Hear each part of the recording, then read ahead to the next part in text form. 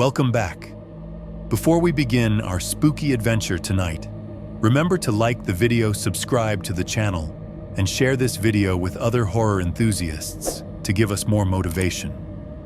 I'd love to know where you're watching from and what time it is, so leave a comment below and cheer me on YouTube.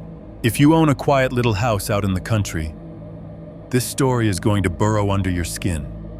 You know the kind of place I am talking about. A long gravel driveway, a mailbox leaning just a little too far to one side, a porch light that barely pushes the dark back from the front steps. No neighbors close enough to hear you if you shout, but close enough to see the flashing lights if a cruiser ever pulls into your yard. Most people buy a place like that because they want peace. They are tired of sirens, tired of apartment walls so thin they can hear their neighbor's TV through the drywall. They want space. They want quiet. They want to believe that nothing truly bad ever happens where the stars are this bright. The man in this story thought that too. He was 29 when he bought his little escape house in rural Michigan. Weekdays in the city, weekends alone with beer, cheap microwave dinners, and Yellowstone reruns humming on a secondhand TV. His biggest worry was the furnace going out in the middle of winter. Until the day a friendly guy in a polo shirt pulled into his driveway with a clipboard and a smile. No mask, no weapon, no threats, just questions. Do you live here alone? What nights are you usually up here? Would you be interested in a security system? We've had some break-ins in the area. 2 weeks after he gave that man his phone number, he was standing in his dark kitchen at 11 o'clock at night, listening to someone pound on his back door, screaming that they were the police. And when his phone lit up on the counter, the screen said 911 Emergency Services was calling. The men who came for him were not ghosts. They were not demons. They were just two guys with sacks pulled over their heads, a spoofed 911 number, and a clipboard full of names and addresses that might include yours. This is what happened the night they chose his 1. The escape plan. I was 29 when I finally admitted to myself that I was tired of hearing other people's lives through the walls. If you have ever lived in or around Detroit, you probably know the routine. Alarm at 6:30 a.m., bumper-to-bumper traffic on I-75 fluorescent office light that turns your skin gray by Thursday. Then the same drive home with your spine buzzing from caffeine and brake lights. My apartment was one of those generic complexes outside the city. Beige siding and a parking lot full of cars that all looked the same in winter salt. I knew far too much about my neighbors. The couple above me fought loudly every Sunday night, like clockwork. The guy next door watched the same 3 crime shows on maximum volume. Someone on my floor worked night shifts and slammed their door at exactly 3:12 a.m.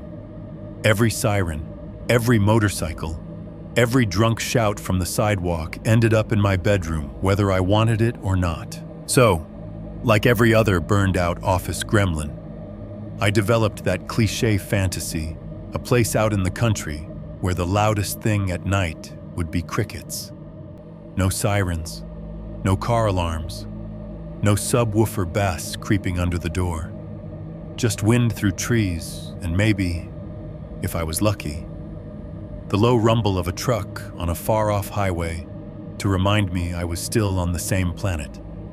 It started stupidly simple, me on my couch at 2 a.m, laptop glowing on my chest, fingers idly scrolling Zillow instead of sleeping. I filtered by cheap, within a few hours of Detroit, and house, not apartment. A lot of the listings looked like crime scenes waiting to happen. Then one popped up that made me stop. Ugly little single-story place in a small Michigan town I had never heard of. The photos were terrible. Whoever took them did it on a cloudy day, with every light off The paint on the exterior was peeling in large curls. The porch sagged like a loose jaw, and the trim had once been green, but now hovered somewhere between mold and army. But the yard was huge by my standards. A wide patch of grass sloping down to a tree line so dense in the photo that it might as well have been a wall of black. A separate, lopsided garage squatted at the end of a gravel strip, like it had dragged itself away from the house and given up halfway.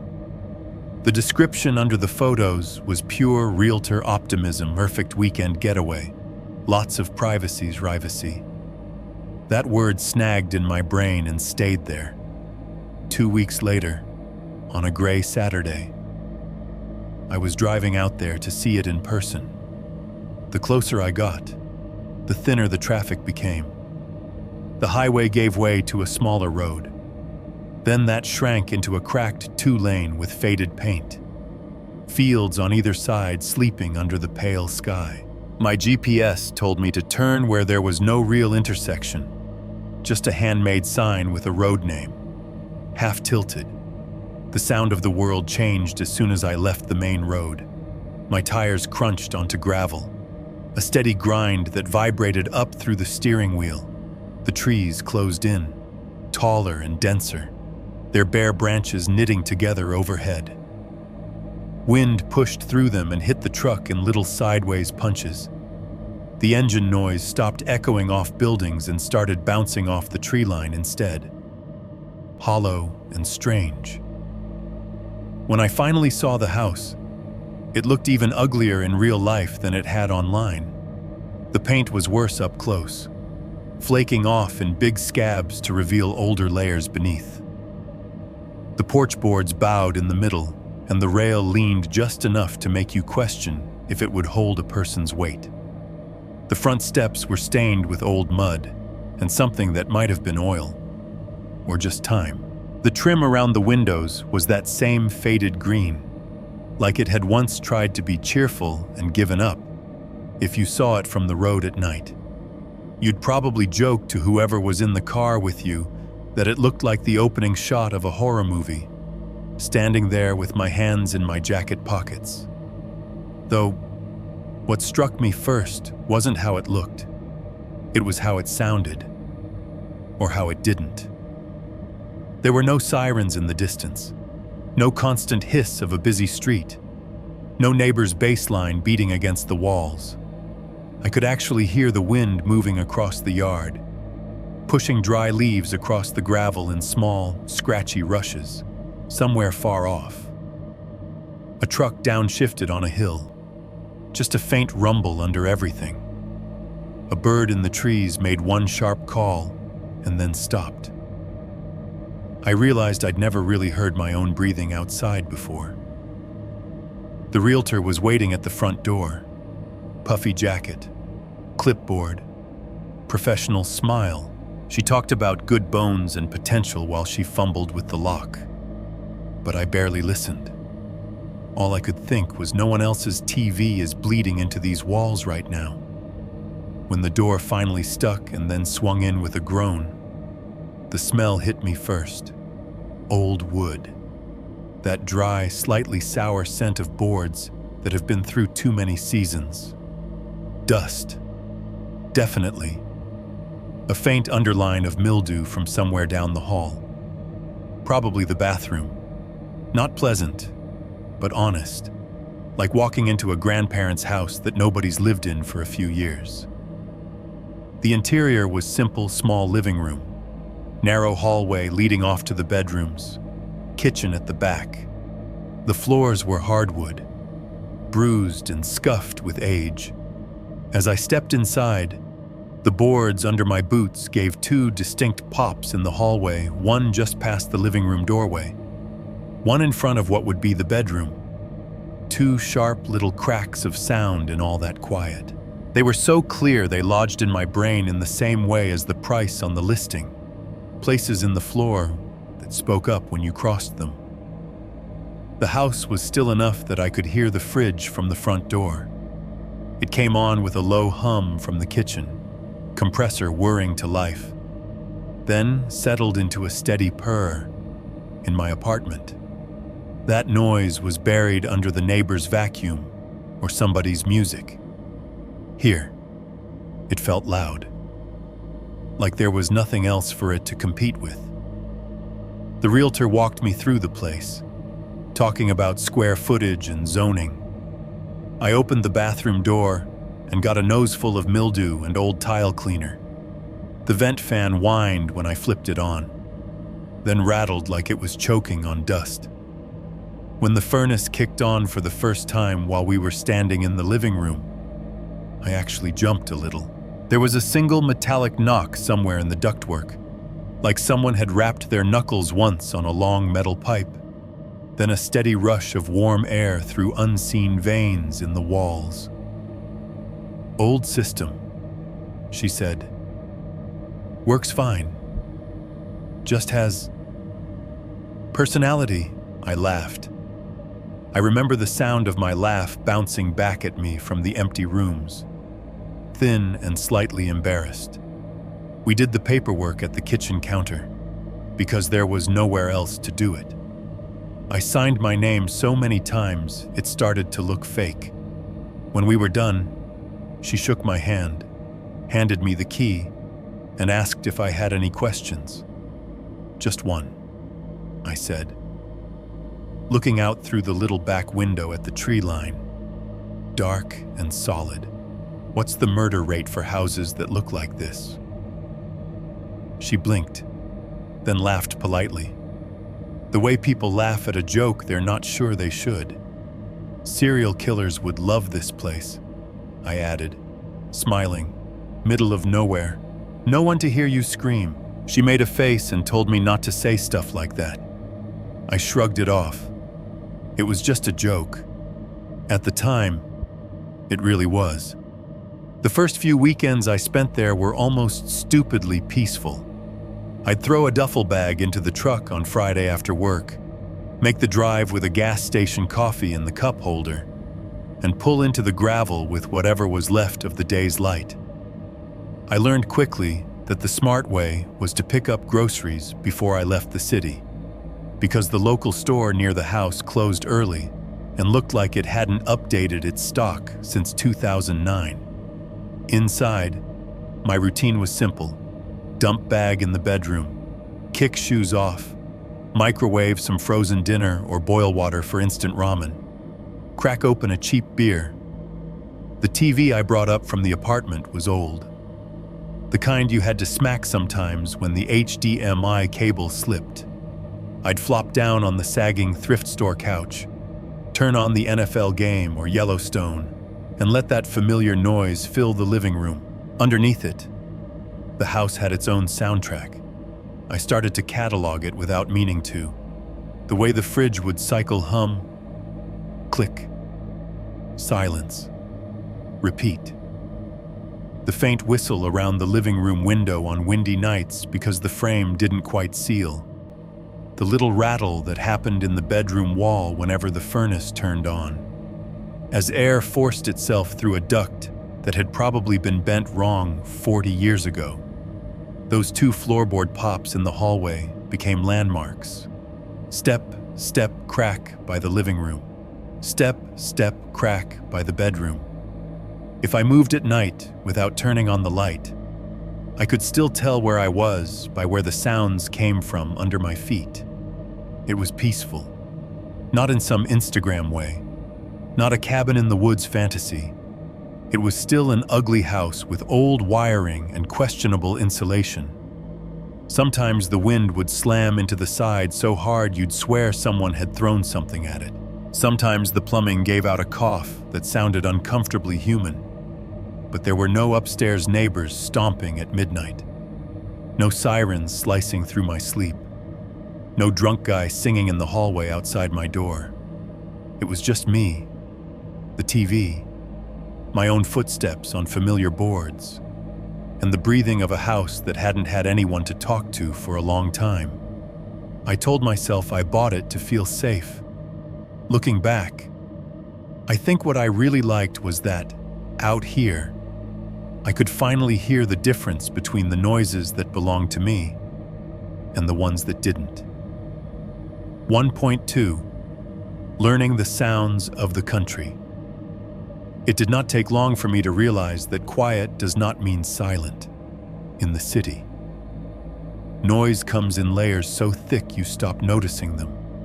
The constant hiss of traffic, the rise and fall of sirens going somewhere you will never know, music bleeding through walls you are not supposed to hear, a car horn, someone shouting, a bottle breaking on concrete, a motorcycle ripping past at 2 a.m. All of it blends into one gray roar in your head. You call it background noise and your brain filters it out because it has to. Out at the house. The first thing that hit me at night was not the quiet. It was how separate each sound was. My first weekend sleeping there. I lay on the thrift store mattress in the bedroom and listened to the heater fan spool down in the hallway, like a plane landing somewhere inside the walls. When it clicked off, the absence of it was so sharp my ears rang. Then, in that gap, other things floated up, the faint ticking of the hot metal cooling, a soft squeak as the old window over my head flexed against the cold, the dry whisper of dead leaves shivering outside. No sirens, no car doors slamming downstairs, no neighbor's TV theme song playing through drywall, just little individual sounds, each one with its own shape. The first time I woke up at 3 a.m. there, it was to a knock. Not a knock on the door. Not exactly. More like a sharp, hollow rap on something metal, right above my head. It cut clean through whatever dream I was having and dropped me into the dark like a stone. For a full 5 seconds, I lay frozen, heart pounding so loud I could hear it in my ears. Another knock came, just one this time, shorter, as if whoever it was had less patience. I slid my hand across the nightstand, found my phone, and lit the screen. 3:11 a.m. The blue-white glow painted the ceiling and the crooked frame of the window. I held my breath and listened. Knock. I got up, because of course I did. If you have ever woken up to a noise at that hour, you know the logic is not logic at all. It is just momentum. I padded down the hallway in my socks, feeling those 2 familiar pops underfoot, step, step, crack near the living room. Step, step, crack by the bathroom, like the house was acknowledging I was awake too. The sound came again as I stepped into the living room, a hollow clack, followed by a faint scraping. It was above me, not at the door.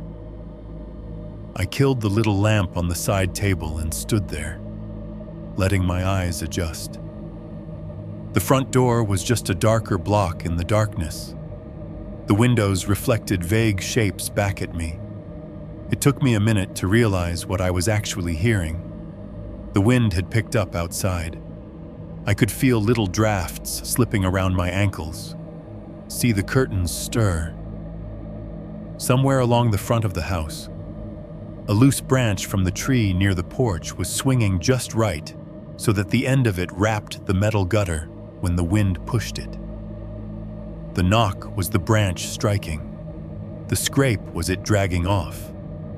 Knock, scrape, knock, scrape. I stood there in the dark and watched the vague shadow of it move against the glass. It was stupid how relieved I felt when my brain finally matched the sound to something harmless. I told myself I was just learning the house. The second incident was less easy to explain away. It was maybe 2 weekends after that. Different weather, same cold. I was coming down from a late-night Netflix binge, that fuzzy, dried-out feeling behind my eyes, when I heard what sounded like footsteps on the porch. Not the creaks of wood adjusting to temperature, real weight, 2 or 3 heavy steps, boards groaning under it. Then a muted thump, like something soft bumping the siding. My stomach dropped. I muted the TV and sat there on the couch. Heartbeat suddenly way too loud in the quiet. The porch light was off. I had gotten into the habit of leaving it dark, like I was trying not to advertise that anyone was home. Another set of steps, faster this time. A clatter, metal against metal. I got up, flicked on the porch light, and swept to the front window. Staying low out of some ridiculous instinct I had picked up from movies.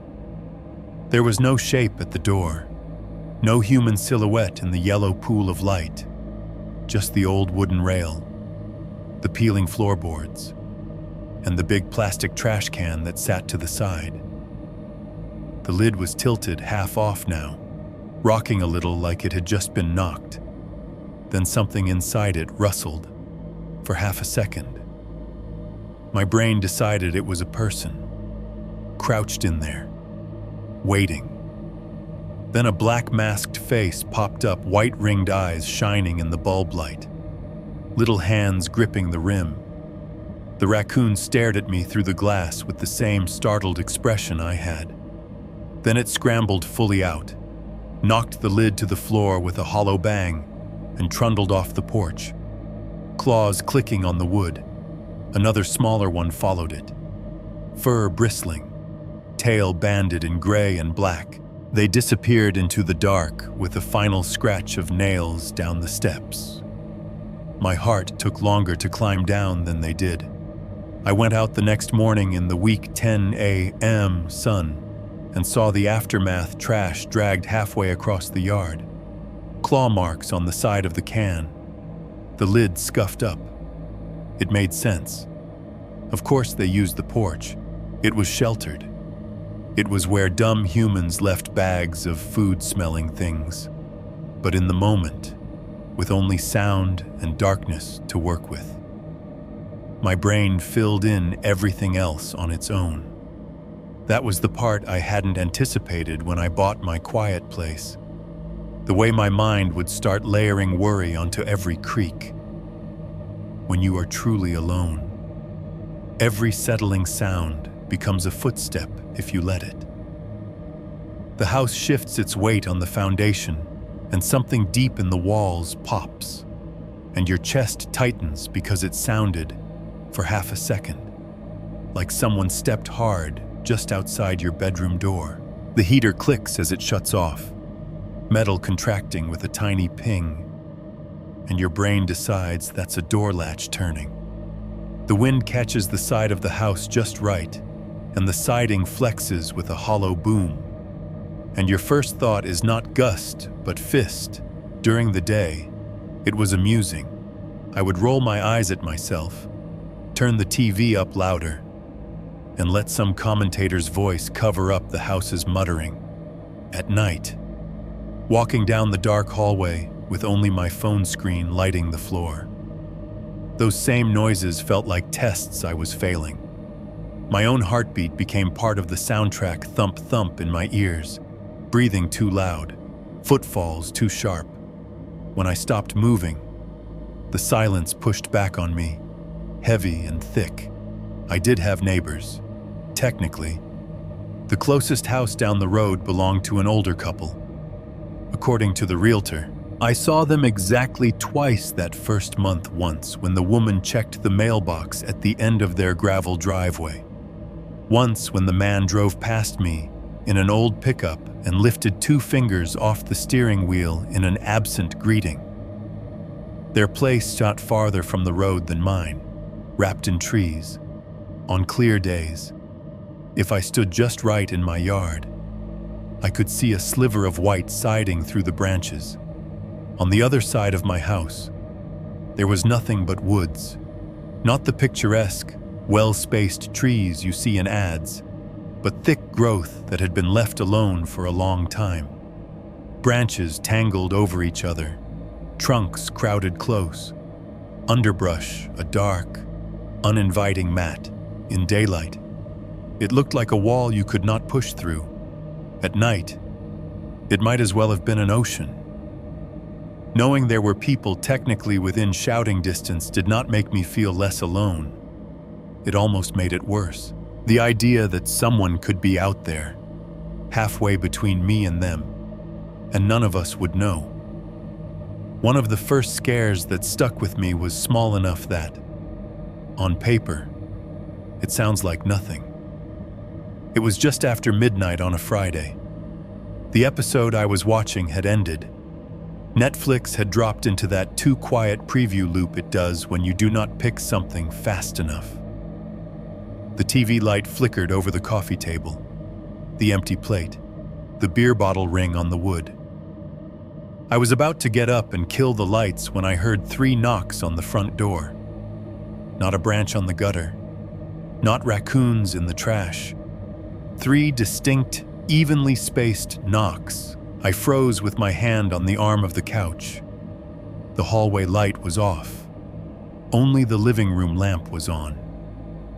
I could see the shape of the door from where I sat. The faint reflection of the room in the little window set into it. My first thought was that it had to be something innocent. A neighbor with an emergency, a cop at the wrong address. The part of my brain that still believed in rules said, people do not just come to your door this late for no reason. There has to be a reason. My legs carried me down the hallway before my brain caught up. Step, step, crack. The house announced me. I stopped with my face close to the peephole, suddenly aware of how thin the barrier was between me and whatever had knocked. My breath fogged the cold metal circle. I pressed an eye to it. The porch was empty. No one in the cone of yellow light. No car headlights leaking through the trees. The gravel was undisturbed. The wind chose that exact moment to gust, pushing at the side of the house, making the old frame shudder. Somewhere near the eaves, branches scratched the siding with a dry, skittering sound that raced along the wall.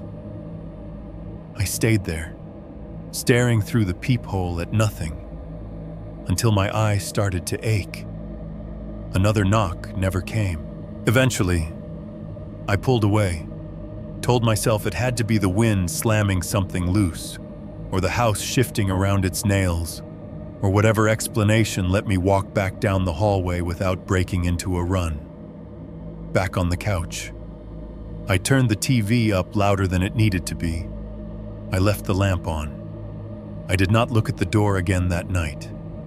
By the next morning, it had blurred enough in my memory that I filed it under old house noise with the branch on the gutter and the raccoons in the trash. But the pattern stayed with me. 3 knocks. Slow. Even. Confident. The house had its own rhythm, its own bangs and rattles and creaks. I was learning them, memorizing them almost without trying, which is why, later, when I heard that exact pattern again, I knew down to the marrow of my bones that this time the sound did not belong to the house. 1.3. The first knock that wasn't just the wind. After a while, the drive up there started to feel like muscle memory. Fridays blurred into the same pattern, shut my computer down at the office, nod through a couple of "have a good weekend," get stuck in traffic just long enough to regret not leaving 10 minutes earlier. Then finally break free of the city and watch the skyline shrink in the rear view. I would usually pull into the gravel around 6 or 7, depending on how bad the freeway had been. There was a quiet little ritual to it. Truck in park, engine off, silence swelling up around the cab. Grab the overnight bag, the grocery sack with microwave meals and snacks, the 6-pack clinking gently against my leg as I walked up the 3 crooked porch steps. Inside, it was always the same sequence. Key and lock, door sticking, then giving way. The familiar smell of old wood and dust rolling out to meet me. Shoes kicked into the corner, bag dropped on the bed. Fridge door opened. Cold air on my face as I shoved frozen dinners in alongside cheap beer and half a carton of eggs. Then couch, remote. TV glow. Something to binge until my brain stopped buzzing from the week. It was comforting, in a way that made me feel older than 29. I knew exactly which board would complain under my foot, which cabinet door would squeak, how many seconds the microwave would hum before its rubbery little beep. My weekends shrank down to manageable size in that house. The noises that had startled me at first became part of the background. The branch on the gutter had finally broken off in a storm, so the strange night knocking stopped. The raccoons still raided the trash sometimes, but once you have seen their masked faces in the porch light, the sounds they make are easier to label. I was starting to trust the soundtrack. It was a Saturday afternoon in late spring, warm enough that I had the front window cracked a few inches to let air in. When I got my first daytime knock, I had fallen asleep on the couch with a game on. The announcer's voice droned in the background, and the players on screen blurred into bright colors. At some point, the sun slid across the sky, and the patch of light on the floor shifted, and I drifted off without meaning to. The knock woke me. 3 quick taps, knuckles on wood, right behind my head. For a split second, still tangled in sleep, I thought it was that old branch again, that I'd somehow rewound to winter. Then the sound registered as closer, sharper. I sat up, heart thudding stupidly hard for 3 in the afternoon. The TV commentators were yelling about a touchdown. Sunlight streamed in through the window, catching dust motes in midair. It all felt too bright for my pulse to be racing like that. There was a second knock, lighter, almost polite. I dragged myself off the couch, fingers raking through my hair, and went to the door. I did not even think about checking the peephole this time. It was daytime. This was the country. Daytime country knocks are safe, my brain said, and I believed it. When I opened the door, a guy in a faded baseball cap and work boots stood on the porch, clipboard tucked under one arm. He had a neon yellow flyer in his hand and a logo I did not recognize on his shirt, some local roofing company or pest control service. I do not even remember which he said first. "Afternoon, sir," he said. "We've been doing some work in the area. Wanted to see if you've had any issues with leaks or critters." He launched into a pitch about shingle damage, raccoon infestations, free inspections, all the things that sound both serious and deeply uninteresting when you have just woken up from a nap. I blinked at him, trying to catch up. While he talked, his eyes wandered. Not in a sleazy way, exactly, but they slid past my shoulder and into the living room, taking in the couch, the TV, the coffee table clutter, the lack of another pair of shoes by the door. His gaze flicked down the hallway, lingering for a heartbeat too long on the open bedroom door and the rumpled bed. I felt a prickle crawl up the back of my neck. I'm good. Man. I cut in when he paused to breathe. House is old, but it hasn't fallen on me yet. He laughed, a little too loud. Doesn't take much for critters to get in. We're offering a really good deal. Inspections are, I mean. Seriously, I joked, because deflecting with humor felt easier than slamming the door. I don't have anything worth stealing in here. Only thing that might be worth your time is the microwave, and that thing barely works. He smiled, but his eyes didn't. They flicked over my shoulder one more time before he handed me the flyer anyway, finger tapping the phone number printed at the bottom. "If you change your mind," he said, "we'll be in the area." After I closed the door, the apartment quieted back down to the familiar hum. TV noise, fridge, faint wind through the cracked window. I went back to the couch, tossed the flyer on the table without really reading it. 10 minutes later, I got up again and locked the door. I told myself it was habit. The weird feeling that lingered in my chest, a kind of hollow, itchy alertness I dismissed as just the way it feels to be caught half asleep by a stranger. Still, that night, when I lay in bed staring up at the ceiling, I could see his eyes wandering past me, the way he had looked at the hallway, at the lone pair of shoes. That was when I thought about my mother's voice for the first time in a long time. When I was a kid, she had a strict rule about the door. "We do not open it after dark," she would say, checking the deadbolt herself, fingers pressing each lock like she was memorizing its shape. Not unless you know exactly who it is. I used to make fun of her for that. I would mimic her voice behind her back, tell my friends in the city that she was one of those paranoid suburban moms who saw danger in every shadow. "You watch too many TV shows." I remember telling her once when I was 17, hand on the knob while the sky outside was already orange, "It's fine. It's just the delivery guy." She had grabbed my wrist and pulled it back from the door with a force that surprised me. Her eyes were wide in a way I had not seen before.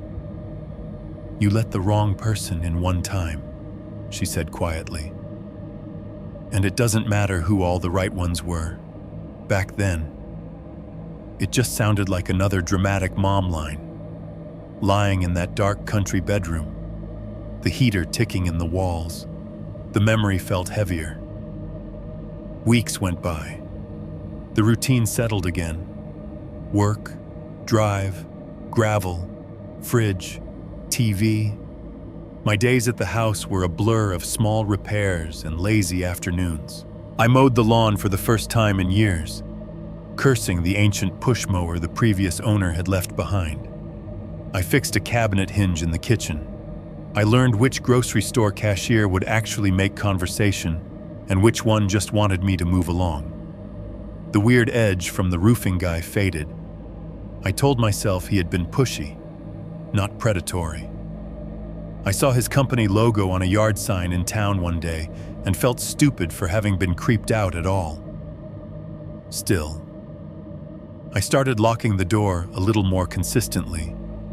One late Friday night, probably a month or so after that knock, I lay in bed unable to fall asleep. There was no reason for it. I had not had too much caffeine. Nothing particular was on my mind. It was just one of those nights where your body refuses to shut down when it should. The house was very quiet. The TV in the living room was off. The fridge had cycled into one of its long pauses, so the low hum I was used to was gone. The heater wasn't running. No trucks on the distant road. No owls. No coyotes. Just the faint hiss of my own breathing and the soft rustle of fabric whenever I shifted. That was when I heard it. 3 knocks. Slow. Even. On the front door. There was no mistaking it this time. It wasn't above my head. Wasn't off to the side. Wasn't the ambiguous somewhere of the old branch on the gutter. The sound came from the direction of the living room, through the hall, exactly where the front door sat. Knock. A pause. Knock. Another pause. Knock. Every muscle in my body went rigid. I stared at the dark doorway of the bedroom like I could see through it, down the hall, into the living room, all the way to the door. I listened for a car engine in the gravel. Nothing. I waited for the crunch of footsteps retreating. Nothing. No dogs barked down the road. No porch lights flicked on in my peripheral vision through the bedroom window. The world outside seemed to be holding its breath with me. I thought about my mother's rule. We do not open the door after dark unless you know exactly who it is. For a long time, I just lay there, heart pounding against my ribs so hard it felt like it might knock for me. The silence that followed the third knock pressed against my eardrums.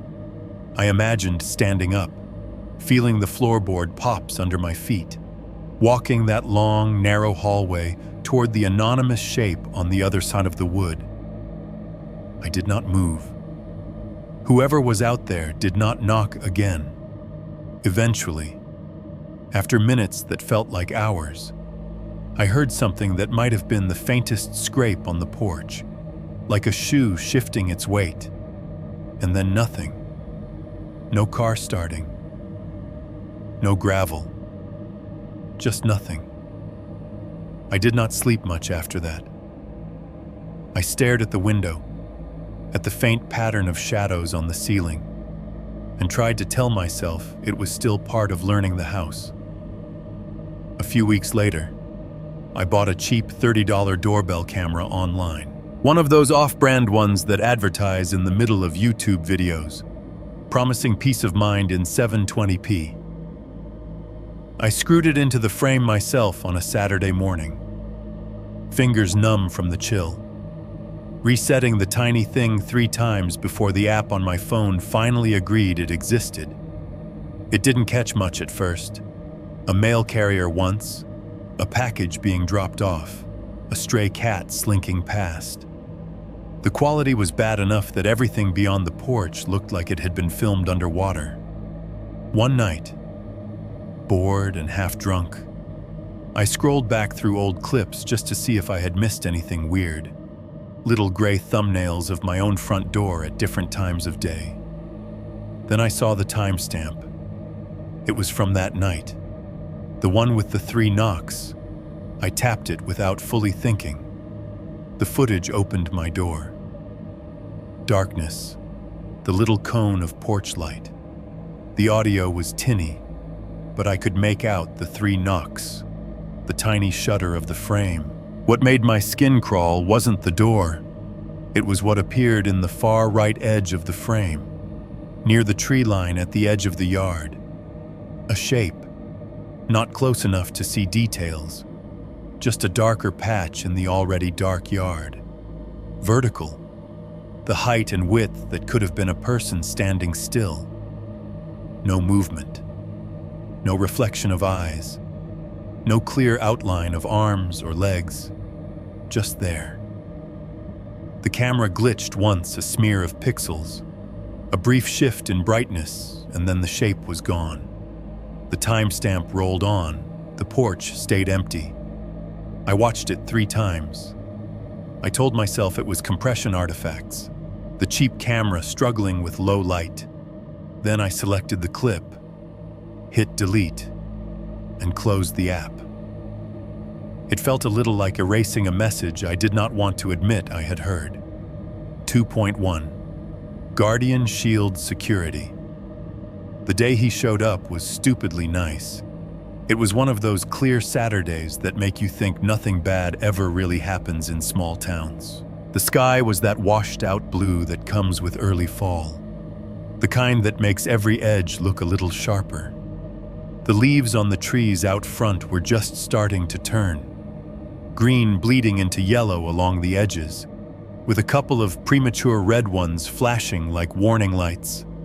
I was out in the yard trying to convince myself I was the kind of person who does yard work.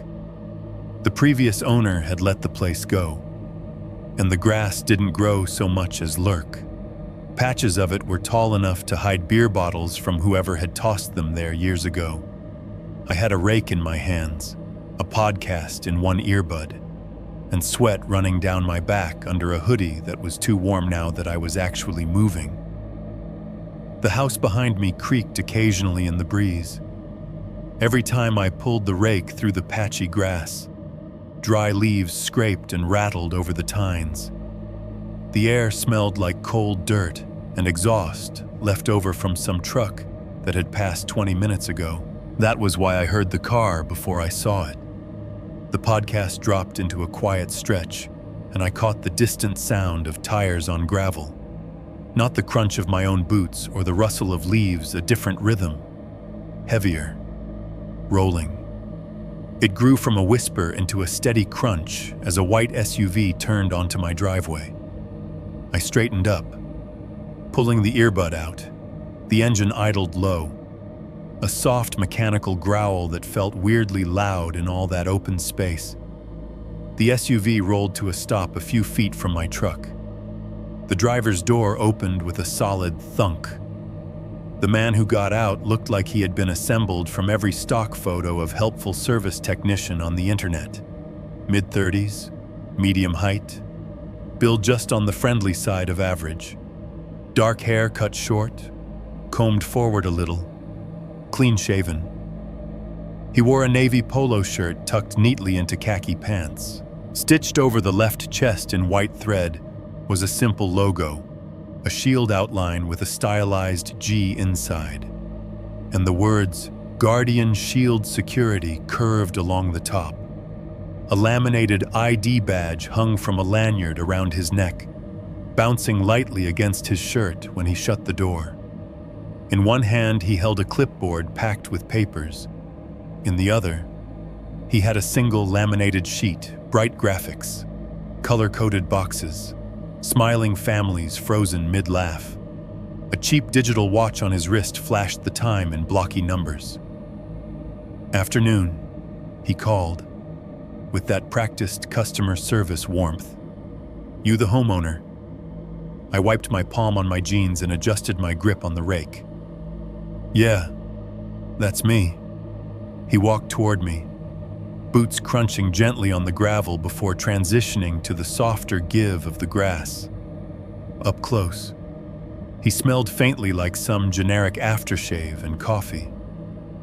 I'm Mark with Guardian Shield Security, he said, offering a smile that showed teeth but not much else.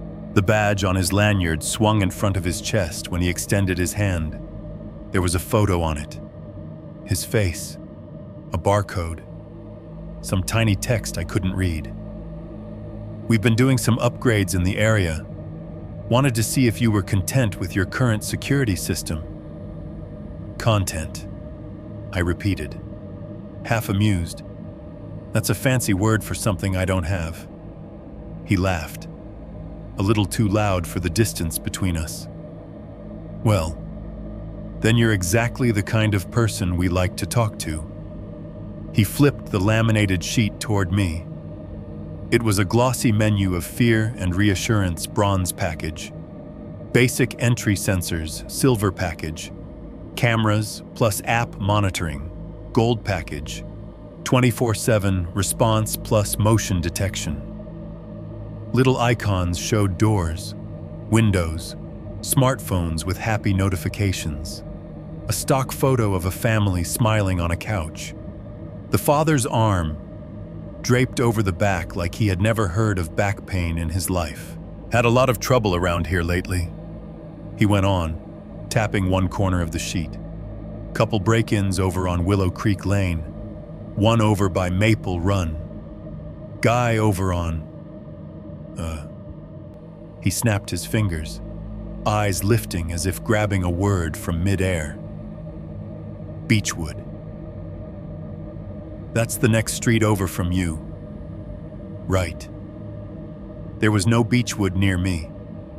There was Birch Lane. 3 turns away. There was a Beach Street back in town. But no Beechwood. Something like that, I said, watching him a little more closely. He kept talking, rolling over my answer with the ease of someone who has said the same sentence 50 times that week. Point is, people think just because it's quiet out here, it's safe. But quiet's what they like. They can take their time. No close neighbors to hear them. It was a good line. It made sense. He angled his body just enough that he could see past me. The front door was open behind me. Screen door closed but not latched. From where he stood, he had a clear angle into the living room, the couch, the TV, the coffee table, the path down the hallway. You live here full time, he asked, like it was small talk. Or is this more like a vacation place, weekends mostly? I said, because that was the truth and because the question sounded harmless enough. I work closer to Detroit. Stay there during the week. Got it. He nodded, pen already moving on his clipboard. Weekend warrior. I've seen a lot of those. City all week. Out here for the peace and quiet. He said it like we were on the same team. Yeah, I said. You know how it is. Nobody wants this ugly house but me. Self-deprecation was automatic by then. I had been making jokes about the place ever since I bought it. Serial killer house. Horror movie special. Haunted Home Depot reject. He glanced up when I said that. Eyes flicking over the peeling trim. The drooping porch rail. The cracked concrete at the base of the steps. I don't know, he replied. A place like this. End of the road. Lot of tree cover. Not many nosy neighbors. Some people might find that pretty. Attractive. The way he said attractive made something cold prick at the back of my neck. But he was already chuckling, gesturing back at the laminated card. Look, I'm not here to scare you, he continued. But we've had some incidents. Couple houses hit when the owners were out. Couple when the owners were in. People breaking in. Grabbing what they can. Sometimes making it messy. You got any cameras? Motion lights? Even a basic alarm? I shook my head. Just the cheap doorbell thing. Those are better than nothing, he said. But they're not monitored. Somebody kicks your door in while you're here. Who's calling the cops? You. His eyes dipped to my hands, noticing the rake, the dirt under my nails, the scuffed sneakers. I wasn't exactly radiating armed and ready. Yeah, well, I shrugged. Like I said, I don't have anything worth stealing. The TV was a hand-me-down, and if they want my microwave, they're welcome to it. It barely heats soup. He smiled again, but it still felt like the wrong part of his face was doing the work. It's not about the stuff, he said, voice dropping just a hair. It's about you. People get hurt in these situations, especially when they're alone. Alone. The word hung there.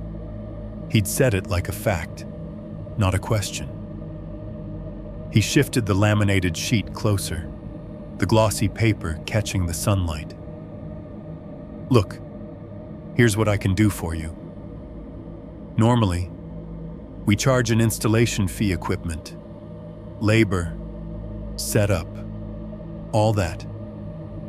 But if you sign up today, I'll waive that. No installation fee, just the monthly. We get you on the silver package at least. Maybe gold, cameras, entry sensors, remote monitoring, peace of mind. He said peace of mind like it was something you could just tack onto your monthly bills. I took the sheet from him more to have something in my hands than because I was convinced. The packages blurred in front of my eyes. $29.99. $39.99, $49.99. Check marks under door sensors, window sensors, motion sensors, a little padlock icon next to 24/7 response. While I squinted at the fine print, he angled his body slightly to one side. Out of the corner of my eye, I saw his head turn just a fraction.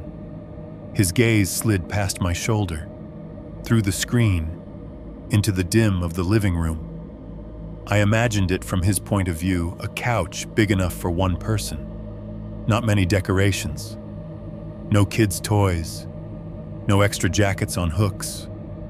No second pair of shoes by the door. The hallway stretching back, Doors open. No framed family photos on the wall. No sign that anyone but me ever lived there. "So," he said lightly, pen poised over the top copy on his clipboard. "Why don't we at least get your information down? No obligation. If you change your mind, we can always cancel the install. But I'd hate to see something happen out here when it could have been prevented for the price of, what, 2 or 3 coffees a week," I snorted. "You have not seen my coffee habit." But I was already nodding. It was the small-town friendliness. I told myself, this was how things worked out here. People came to your door and talked to you about roofs and bugs and alarms. You gave them your name and number. You shook hands and they drove away. "Full name?" he asked. I gave it. He wrote it down in neat, blocky letters. "Best phone number." I rattled it off. His pen moved quickly. "Email." I hesitated for half a second, then gave him the one I used for bills and junk. His pen scratched it down: first name, last name, numbers, little at sign, domain. While I was watching his hand, he asked, almost casually, and just to confirm, "You're here mostly on weekends, right? Friday to Sunday. No one else staying here when you're gone?" "Yeah," I said without thinking. "Just me on weekends. Weekdays I'm back near Detroit. Nobody's full-time here." He nodded like that was exactly what he'd expected to hear. "That's actually good to know," he said. "We can prioritize installs for properties that aren't occupied all the time. They're more vulnerable. Not as many people coming and going to scare off any unwanted visitors." He finished jotting something in a narrow side column I couldn't see from my angle. Little shorthand marks, checkboxes I wasn't privy to. "Great," he said, flipping the top page on his clipboard so my information disappeared from view. "I'll get this in the system. We're pretty booked up the next couple weeks, but I'll give you a call. See what weekend works best for you. Sound good?" "Sure," I said. "Why not?" He handed me a business card, same shield logo, same name, and we shook hands. His palm was dry and warm, grip firm but not crushing. Everything about him screamed ordinary, forgettable, even. As he turned back toward the SUV, I realized the engine was still idling. The low rumble had been under our entire conversation, a quiet mechanical heartbeat in the background. "Hey," I added, more out of lingering awkwardness than anything. "You guys have a website or something? I'll, check out the reviews." "Absolutely," he said over his shoulder, pointing at the card. "Right there. GuardianShieldSecure.com. All our info." I glanced down. The print on the card was small, but the address was there. When I looked back up, he was already at the driver's door. The SUV door shut with another solid thump. Tires crackled on gravel as he backed out, then paused at the end of the driveway. For a few seconds, the vehicle sat there, white and blank in the sun, like it was thinking. Then it turned slowly and rolled away, disappearing around the bend. Engine noise fading into the wind in the trees. I stood there in the yard, card in one hand, rake in the other, and told myself I had just taken a responsible adult step toward peace of mind. Much later, staring at the same name and the same stitched logo on a missing piece map of other people's lives, I would wish I had paid more attention to that one small lie. There was no GuardianShieldSecure.com. 2.2. Micro red flags. I ignored. The quiet came back after he left, but it did not feel exactly the same. I went back to raking for a while, the handle rough in my hands, dry leaves scraping over the tines in small, irritated hisses every few minutes. My eyes drifted up to the end of the driveway, even though the SUV was already long gone. When I finally quit pretending to care about the yard and went inside, I dropped the rake by the steps and leaned against the door for a second with my eyes closed.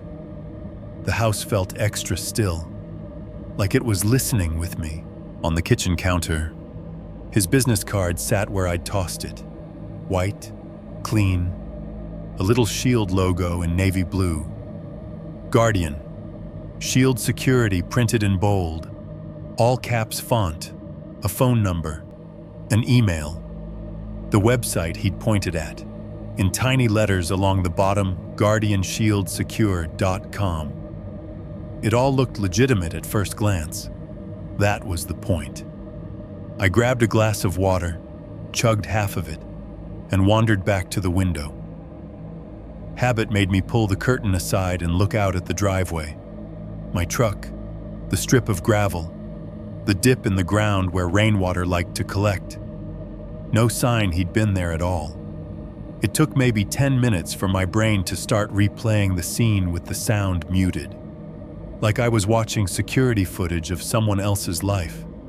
White SUV, no sticker on the side, no phone number, no magnet with the company logo, just a plain white vehicle they make by the thousands, the kind you see in every parking lot in America. The Polo with the stitched shield and name had looked professional until I realized there was nothing else on it. No website under the logo.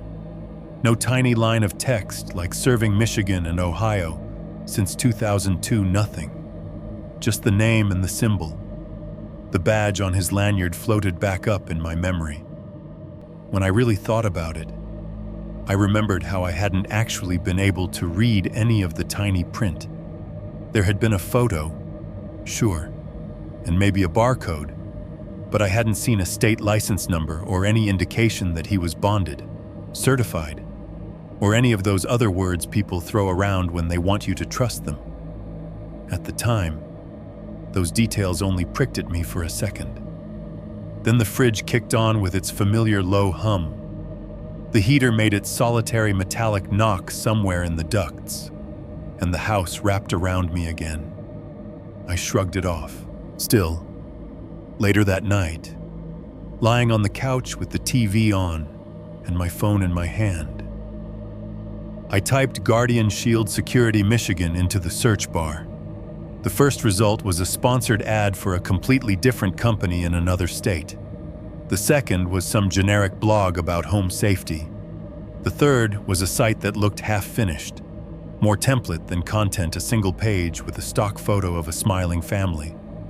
A shield logo that wasn't the same as the one on his card, and filler text like "Your home is our priority" repeated in different fonts.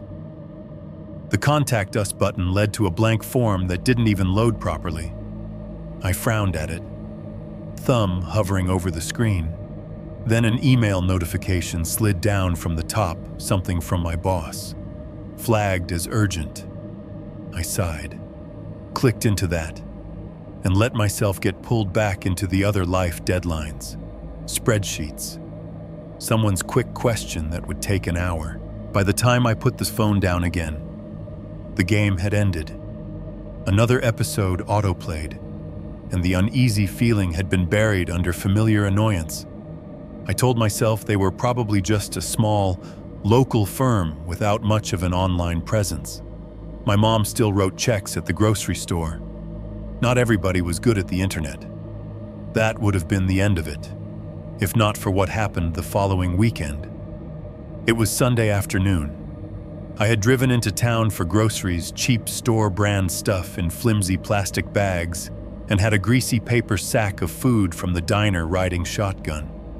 The sky was overcast in that thick, low way that made everything look flat. The radio was barely loud enough to cover the rattle in my dashboard. When I turned off the main road onto my little cracked two-lane, my shoulders loosened a bit. It was automatic by then. The sight of the same leaning mailbox, the same stretch of trees, The same sagging wire fence meant I was almost back in my bubble. I turned onto my gravel drive, tires crunching, and that was when I saw it. Halfway down the road, just past where my property line ended and the trees thickened on the right. A white SUV sat pulled off as far as it could without dropping into the ditch. Engine off, lights off. At first, I thought it was empty. The windshield looked like a dark sheet. Then, as my truck drew closer, I caught the faintest movement, a silhouette behind the wheel shifting, the suggestion of a head turning. The engine turned over with a low cough. The SUV's daytime running lights blinked on, then off again, slowly, almost lazily. It eased forward, rolling back onto the main strip of road. My heart gave a hard, dumb little jump. I told myself it was a coincidence. Lots of people drive white SUVs. It was probably just someone checking their phone, or a bored teenager killing time where the cops wouldn't hassle him. But as I turned into my driveway, I watched in the mirror. The SUV didn't pass me. Instead, it crept up the road at a crawl, like it was matching my pace without wanting to get too close. When it reached the bend, it turned off onto a dirt track I knew for a fact led only to an old gravel pit and some hunting land. The angle of it made it so I never really saw the driver's face, just the side of the vehicle, the blank white panel, the flash of that same generic shape in the middle of the road. By the time I parked next to my leaning garage, my pulse was thudding in my neck. I grabbed the grocery bags and told myself again that it was nothing.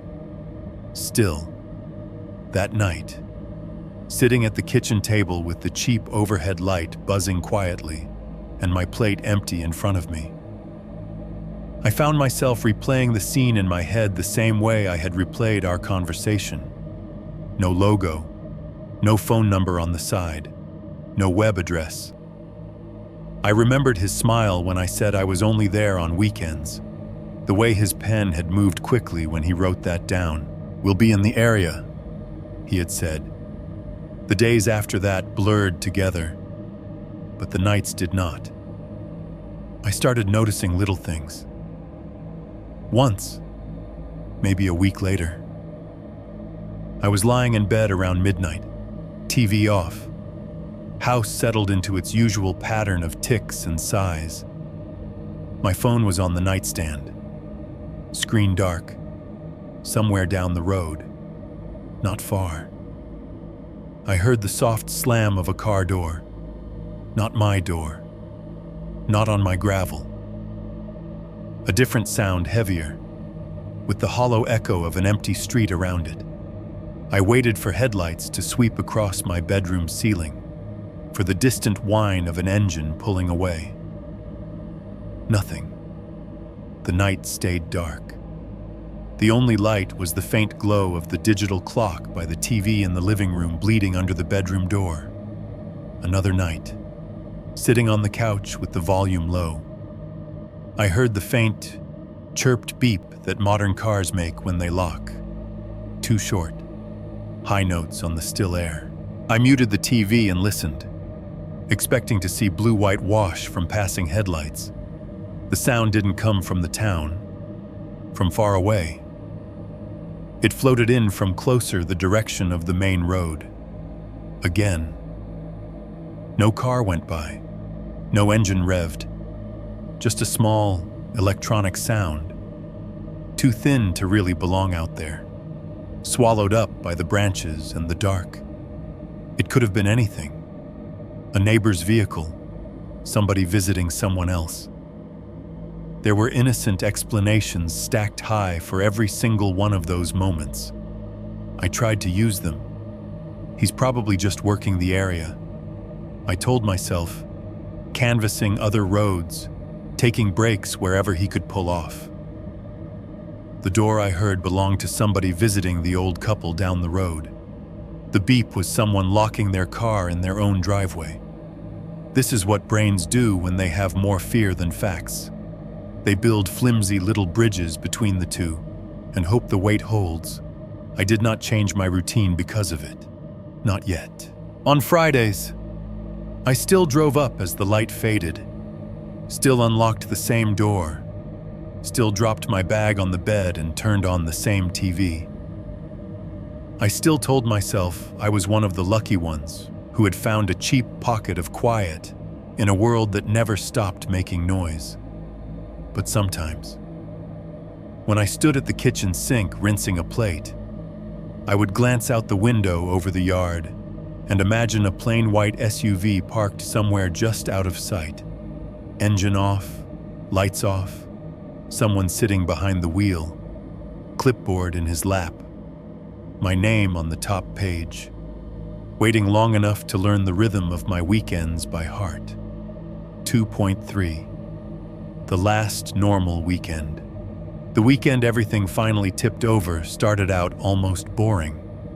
If you had taken a picture of my dashboard that Friday, it would have looked like any other end-of-week drive empty fast food bag on the passenger seat, coffee cup in the holder with a brown ring dried around the lid, jacket tossed in the back. My face in the reflection of the windshield looked the same kind of tired it always did at the tail end of a long day. The only real difference was the time. Work had run later than usual. My boss found a quick spreadsheet error at 4:30 that turned into a full-on scramble, so by the time I finally logged out, shut my monitor off, and made it to my truck, the sky over the city was already sliding from pale blue to that washed-out gray that means you've wasted the last good light of the day indoors. Traffic was thick getting out. Red brake lights stretched in front of me like a vein. By the time the highway opened up and the buildings thinned, the sun was nothing but a smear behind low clouds. I watched the world change the way I always did, billboards and warehouses giving way to stretches of bare trees. Strip malls replaced by shuttered gas stations and fields, but it felt different in that half-dark. The shadows in the ditches looked deeper. Every road sign I passed glowed back at me in that lonely way they do when there are no other cars around. By the time I turned onto my little two-lane, the sky was more night than day. I rolled the windows up the rest of the way and cut the radio. The hum of the engine and the low roar of the tires on the cracked asphalt were the only sounds. When I hit the turn for my road, the tires dropped from pavement to gravel with a familiar crunch, and the truck shuddered slightly as if we both let go of something. My headlights swept across the sagging mailbox, the dark wall of trees, the gray yard. The house emerged from the gloom in stages, first the roofline, then the crooked porch rail, then the front steps, dusted with a thin layer of dirt and old leaves. I pulled to my usual spot near the garage and killed the engine. The sudden quiet pressed in right away, thick and cool. For a moment, I just sat there, hands still on the wheel, watching my own breath fog the air in front of me. The porch light was off. The windows were black rectangles. I grabbed the grocery bag and the small plastic sack from the gas station, frozen lasagna, a couple of microwave meals, chips, a six-pack, and, a small bottle of weed gummies I'd picked up a few weekends back for extra relaxation. The top of the bag crinkled as I stepped out into the cold. The gravel crunched under my boots as I crossed to the steps. That was when I saw the footprints. They were faint, because the dirt there was always a little packed down. But they were there, impressions of soles I didn't recognize, stamped half in the dry dust, half on the bare wood of the bottom step. Not my boot tread, not the wedge-shaped print my own sneakers made when they got wet. They started near the edge of the gravel where someone would have stepped out of a car and went up the first 2 steps, then disappeared where the boards were too dry and smooth to hold them. I stood there with the bags on my wrist, blinking down at them. Mailman. I thought automatically, or a delivery. I hadn't been up the previous weekend. I'd stayed in the city to deal with some stupid apartment issue, so it made sense that someone might have come by. A package, a neighbor, random canvasser. Standing in the cold, my breath fogging, I stacked those possibilities into a shaky little tower and balanced my nerves on top. I stepped right over the prints, keys already in my hand.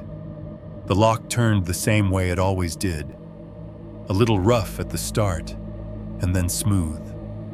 The door stuck for a second, then gave, opening into darkness. The smell of the house wrapped around me as I stepped inside old wood, faint dust, something like dry paper and a trace of whatever I'd cooked last time I was there. I set the bags on the counter in the kitchen and flipped lights on as I went. Living room, kitchen, hallway, with the switches tapped. The house came back to life in pieces. The fridge hummed as soon as I opened it to shove the frozen food in, the compressor kicking on with its familiar low, steady rumble. The heater thunked once in the distance, then began its breathy exhale through the vents.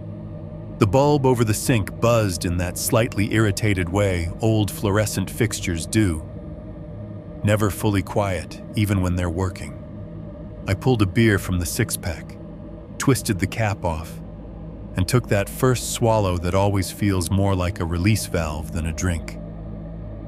The cold hit the back of my throat and spread down into my chest. In the living room, I dropped onto the couch and opened the streaming app, scrolling through half-heartedly until muscle memory picked Yellowstone and queued up the next episode. The TV glow filled the small room with shifting bluish light, picking out worn spots on the carpet and the uneven paint on the walls. It all felt familiar. I set my phone on the coffee table, battery at 30%. Charger cable coiled next to the outlet behind the couch like a lazy white snake. I told myself I'd plug it in at the end of the episode and, like every other weekend, probably forget until it chirped low battery at me. The sounds of the house settled into their usual pattern, TV voices and soundtrack up front, fridge humming under it all from the kitchen. The occasional dry tick from the heater vents as hot metal adjusted. When a gust of wind hit the side of the house, the old window near the TV rattled a little before going still. I stretched out, one hand behind my head, beer bottle balanced on my stomach, and let the familiar noise wrap around me like a blanket. It was only when I got up to grab something from my bag in the bedroom that I realized I had never locked the front door. I'd stepped inside, dropped the groceries, turned on the lights, and then just walked further in. Like I was in my apartment building. Not a house at the end of a dark road with strangers' footprints on the steps. The realization hit me halfway down the hallway. My feet paused on the floorboard that liked to pop by the living room door. For a second, the house felt less like a cocoon and more like a mouth open in the dark. I stood there, watching the rectangle of dimmer light from the living room spill onto the hall carpet, and pictured the front door still sitting in its frame, unlocked, latch loose. Nothing between me and whoever might decide to test it. It only took a few strides to fix it. I walked back, flipped the deadbolt with a practiced motion, and felt the solid catch of it slide into place. The sound was small, barely louder than the TV, but it calmed something in me. I shrugged at myself as I turned away. Just a lapse. Long week, no big deal. Still, when I went back down the hall, those two pops under my feet felt louder. The rest of the night was as normal as any other I had spent there. I heated up the lasagna, the microwave whining and rotating the dish in lazy circles. I ate sitting cross-legged on the couch, plate balanced on my knee. juice from the sauce threatening to tip over the edge every time I laughed at a line on the show. At some point, I dug out the little bottle of gummies, popped one, and let the slow fuzziness creep in, softening the corners of everything. My body sank deeper into the cushions, the edges of the room feeling a little farther away. The door stayed locked. The porch light stayed off. If there were cars on the road outside, I didn't hear them over the dialogue and my own lazy chewing. The night beyond the windows was just a solid black wall, occasionally interrupted by the faint reflection of the TV when the screen flashed white. By the time I brushed my teeth in the cramped bathroom and turned off the living room lamp, the house felt like it had folded in around me again. I plugged my phone in by the bed, glancing at the lock screen more out of habit than curiosity. That was when I noticed it. A small line under the time missed call. Unknown. The timestamp sat there in white numbers. 4:17 p.m. Back when I'd been on the highway, halfway between the city and the turnoff, where the reception always dropped for a few miles. I tried to remember if I'd heard it ring and written it off as spam while I merged. Nothing came back. I tapped the call log. One missed call. No number listed. No voicemail. Just unknown. Probably a robocall. I told myself. Someone wanting to sell me an extended warranty on a car I didn't even own anymore. I hit the side button and let the screen go dark. It was only much later, sitting at that same kitchen table with a detective's card in front of me and my hands shaking into the laminate, that I would count backward from the timeline they pieced together and realize what 4:17 p.m. meant.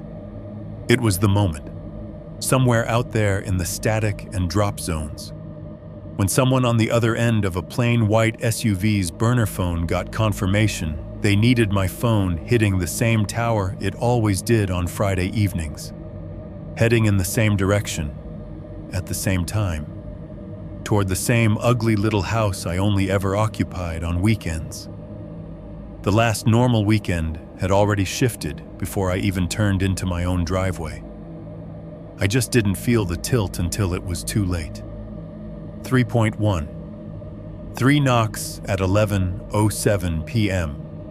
By the time it hit 11, the night had settled in like a weight on the roof. I was halfway through an episode, the kind of mid-season slump where the show was more habit than entertainment. The TV painted the living room in shifting blues and yellows.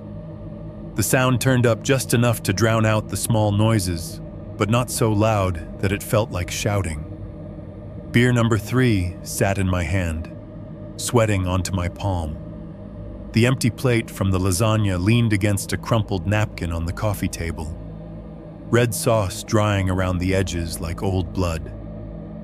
Somewhere in the kitchen, the fork I'd left in the sink rested at just the right angle to vibrate when the fridge kicked on. The fridge was humming now, a low, steady compressor sound that had woven itself into the background of the house weeks ago. Every 30 seconds or so, it would shudder just a little, like it was clearing its throat. Underneath it all, the house made its small announcements. A soft crack as a board in the hallway eased against another. A tick from the vent cover in the bedroom as the metal cooled. Tiny, almost inaudible pops buried in the walls as the temperature outside dropped, and everything settled another fraction of an inch closer to the ground. Outside the windows, there was nothing. No passing headlights. No glow from town. Just black glass reflecting the TV back at me, streaked faintly where I'd wiped them half-heartedly the month before. I remember glancing at the digital clock on the cable box when the scene on the TV cut to black. 11:07 p.m. That was when the knocking started. 3 knocks. They came from the front door with a clarity that made every hair on my arms stand up. Not frantic pounding, not a frantic fist, not even particularly loud. Just 3 slow, evenly spaced hits.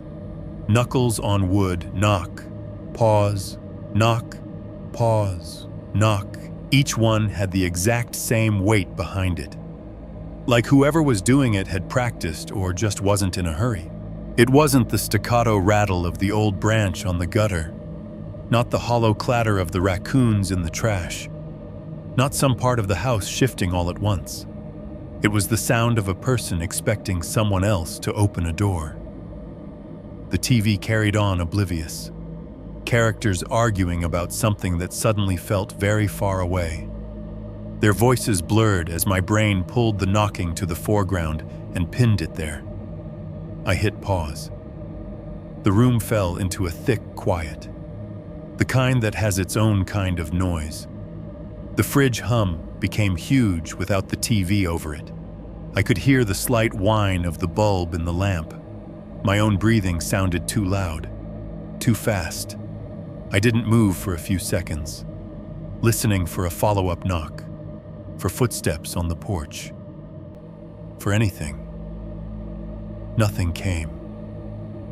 No one visits me here, I thought, as if stating it would make the sound unhappen. The neighbors, the rare times they needed anything, waved from their driveway or caught me in town. They didn't just show up. And nobody else even knew this address off the top of their head, no one except the realtor, a couple of delivery drivers, and a security salesman with a clipboard. It was too late for a delivery, too dark for a wrong address.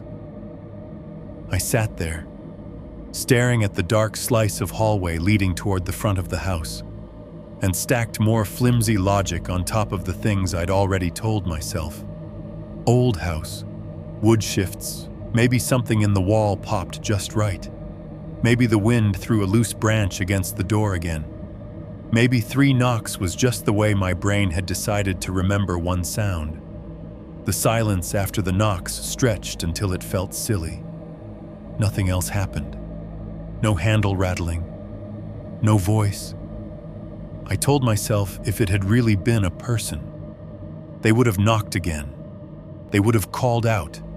They would have done something more than that single set of 3. I took a sip of beer I did not want anymore and hit play. The TV resumed mid-sentence. Actors picked up their lines like nothing had happened. A car engine revved on screen. A horse whinnied. Someone laughed. The sound poured back into the room, pushing everything else to the edges. For about 5 minutes, I let it push the knockout with it.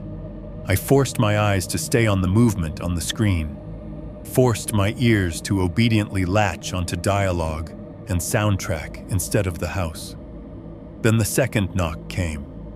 It cut through the show like someone had turned the volume on the outside world up. Same pattern, same timing. Knock, pause, knock, pause, knock. Only this time, there was more weight behind it. Not full-on pounding, but harder. Like whoever it was had decided the polite phase was over. The beer sloshed near the lip of the bottle as my hand jerked. My thumb mashed the remote without looking. But even on mute, I could see their mouths moving on the TV, arguing silently in blue light while my heartbeat thudded in my ears. The second set of knocks had a different feel to them, and it took me a second to understand why. The first time, it had felt like an accidental intrusion on my night. Something that could be explained away as a fluke if I wanted badly enough. The second time, it felt personal. There is a strange vulnerability in knowing that someone is standing on the other side of your front door, that they have chosen this moment and this house and this door to knock on. When you live at the end of a dead-end road, you can't tell yourself they got lost or meant to hit the apartment next to yours. There is only you. The house suddenly felt too small. The fridge's hum seemed to fade into the background, overshadowed by the ringing echo of that second knock. The air in the room felt heavier, thinner at the same time, like the atmosphere in a plane when the pilot comes on overhead with an announcement. I set the bottle down with more care than it needed, the glass clicking quietly against the table. For a second, I considered staying where I was, letting whoever it was knock again, maybe decide no one was home and leave. My mother's voice cut through that thought like a blade. We do not open the door after dark unless you know exactly who it is. I broke my own rule before I realized I was doing it. I didn't go all the way to the door, but I did the next thing my city brain had been trained to do. I raised my voice just enough to carry down the hallway. Who is it? The words sounded strange in that room. I'd never said that in this house before. The question hung in the air, hovered in the open doorway of the hall, walked itself down toward the front of the house like a person sent ahead to scout. Silence answered. No shuffle of feet on the porch. No clearing of a throat. No polite introduction through the wood. For a long moment, the only thing that happened was the distant whir and rattle of the heater kicking on in the hallway. Metal in the duct banged once a flat, echoing clank somewhere in the bones of the house as the system woke up and started pushing warm air through the vents. The sound rolled toward me under the floor like something moving in the crawl space. If you had listened from outside, maybe you would have heard it and thought it was footsteps, sitting there, staring at the dark mouth of the hallway. I could feel every little thrum and click of the system in my teeth. Nothing else moved. Whoever had knocked, if it had even been a person at all, did not answer. They did not call out, "It's the neighbors," or "It's the police," or any of the normal things a normal visitor might say. They left me alone with the heater, pretending that everything was fine. 3, 2, 911 emergency services on my screen, sitting there with the heater groaning softly in the walls, and that second set of knocks still hanging in my chest. I realized I was doing exactly what my mom always told me not to do: nothing. The hallway looked longer than it really was. The front door was just a darker shape at the end of it, but I could picture it in my head: thin wood, cheap hardware, the flimsy little chain I almost never used dangling uselessly on the inside. Another part of me, the part that had grown up in apartment buildings and watched enough news to feel like it knew how this worked, was busy writing a script. If someone was really out there and really meant harm, they would have already tried the handle. They would have pounded harder, shouted something, rattled the knob. The fact that they had done neither after 2 sets of knocks should have been reassuring. It wasn't. I stood up before I realized I was going to. The beer bottle on the table rocked slightly from the shift in weight. My hand brushed the remote, sending it skittering a few inches. The house listened with me. Step, step, crack. The floorboard at the start of the hallway announced me, same as always. But the sound seemed to echo this time. I could hear my own voice in my head, filling in what I was supposed to say next. The way you run through a speech before you open your mouth. When I reached the middle of the hall, close enough that I could see the faint outline of the peephole in the door, I stopped. My throat felt dry. I didn't press my eye to the hole. I didn't want to see anything. Instead, I raised my voice so that it bounced off the narrow walls and hit the door for me. "I have a gun," I said, surprised at how steady I sounded, "and I'm not afraid to use it." The lie slid out of me easier than I thought it would. The air in the hallway grabbed my words and threw them back at me in a dull, softened echo. I didn't have a gun.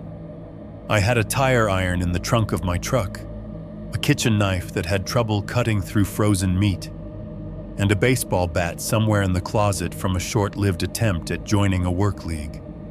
But in that moment, the idea of having a gun mattered more than actually owning one. The words hung there for a second, then seemed to soak into the drywall.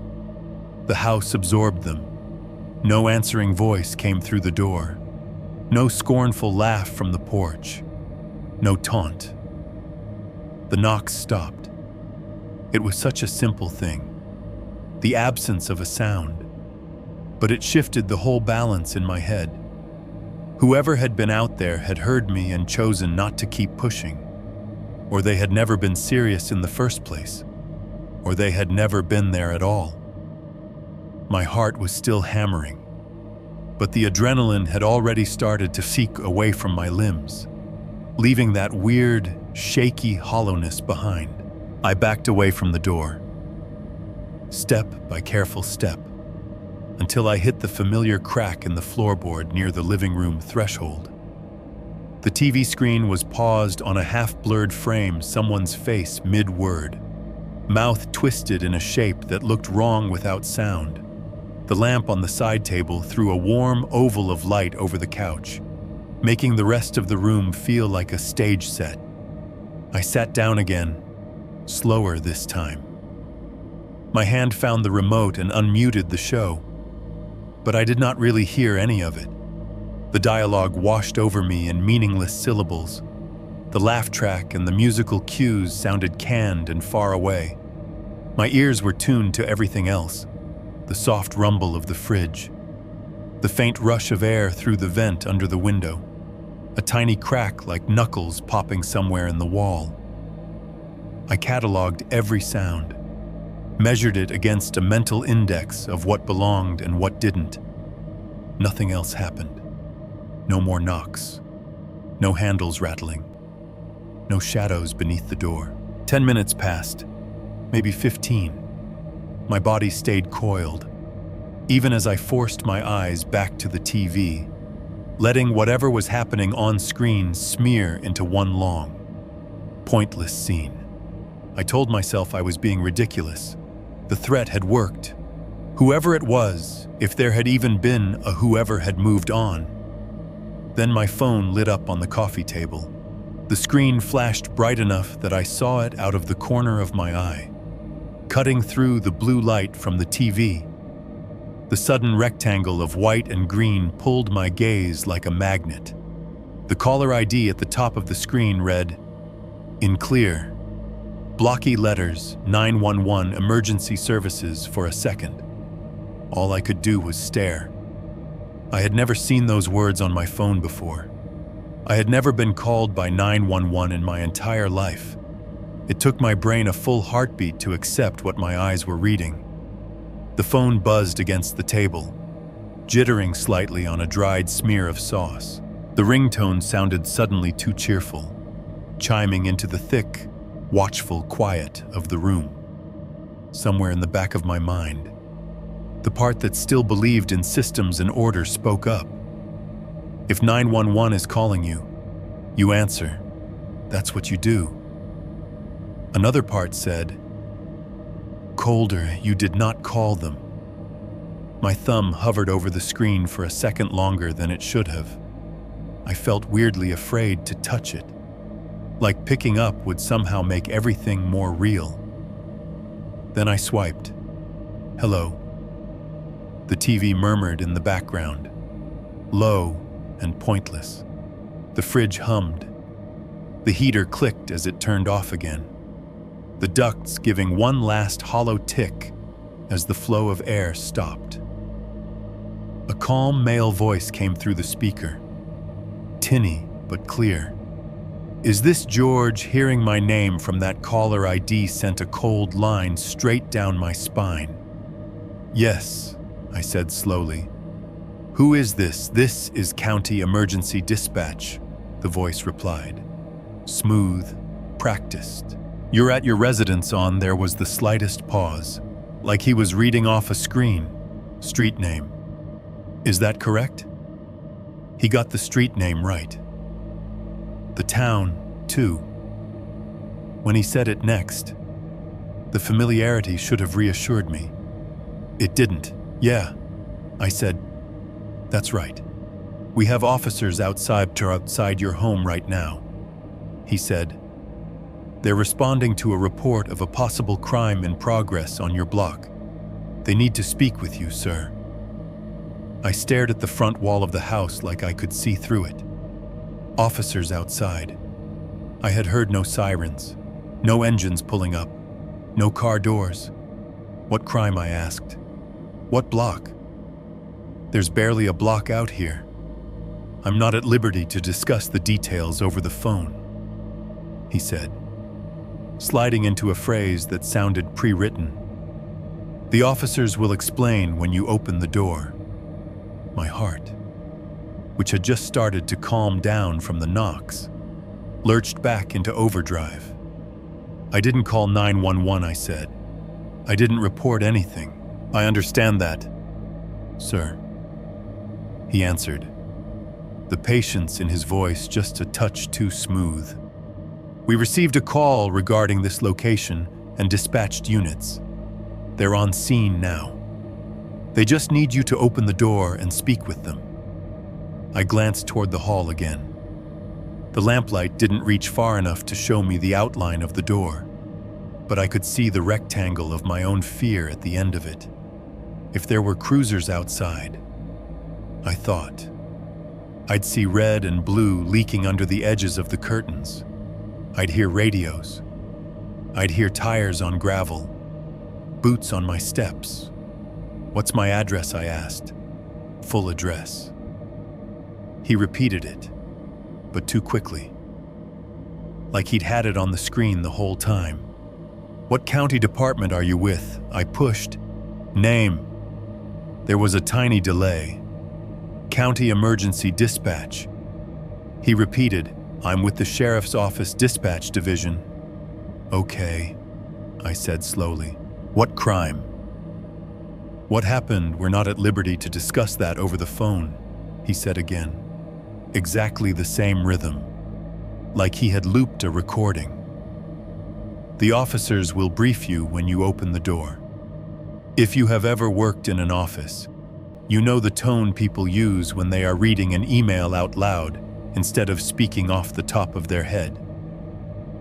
This had the same slightly flattened cadence. Something else in his words snagged at me. We just need you to open the door and speak with them, he said. We know you're alone there this weekend, sir, and we want to make sure you're safe. I hadn't told him I was alone. Why would you say that, I asked. My mouth felt dry. You don't know who's in my house. We wouldn't be making this request if there were other residents on site tonight. He replied evenly. Our information indicates you're the only occupant on the premises at this time. The beer in my stomach turned to ice. That was exactly the way the salesman had phrased it. Weekend warrior. Out here alone. No one else staying here when you're gone? Who gave you that information, I asked. Sir, how do you know I'm alone? There was a brief pause on the line, just long enough to feel deliberate. Sir, he said again, the veneer of patience thinning by a millimeter. We have officers outside. They're not going to hurt you. They just need to ask you a few questions related to a call we received. It'll go a lot smoother if you cooperate. I stared at the blank TV reflection in the window, at my own faint outline sitting on the couch with a phone pressed to my ear. No lights flashing outside, no radios, no engine noise, just the house breathing around me and a stranger's voice using the same facts about my life I'd handed to a man with a clipboard like they were nothing. My suspicion, which had been a low, buzzing undercurrent ever since the footprints and the white SUV and the missed call, spiked so hard it hurt. Something about the whole thing felt almost right. The terminology, the calm tone, the formal way he said officers, but like a mask that doesn't fit quite snug around the eyes. There were gaps, and through those gaps, you could see something else looking back at you. 3.3. Calling the real 911. "What's your name?" I asked him. There was a small pause. I could hear faint room tone on his end. The sterile hush you get in call centers, no TV in the background, no clatter, just distant, anonymous air. "I already told you," he said. "This is County Emergency Dispatch. Sir, you are making this more complicated than it needs to be." "Badge number," I said. "Give me your badge number and the direct callback number to your dispatch center." His tone cooled by 1 degree. It was subtle, but it was there, the shift from professional patience to something harder pressing against the edges. "Sir, we don't have time for this," he said. "There is an active investigation taking place on your block. Our officers are outside your residence and need you to open the door so they can ensure your safety and the safety of others. If you refuse to cooperate, you could be obstructing an investigation." Obstructing. It sounded like the kind of word people use when they want you to feel like you're the problem. "If you're really with the sheriff's department," I said, forcing my voice to stay level, "you can tell me your full name, your badge number, and the number I can call back to reach your office. You can tell me what county you're in. You can tell me why I haven't heard a single siren or door slam if there are supposedly officers outside my house." Another pause, longer this time. "Sir," he said again, and now the patience was almost gone. "The longer you delay, the more complicated you make this for everyone. I am not going to argue with you over the phone. Open the door." Each word was colder than the last.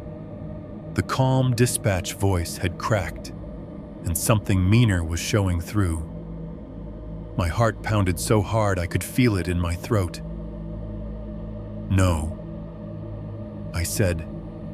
"I'm not opening anything until I verify who you are." I didn't give him a chance to answer. My thumb hit the red button, and the call dropped. The house swallowed the click, then rushed in with all its small noises, the weak whir of the fridge, the faint ticking in the walls, the quiet hiss of my own breath. The phone barely had time to dim before it lit up again. 911 Emergency Services, same caller ID, same chime. I stared at it ringing on the table. My thumb moved toward it on instinct, then stopped. This time, I let it ring. I watched the edge of the screen pulse with each buzz, listened to the sound vibrate through the wood. It rang out, went to missed call, and then sat there. The words, "missed call," 911 Emergency Services glowing in the dim room like a bad joke. Every horror story, every scam alert, every article I'd ever skimmed about caller ID spoofing suddenly felt less like trivia and more like a list of instructions someone else had been following. I stood up again, my legs unsteady, and moved toward the hallway. My skin felt too hot and too cold at the same time, a weird electric buzzing under the surface. This time, I didn't walk straight down with all the lights blazing. I flicked off the living room lamp as I passed it, plunging the room into the softer, colder light of the TV on screen. Something dramatic was happening to people who didn't exist and never would. I hit pause again, and the room dropped another layer into stillness. In the hallway, I ran my hand along the wall until I found the switch and turned that off too. The darkness closed in, thicker now, but my eyes had already adjusted enough that I could see the faint outline of the front door ahead. I didn't want to backlight myself. Every instinct I had was suddenly screaming that being visible in that doorway, silhouetted for whoever might be outside, was the worst possible thing I could do. I moved slower, letting my feet find the familiar pops in the floor. Step, step, crack. The sound felt loud in my head, but in reality, it was probably barely audible beyond the walls. When I reached the door, I stayed to the side of it, back pressed against the cool wall, and turned my head just enough to look at the narrow window next to the frame. No flashing colors, no glow from headlights, just the dull, uniform black of night, broken only by the faint outline of the porch railing and the dim reflection of my own forehead ghosted in the glass. I pulled the curtain back with 2 fingers and risked the smallest look outside, peering past the edge of the window rather than putting my face full on in it. The driveway lay empty under the weak wash of the security light I'd left on over the garage. My truck sat where I'd parked it. Beyond that, the gravel road was just a strip of darker gray between 2 masses of darkness. No cruiser noses, no door decals catching any ambient light, no reflective tape strips. If you've ever seen a police scene at night, you know it announces itself, even before the sirens. There are lights, movement, radios, noise. Officers do not just sneak up to people's houses and whisper. They arrive with presence. My yard had none of that. I let the curtain fall back into place, breathing shallow. The heater was off now, and the resulting quiet felt even bigger. The only sound from outside was the wind moving lazily through the trees, a soft, constant hiss, and underneath it, so faint I might have imagined it, the distant murmur of highway tires somewhere far off. There were no officers outside my house. Whoever had called me, whoever had been on my porch, whoever had knocked, they were on their own, using someone else's name. My hand was slick on the phone screen when I dialed 911 myself. The numbers looked strangely small, like kids' blocks, and then the line clicked and rang once, twice. 911, what is the address of your emergency? The voice was female this time, neutral, professional. There was no fake warmth to it, no overdone calm, just a steady, grounded tone that I didn't realize I had been craving until I heard it. I rattled off my address faster than I meant to. My voice came out too high, too tight. It cracked on the town name. "Okay," she said.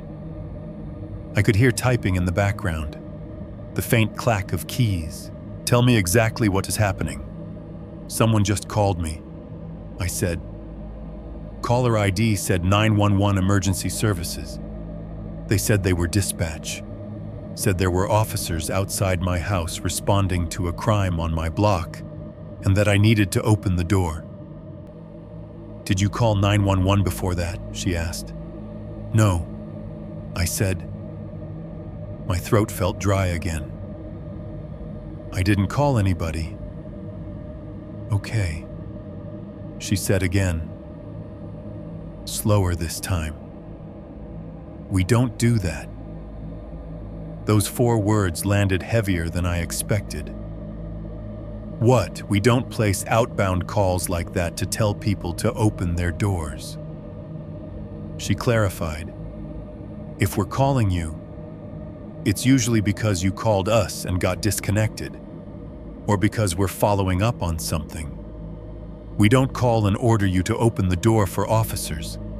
That's not how we operate." The room tilted a little. I grabbed the edge of the hallway wall with my free hand, fingers digging into paint. "Are there any officers outside your house that you can see?" she asked. "Any vehicles with lights on?" "No," I said. "I don't see anything." I didn't hear any cars pull up. There were knocks on my door, but they stopped when I yelled, "I had a gun." Then the call came. "Okay," she said, the typing sound picking up again. "Stay with me on the line." "All right, are all your doors locked right now?"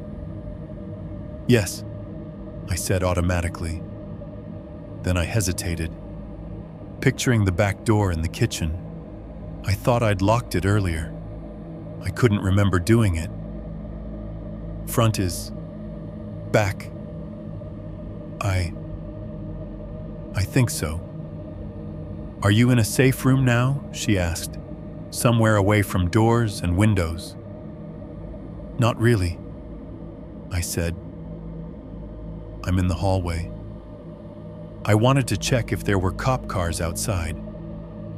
Okay, she repeated, voice firm but not scolding. I want you to move away from the doors and windows. Don't open anything. Don't go outside. Can you get to a bedroom and close the door? Yeah, I said, even though my feet stayed planted. But if someone's out there, if someone is outside pretending to be law enforcement.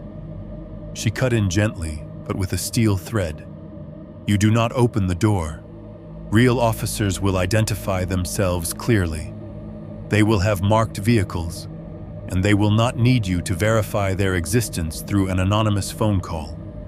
We are dispatching units to your location now. I have your address on my screen. Response time should be under 10 minutes. My heart tripped over the words pretending to be law enforcement. They sounded too specific to be hypothetical.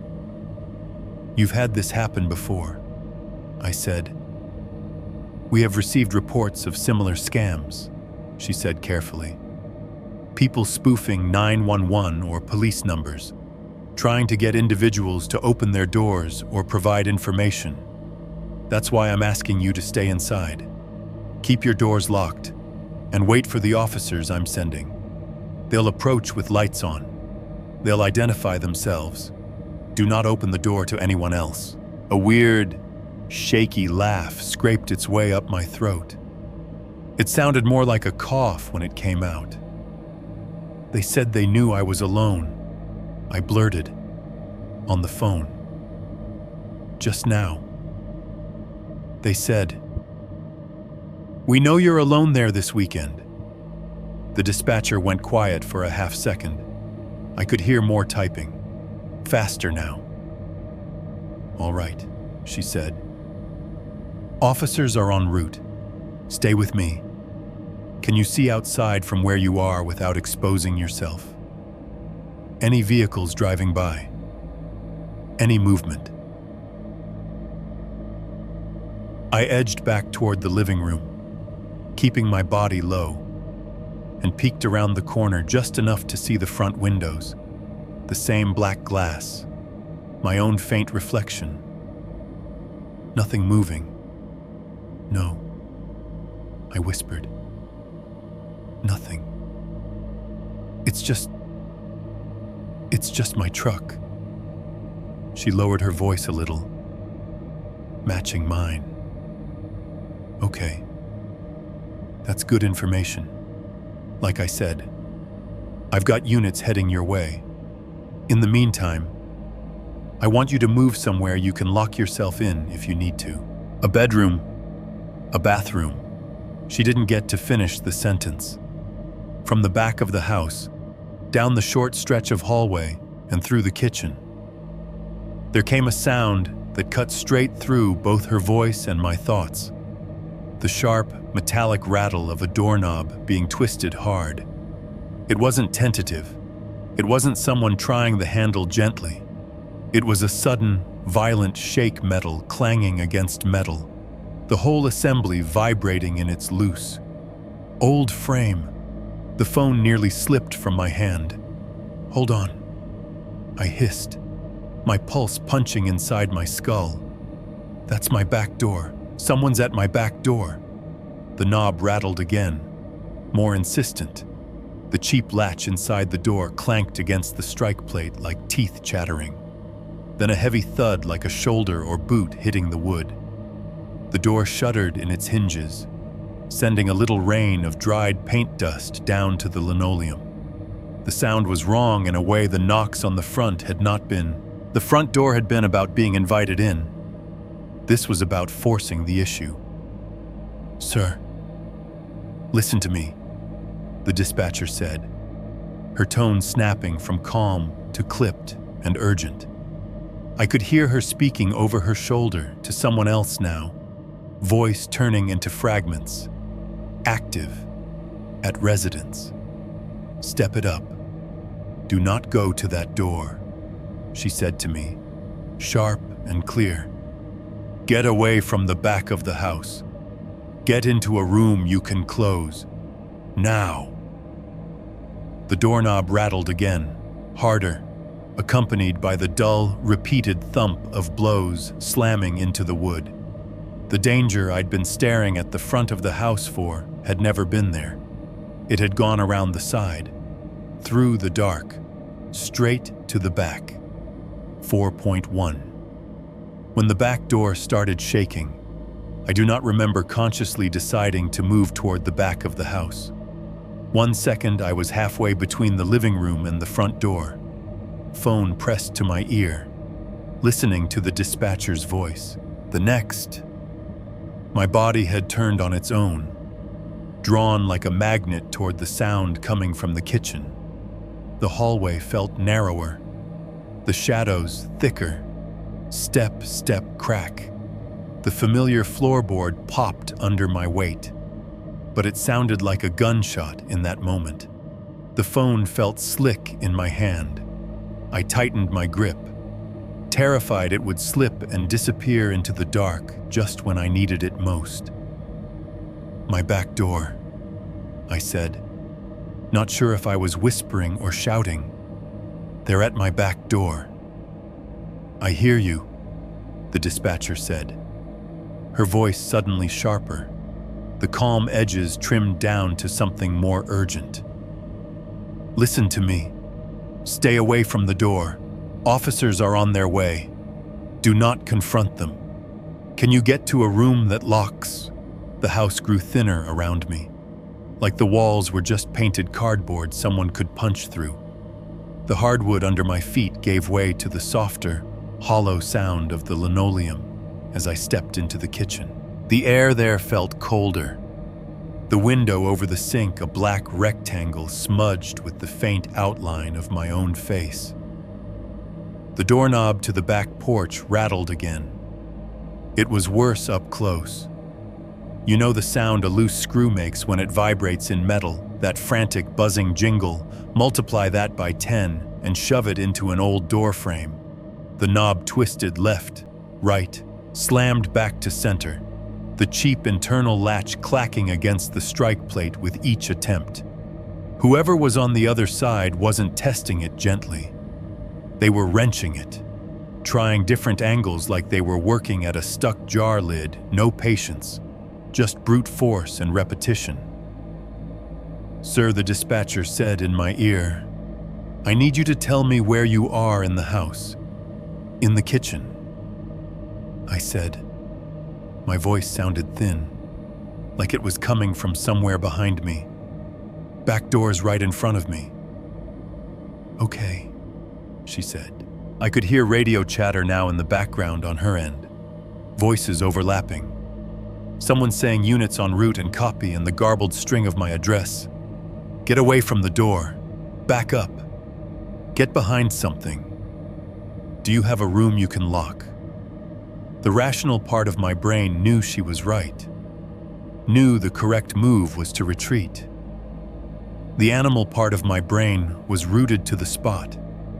Eyes locked on the thin slab of wood and glass that separated me from whoever was outside. The back door wasn't like the solid front one. It had a large pane of glass in the upper half, the kind that's supposed to be tempered, but still just looks like a big, fragile target when you're suddenly aware of how breakable it is. The bottom half was wood, paint cracking where years of moisture had swelled and shrunk it. The knob jerked again. I sucked in a breath and took one step back. My heel bumped the cabinet behind me. The edge dug into my spine through my shirt. Back up farther, she said, more firmly.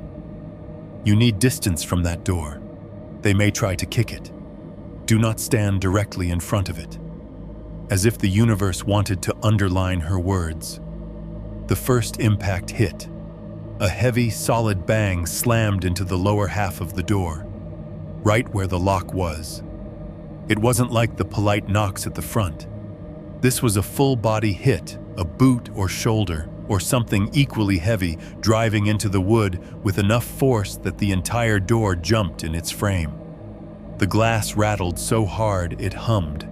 The frame groaned, a low, protesting creak as the old wood flexed. Dried paint dust shook loose from the trim and drifted down in a fine, pale cloud. The bottles in the cabinet above my head clinked against each other, glass tapping glass like nervous teeth. I flinched like the blow had landed on me. "Okay," the dispatcher said. "Brisk now." That was a kick. "Sir, you need to move away from that door. Get out of the kitchen. Go to a bedroom. A bathroom somewhere you can put a barrier between you and them." My knees didn't seem to understand the command.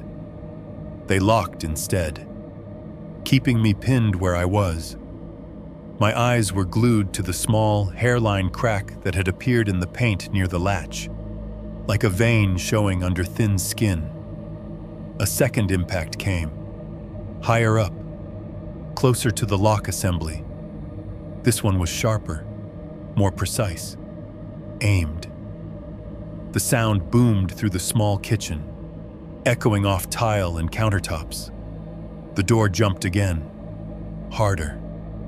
I watched that hairline crack in the paint crawl outward, spiderwebbing along the trim. The metal plate over the latch shuddered, screws grinding in their holes. The glass above bowed inward for a split second, warping the black outside into a distorted funhouse reflection, then snapped back with a vibrating shiver. My breath went shallow. "This is the police, open the door." The voice on the other side of the wood was deep, male, and furious. It hit me like a physical force. It wasn't the clipped professionalism you hear in traffic stops or body cam footage. There was no calm, no controlled authority. It was raw impatience, barked through clenched teeth, as if I'd insulted him personally by existing behind a barrier he wasn't entitled to. Every cop I'd ever dealt with, from speeding tickets to the time someone broke into my car years ago, had spoken in a specific way, measured, almost bored, like they had said the same sentences 100 times. This voice was nothing like that. "Sir," the dispatcher snapped in my ear. "That is not law enforcement. Do not open that door. Back away now." But the word police coming from just a few feet away dug into some old reflex inside me.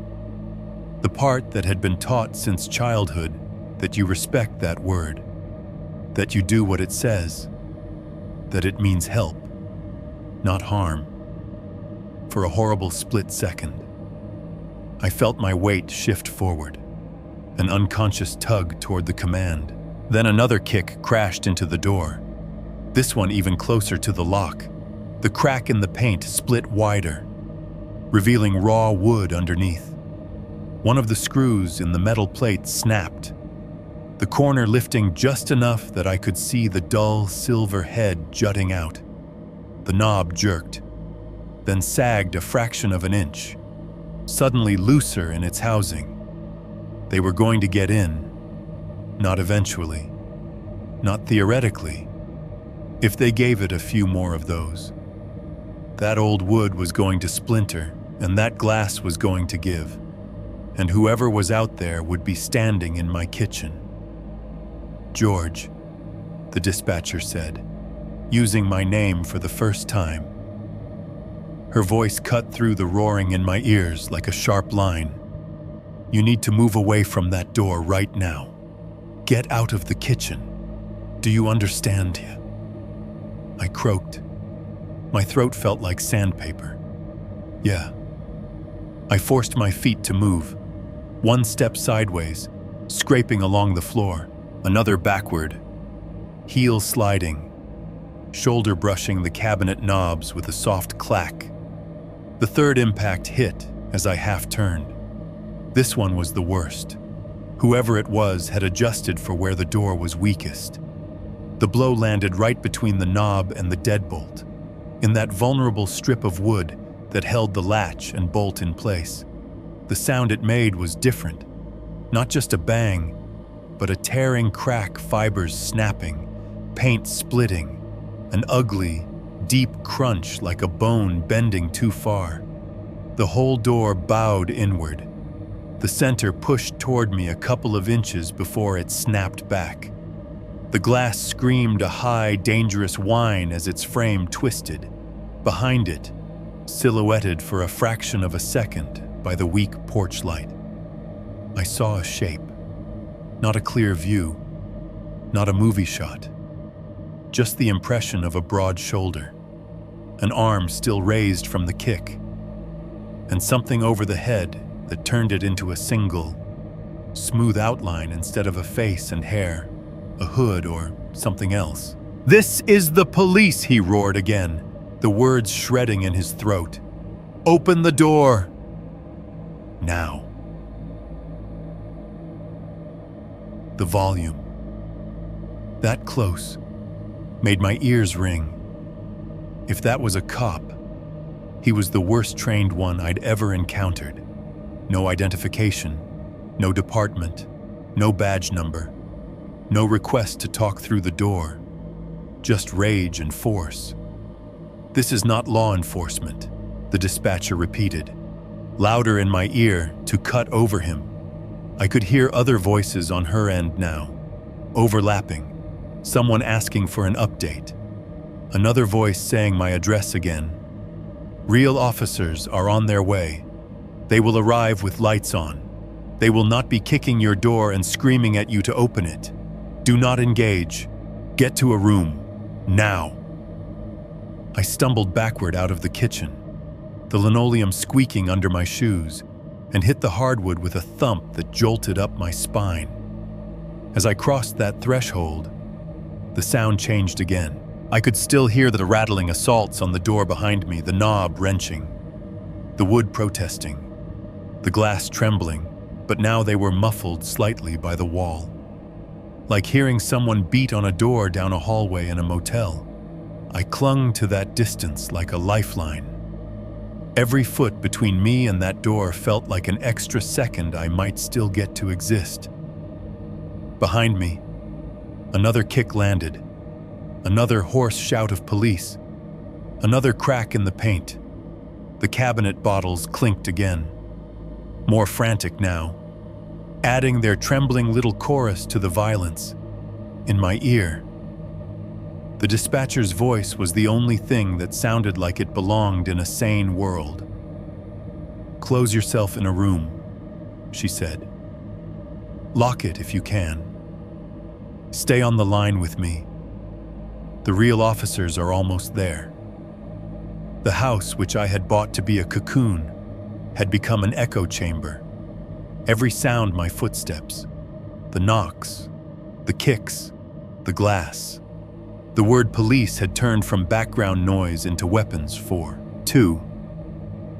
Meeting their eyes through the curtain, I wish I could say I listened. The smart version of this story is the one where I backed down the hall, closed myself in the bedroom, and waited with the phone to my ear until the real sirens got close enough to shake the windows. Instead, I did what scared people actually do. I moved sideways, slow and stupid, toward the danger. "No. No, away from the door," the dispatcher was saying. "Sir, I need you to listen to me. Get into a room that I just need to see them," I whispered, my own voice barely making it past my teeth. "I just need to see who it is. Sir, do not expose yourself. You do not need visual confirmation. You need distance." My body didn't care about any of that. It wanted to turn the unknown into a shape. It wanted to know what was trying to come through my house.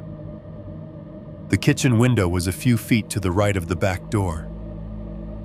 Over the sink, a thin, cheap curtain covered it, one of those faded things that come with the house, patterned with once blue flowers, now bleached almost gray. From the living room, it was just another rectangle of shadow. From here, it was the only place I could get a side angle without standing directly in front of the door. My shoulders pressed against the cool drywall as I edged back into the kitchen, staying as low as I could. The linoleum was cold through my socks, each step making a tiny squeak that sounded enormous in my head.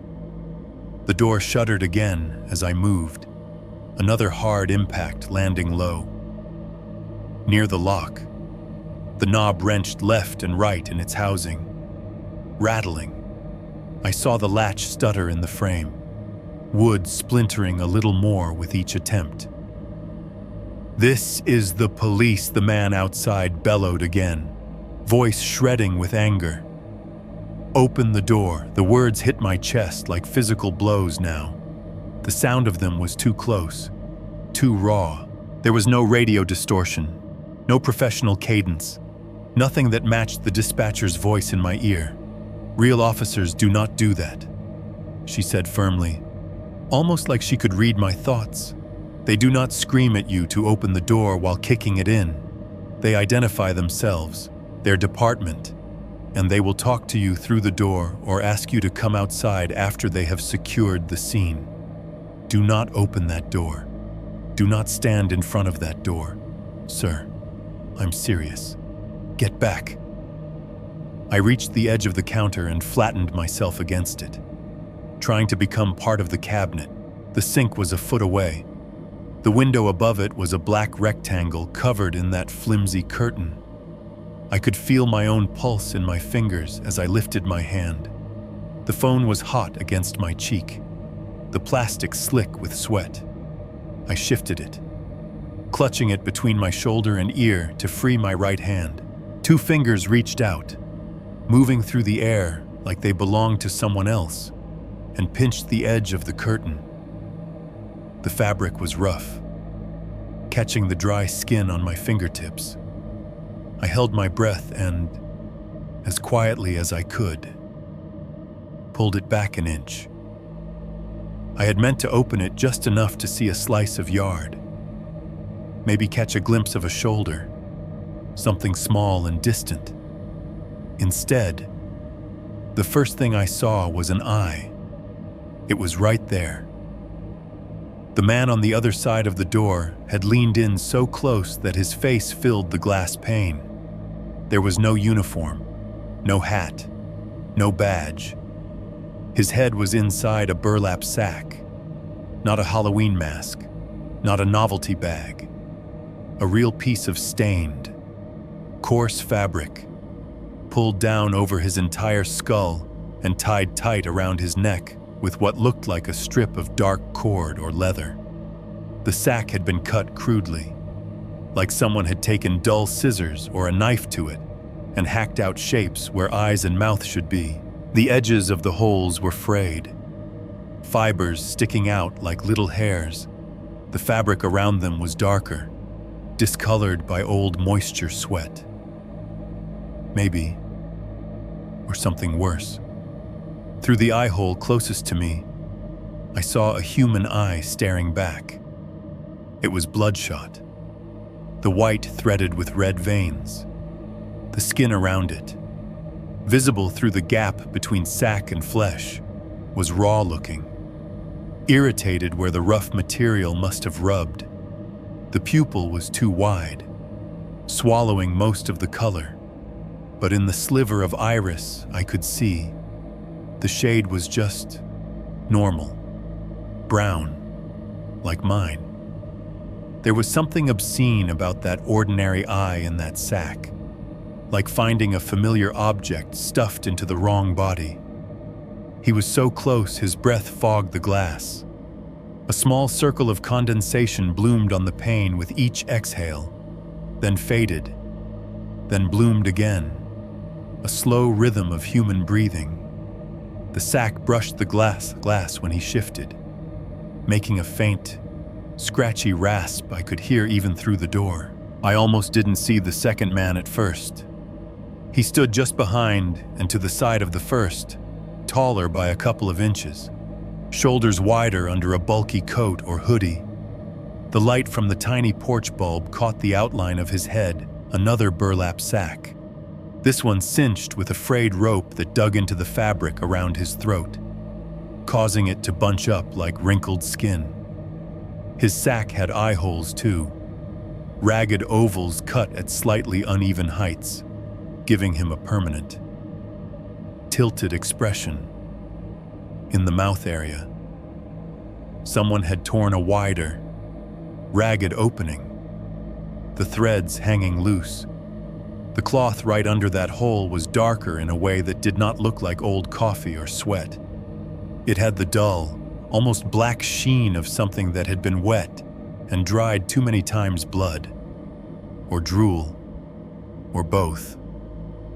What made my stomach twist, though, were the things sewn around the neck of the second sack, little pale shapes, each maybe an inch long, irregular, looped through with dark threads so they dangled like a crude necklace.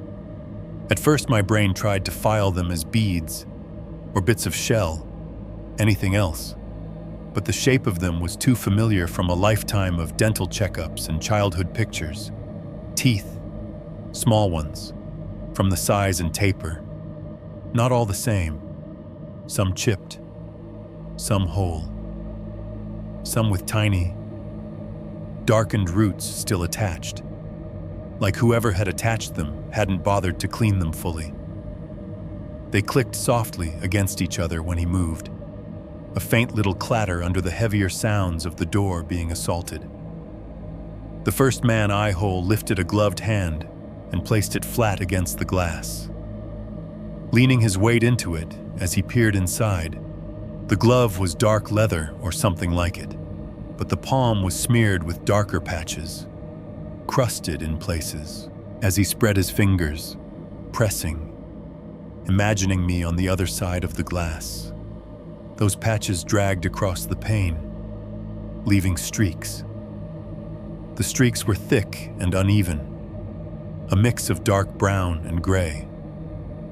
The kind of color you see on old dried blood, or greasy residue from handling meat. Tiny flecks caught in the ridges of his glove, leaving dotted trails.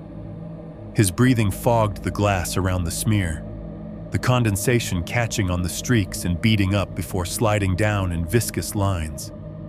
For half a heartbeat, I realized we were both doing the same thing, trying to see through.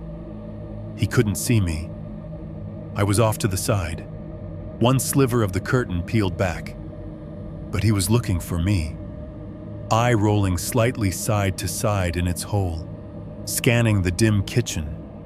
The atmosphere on my side of the glass felt suddenly claustrophobic. It wasn't just that there were two strangers in sacks at my door. It was that they had made the effort to disguise themselves in a way that took time, cutting holes, sewing teeth, staining fabric. This wasn't opportunistic. It was ritualistic. All the little things I had ignored, the missing logo on the SUV, the vague website, the missed call, the spoofed 911 stacked themselves in the space between us, and we both looked through them like a window. My grip on the curtain slipped. The fabric flicked back into place with a soft whisper, plunging the view back into its original, thinly lit nothing. "Sir," the dispatcher said immediately, voices and static crackling in the background on her end. "Are they still there?" I realized I'd been holding my breath. It escaped in a ragged exhale that translated as a half-choked sound into the phone. "There," I swallowed, my tongue suddenly thick. "They're wearing sacks." "Say again." "On their heads." I stammered. "Burlap sacks. They're not uniforms. They're not cops. They're screaming they're cops, but they're not.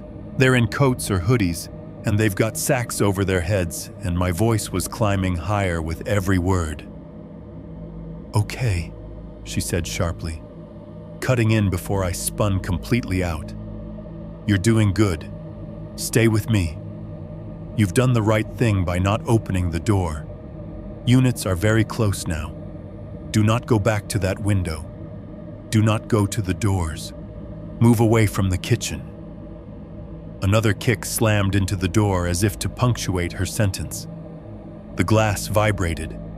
I heard the sick little click of the teeth around the second man's neck as they knocked together from the impact.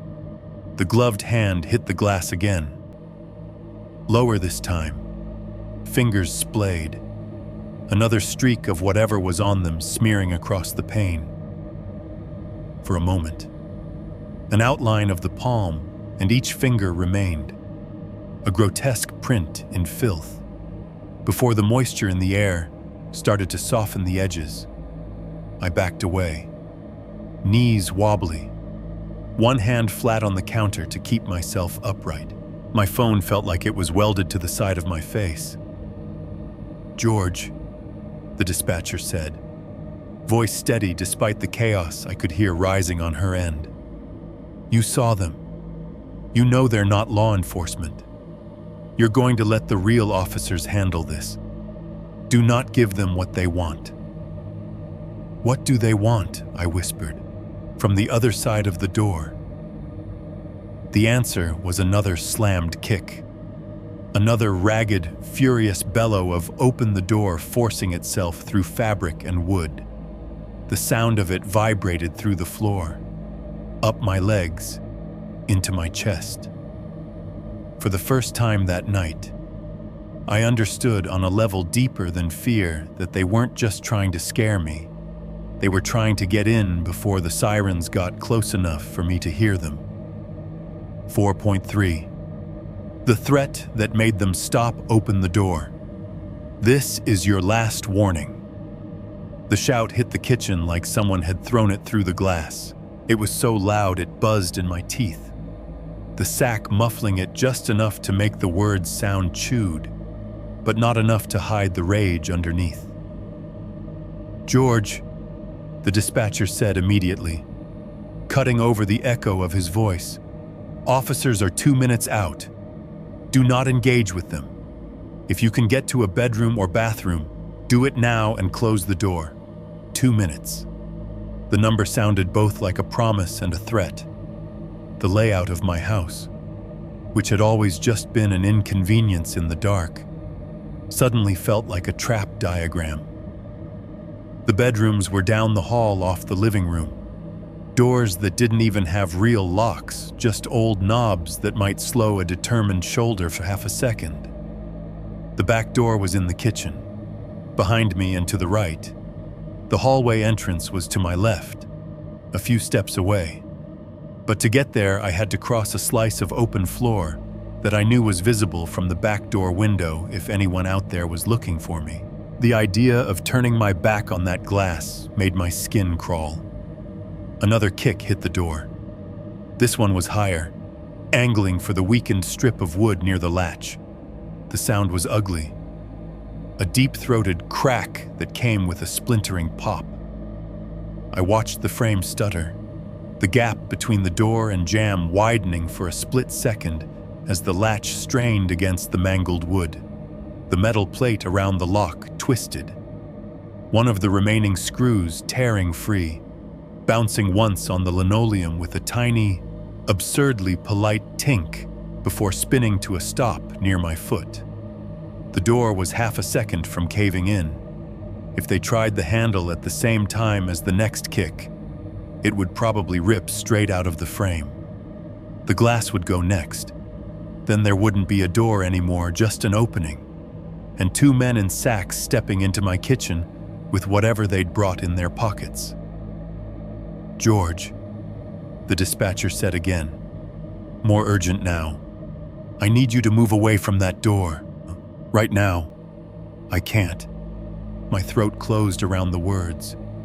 "They'll see me." Better they see you at a distance than get their hands on you at that door." She said, "Real officers are almost there. You just have to hold out until they arrive. Do not open anything. Do not go outside. Do not." The third kick slammed into the door. It was bigger than the others, not just one blow, but a combination of boot and body, maybe both of them hitting it at once.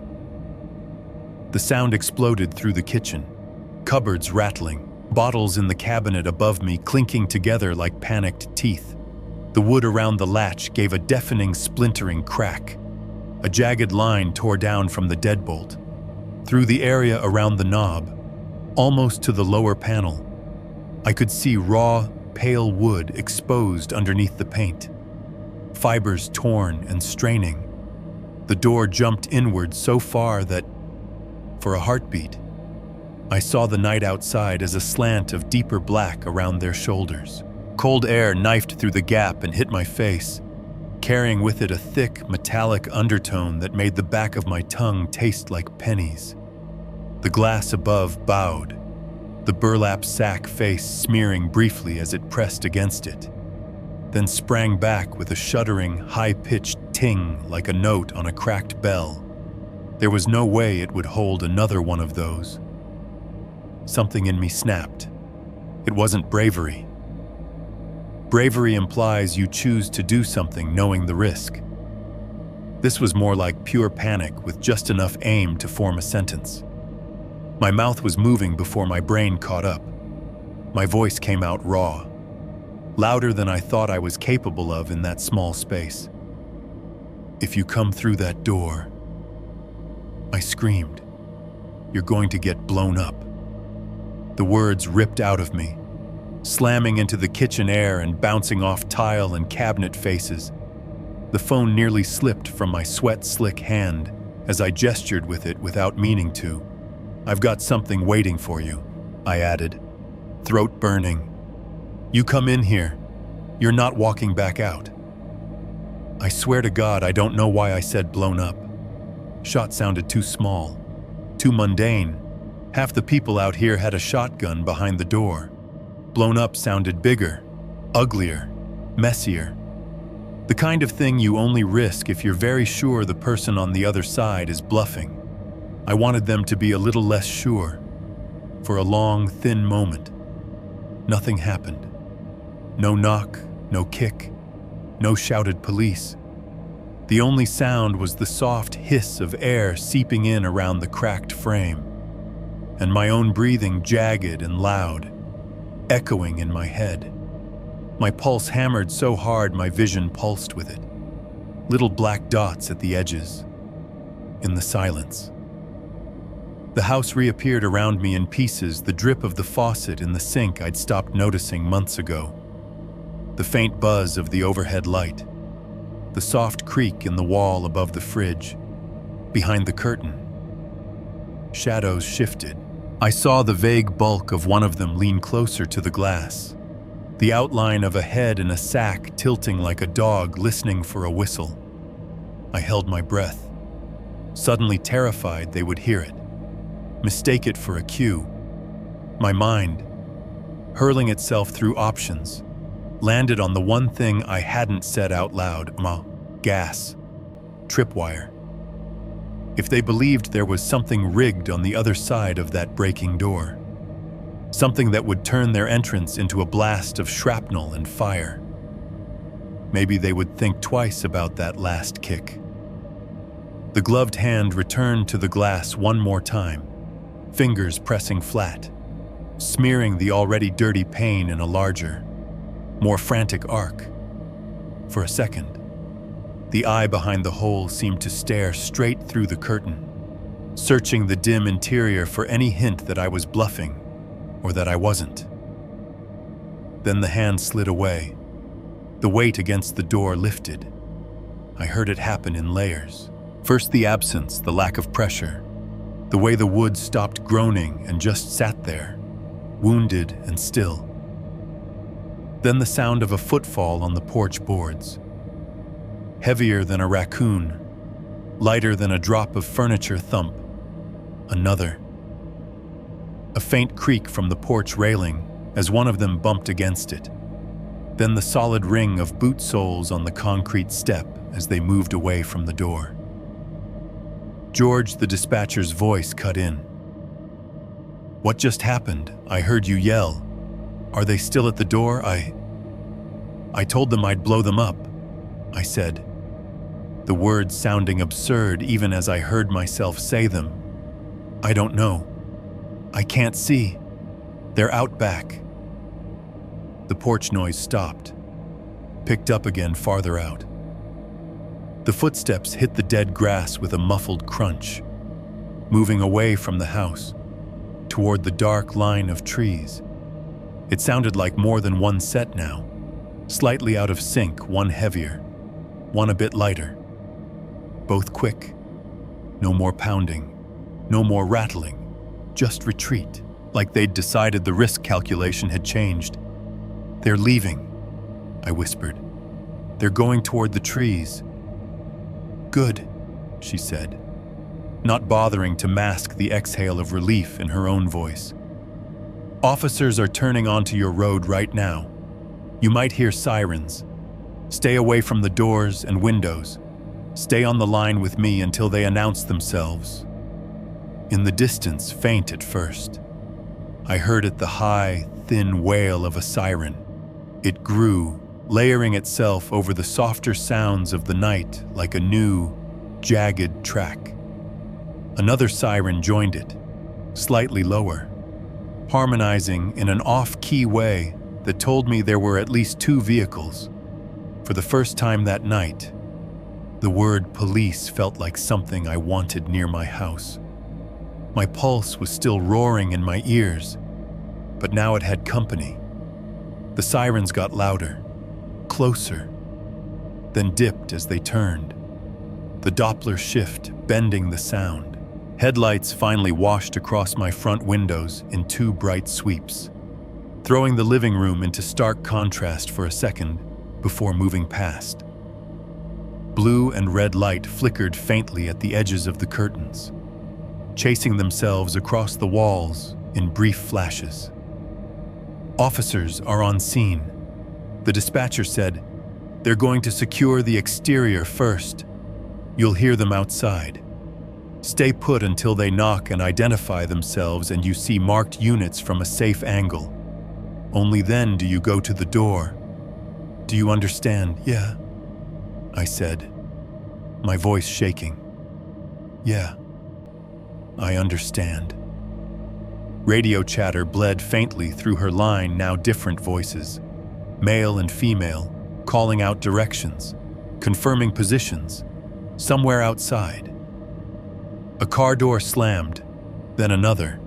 Boots hit gravel. The porch boards creaked again. But this time the weight behind them felt different, more measured. The rest of that night blurred into statements and flashlights, and the surreal sensation of walking my own yard with people who treated it like a crime scene instead of a getaway. What stayed sharp were the things they found at the edge of my property, near the tree line, in almost the exact spot where I'd once seen a darker patch in the dark on my doorbell camera. In the weak beam of an officer's flashlight, a small pile of trash revealed itself as something worse. A handful of thick, black zip ties, the kind used to bind cables or wrists, a wad of duct tape, unwound and rewound on itself, with a few short hairs stuck in the adhesive, kinked and broken, like they'd been ripped out of a scalp or an arm. A rag stiff with dried, dark stains, crumpled into a hard knot. When the officer nudged it with his boot, it unfolded enough for me to see two distinct colors layered over each other, the rusty brown of old blood and a lighter, greasy smear like fat that had cooled. They hadn't just come to scare me. They'd come prepared to make sure whoever opened that door didn't walk back out under their own power. My bluff might have made them decide I was too much trouble that night, but the pile at the tree line proved something worse. I probably wasn't the first house on their list. And if someone hadn't picked up my 911 call as fast as she did, I might not have been the last. 5.1. Real badges. Real lights. For a few seconds after the sirens cut out, everything went too quiet. The sound had been so loud coming up the road, swelling and bending, that when it stopped, my ears rang with the absence. The only thing left in the room was my own rough breathing and the thin hiss of the line in my ear. "They're there," the dispatcher said. "Units are on scene. You're going to hear them outside your house now. Stay where you are until they identify themselves."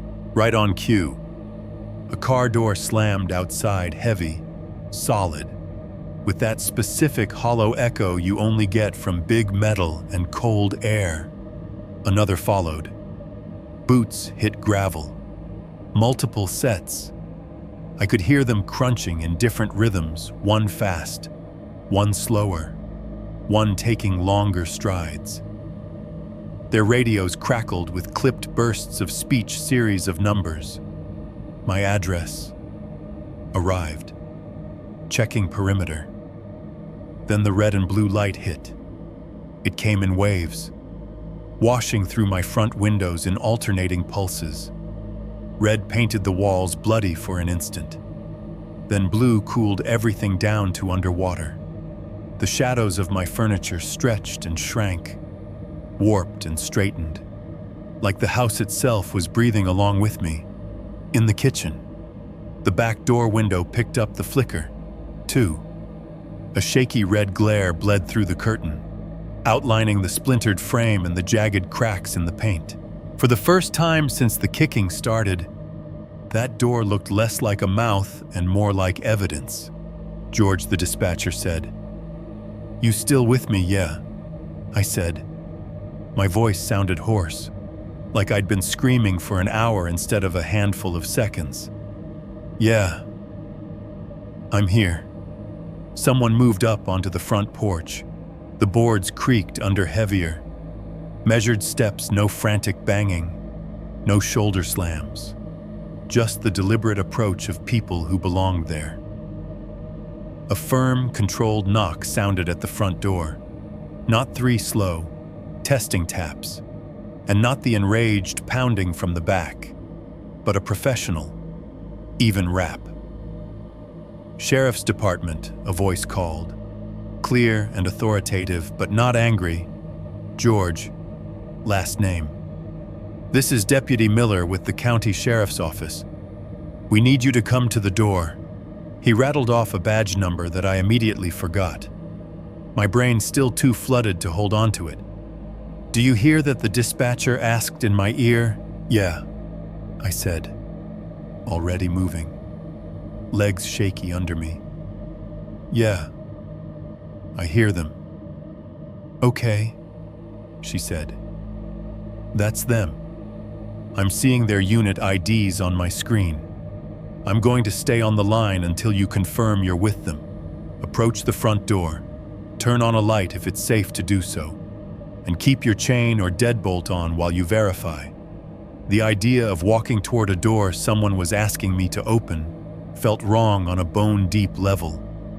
But this time the fear had a different shape. Step, step, crack.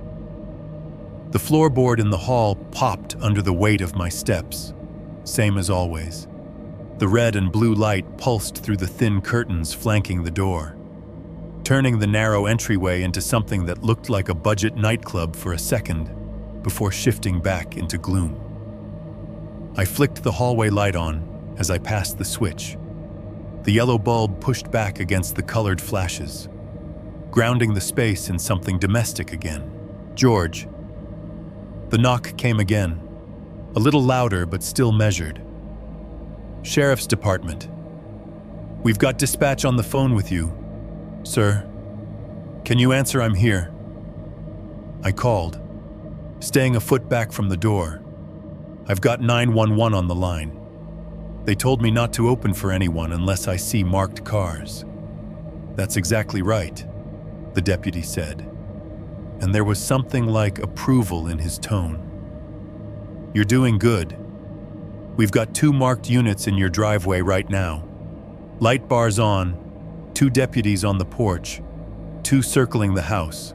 You can look through your peephole or a side window and confirm we're not going anywhere. I glanced to the side window by the door, the same one I'd used earlier to see nothing at all. This time, when I pulled back the edge of the curtain, the world outside exploded with color. 2 cruisers sat in the gravel, red and blue light bars strobing on their roofs. The white paint on their sides gleamed in the flashes, clearly marked with the county name. The sheriff's star decal, reflective stripes down the length of the body. 2 figures stood on the porch, both in dark uniforms, heavy vests that actually said sheriff in bold reflective letters across the front. Their belts sagged with gear radios, handcuffs, holsters, the whole catalog. No burlap, no sacks, no hoodies.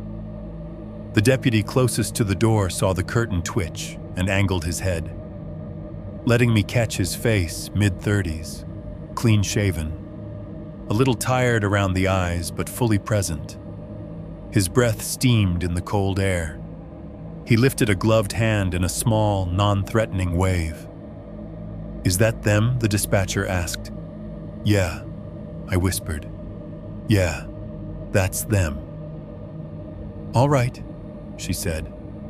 "I'm going to stay on the line, but you can open the door with your chain on, or your deadbolt still engaged, and speak to them face to face. Make sure you feel safe before you fully open." I slid the chain across with trembling fingers and cracked the door just enough that the cold night air and the strobe of lights seeped in. Deputy Miller leaned in slightly, keeping his hand visible, palms out. "Mister?" "Last name," he said. "I'm Deputy Miller. This is Deputy Rhodes.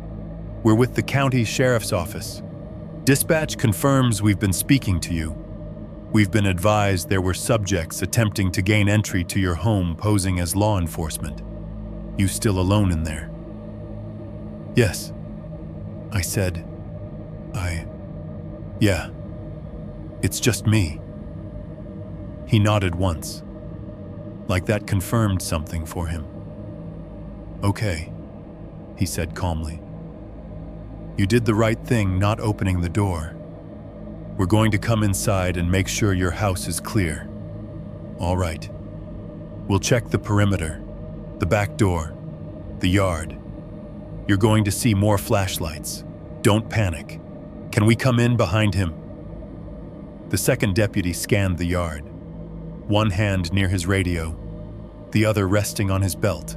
His head turned slowly, methodically, not jittery like the sack men, but deliberate in that way people have when they're actually looking for something.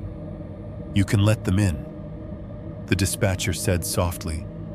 "I'll wait until you tell me you're with them before I disconnect." My fingers fumbled with the chain. It slid free with a metallic clink that seemed way too loud. I opened the door fully and stepped back, suddenly very aware of how small the living room looked, with 2 uniformed deputies stepping into it. The difference in energy hit me immediately. The guys in sacks had filled the air with anger, with that ugly, hot pressure that makes you feel like the walls are getting closer. These 2 brought a different kind of weight, the solid, business-like heaviness of people who had walked into enough bad rooms to know how to move in them. Their radios hissed softly at their shoulders, squawking occasional fragments, north side clear. No visual. Checking rear. The smell of cold air and exhaust rode in with them, cutting through the stale mix of old lasagna and fear sweat. Both deputies did a quick scan of the room, eyes flicking over furniture, corners, doorways, then back to me. "You heard it all?" Miller asked. I shook my head too fast. "No, just shaken up." He gave a brief nod that might have been sympathy. "All right, have a seat if you need to. We're going to clear your house." They moved with practiced efficiency, announcing themselves in each space even though we all knew no one was supposed to be there. "Sheriff's office," Rhodes called as they moved down the hallway. "If anyone's in here, call out now." The boards that knew my gate so well complained under their unfamiliar weight, creaking and popping in protest. The bedroom doors squeaked open and shut. Closet doors thumped as they swung them wide, checked inside, and closed them again. In the bedroom, I heard the bed springs groan as one of them leaned down to check under the frame. Their radio chatter filtered back to me, bedroom clear, bathroom clear, no one inside. Even with them in the house, every sound still hit my nerves like a tiny shock. The crinkle of their jacket fabric as they turned, the little static bursts from their radios, the metallic jangle of key rings when they shifted their belts. Miller came back to the living room first, nodding at me as if to say I was allowed to keep existing in this space.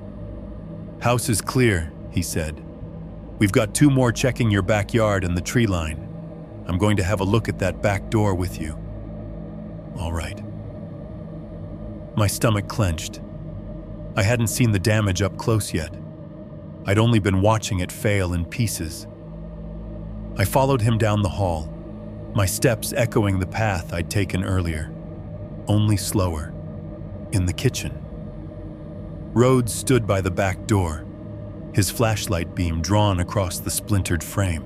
Up close, it looked worse, strips of paint curling up from the wood, fresh splinters jutting out like exposed ribs. The metal strike plate around the latch was bent. One screw sheared off completely. The hole it had occupied a torn crater. The glass still held, but faint. Spider-webbed stress lines shimmered in the top corner where it had bowed. The smeared marks left by the gloved hand looked even darker in the stark white beam of the flashlight. Miller ran his fingers lightly along one of the cracks, careful not to disturb anything more than he had to. "They put a lot into this," he muttered. "Another couple of good ones, and they'd have been in." I swallowed, throat tight. I told them everything in a rush that felt like it would never end.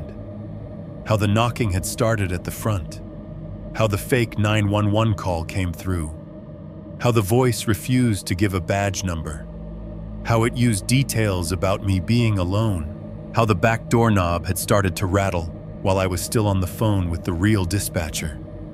I heard myself repeat the same phrases over and over. They said they were cops. They kept saying they were police.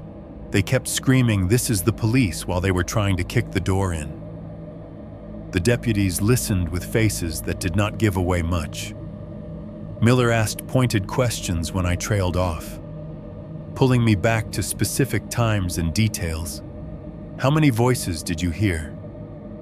"Just the one yelling at the door. But I saw 2 through the curtain." "You're sure they had sacks over their heads?" "Yes," I said. "Burlap. Cut. One of them with teeth around the neck." Rhodes and Miller exchanged the kind of glance I've seen people share when someone says something they wish they hadn't heard before.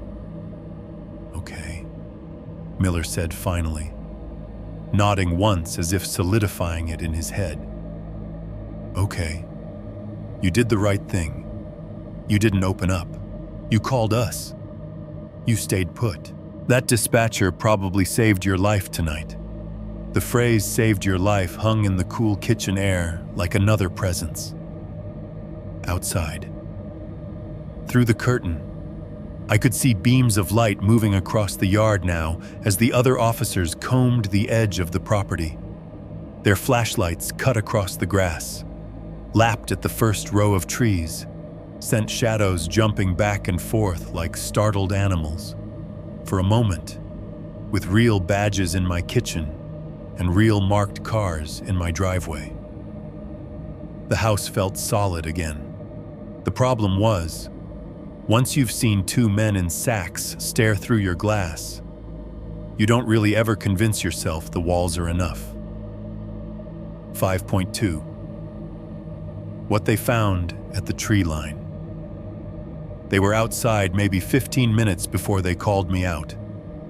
In that time, I sat on the couch with my elbows on my knees, phone still in my hand even though the dispatcher had finally, reluctantly, disconnected after Deputy Miller told her he was with me. The red and blue lights outside had been turned off, leaving only the steady white beams of flashlights cutting through the windows at odd angles. The house felt weirdly hollow with other people in it. Every time a deputy walked past a window, their silhouette would stretch across the wall and vanish again. The radios popped and crackled, a constant undercurrent of hushed codes and copy that replies. I stared at the TV screen, still frozen on the last frame of the episode I'd never finished. When the knock came this time, it was gentle, just a couple of polite taps on the open door frame. "Hey." George Miller's voice. Closer. Softer. "Can you step out here a second?" The idea of going outside after everything felt like standing up in the middle of a shooting range. But something in his tone made it clear this wasn't optional. I pushed myself up, legs heavy, and walked to the doorway.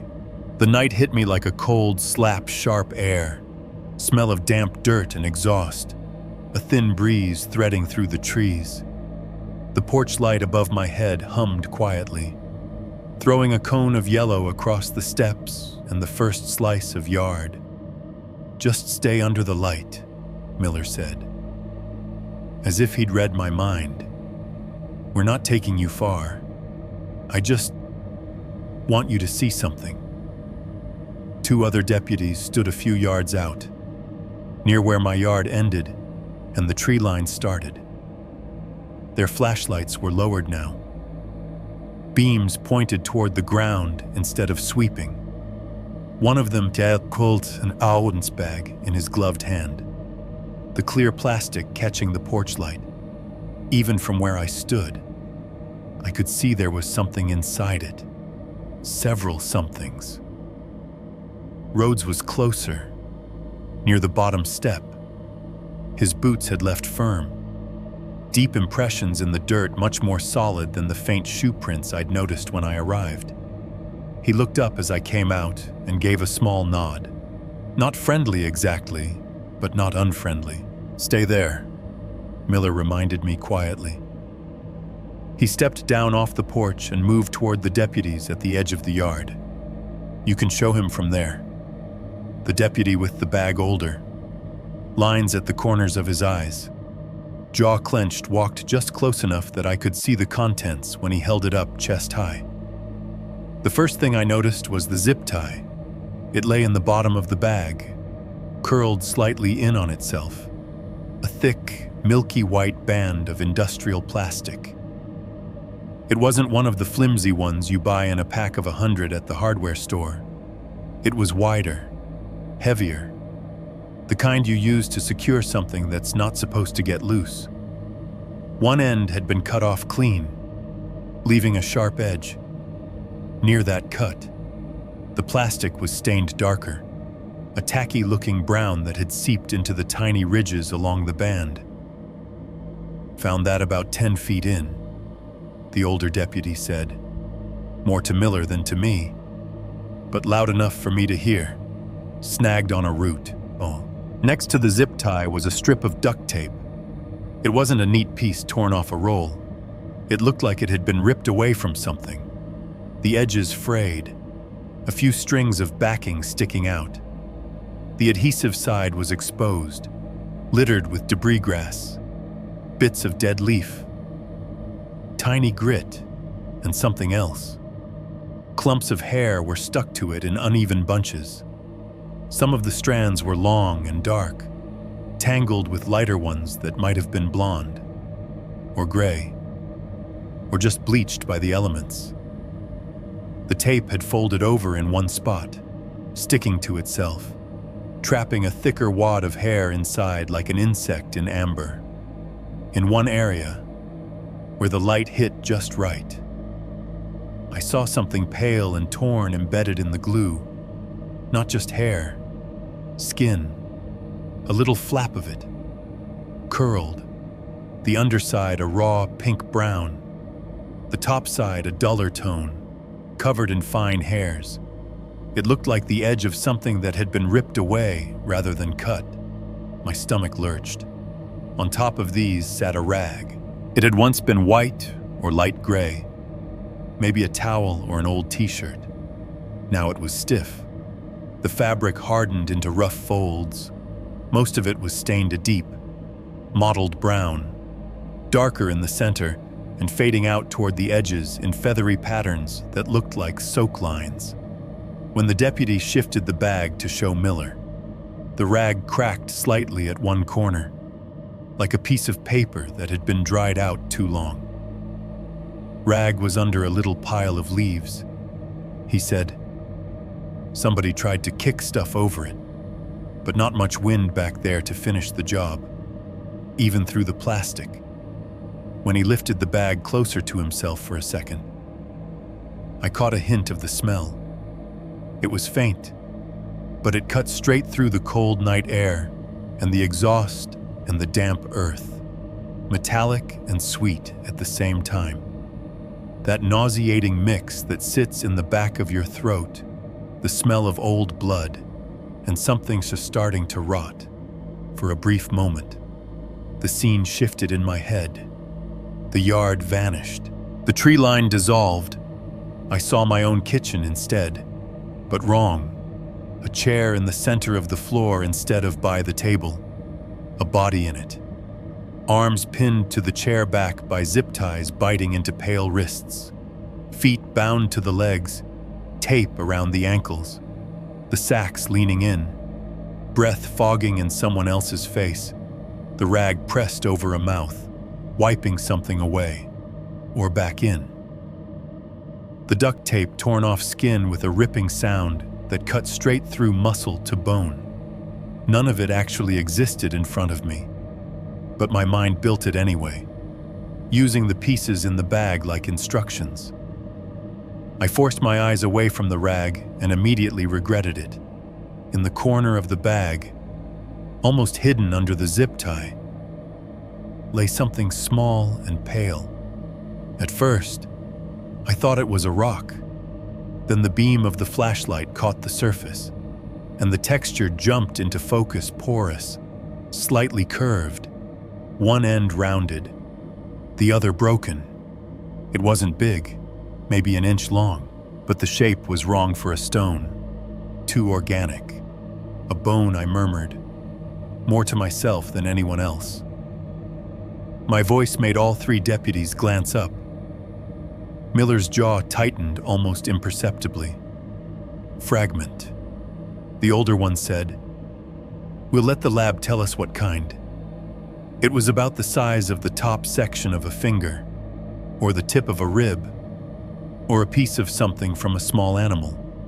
The part of my brain that had seen my fair share of medical diagrams quietly reminded me that deer, raccoons, people our bones all look uncomfortably similar in small pieces, still.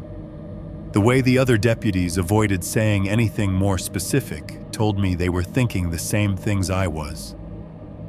"Look," Rhodes said, gesturing with his flashlight toward the tree line. "You see that?" At first, I didn't. It just looked like the same messy border of grass and underbrush I'd seen 100 times on my way in and out of the driveway. Then my eyes adjusted. Right at the edge of the yard, where the slightly taller grass met the start of the undergrowth, there was a narrow strip where everything was flattened. The grass there was crushed, pressed down repeatedly in the same line. Stems were broken at the same angle, some of them laid over each other like someone had walked, and walked again, in that exact path. A few saplings near the edge had small branches snapped clean off at about thigh height, jagged ends pointing toward the house. The beam of the flashlight followed that line into the trees. The path continued, not wide enough to be a deer trail, not messy enough to be random. Leaves were disturbed in a channel, darker earth showing through where shoes had ground them into the soil.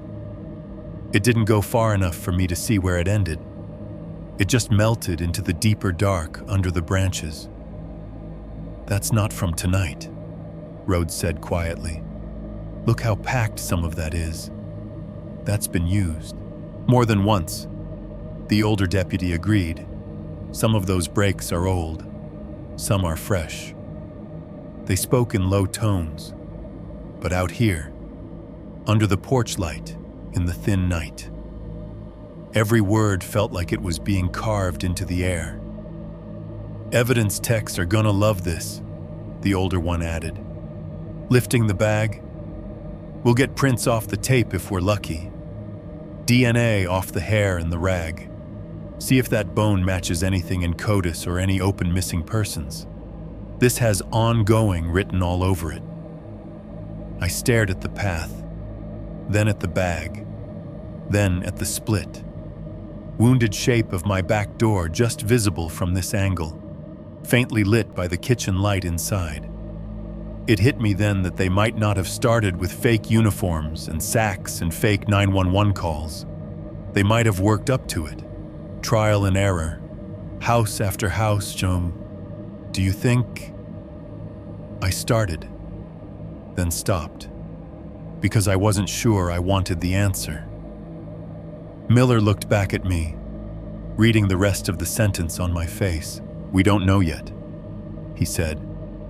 It was the most honest thing anyone had said all night. "There are some missing folks we're going to be thinking about when we send this to the lab. I'm not going to lie to you about that. But we don't know yet." Down the road, for the first time all night, a dog started barking. It was far off, maybe a couple houses away, but the sound cut through everything.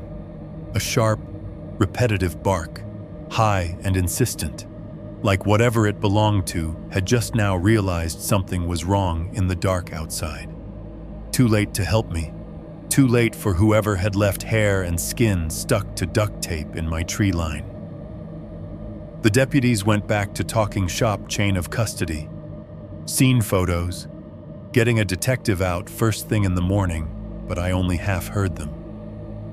My attention stayed locked on that small, beaten path into the woods and on the little pale shard in the bag, turning slowly in the plastic with every movement of the deputy's hand. There hadn't been a body in my yard.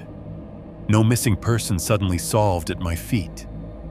But standing there, under my own porch light, with my house at my back, and that trail at my front, I couldn't shake the feeling that I was standing on the edge of someone else's unfinished story.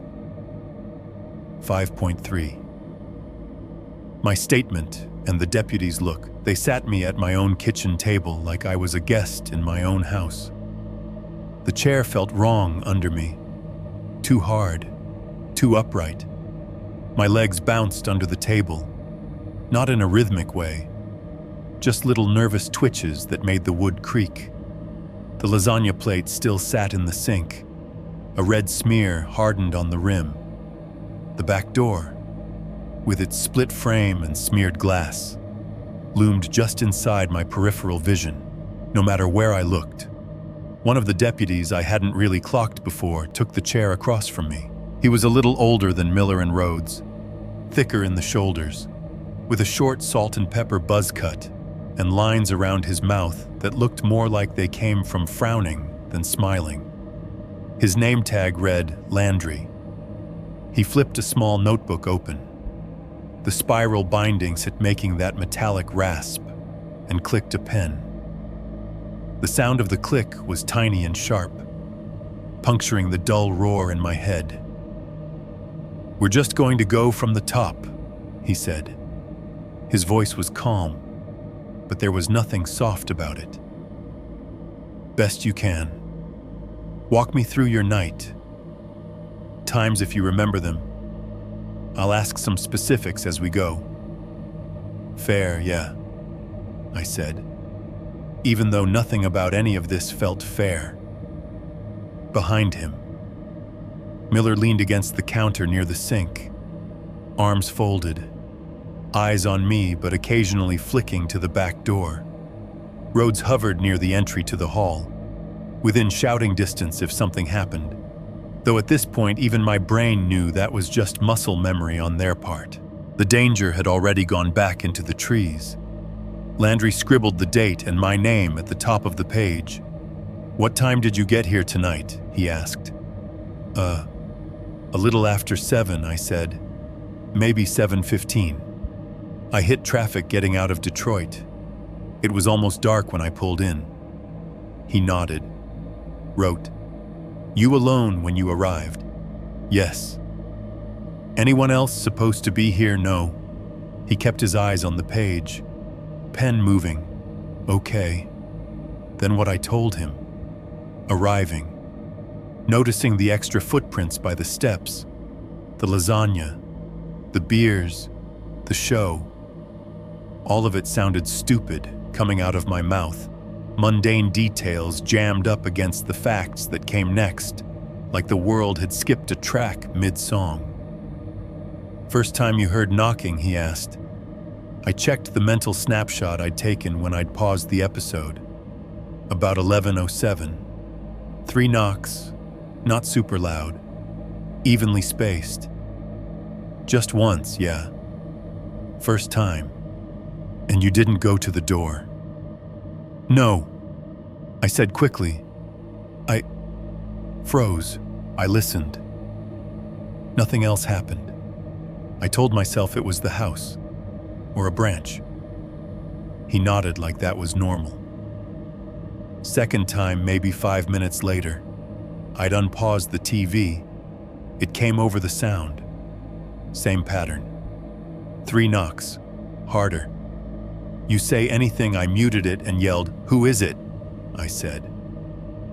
Hearing how small the words sounded compared to what had answered later. Nobody answered. No footsteps. Just the heater kicking on. He wrote for a long moment, pen scratching. The sound of it made me want to apologize for being alive. "Okay," he said. "When did the phone call happen after that?"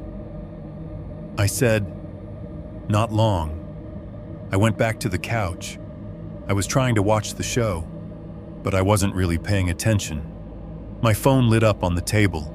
Caller ID said 911 Emergency Services. He looked up at that, eyes sharpening a notch. Exact wording, yeah. Exactly like that.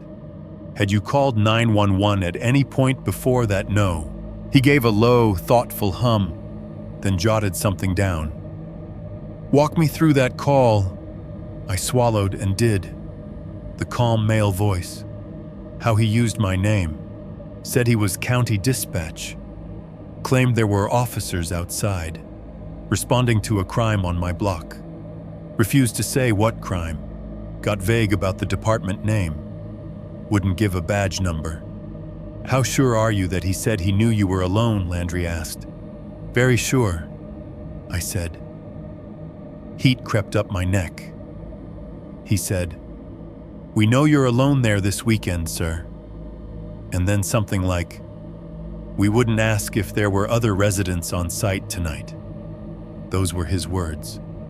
On site. Like it was a job site or something. Landry's pen stopped. He glanced up, eyes holding mine for a moment longer than necessary. "Did you ever tell him you were alone?" he asked. "No," I said. "I didn't tell him anything like that." "All right," he said quietly. "Next part.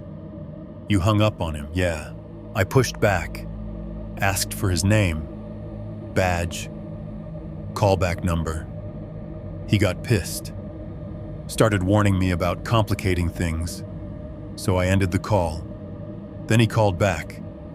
Same ID. I let it ring out. "And then you called 911, yeah." I said, "I called the real number." That's when I got the dispatcher. I forgot her name. He waved that off. "We'll have it on the CAD log." She told you what? Exactly. That they don't do that. They don't call to tell you to open the door. She asked if I saw cars outside. I didn't. Then the back door knob started rattling. My chest tightened as I got to that part. The memory of the metal twisting, the sound of the latch chewing against the frame, hit as hard as the knocks themselves.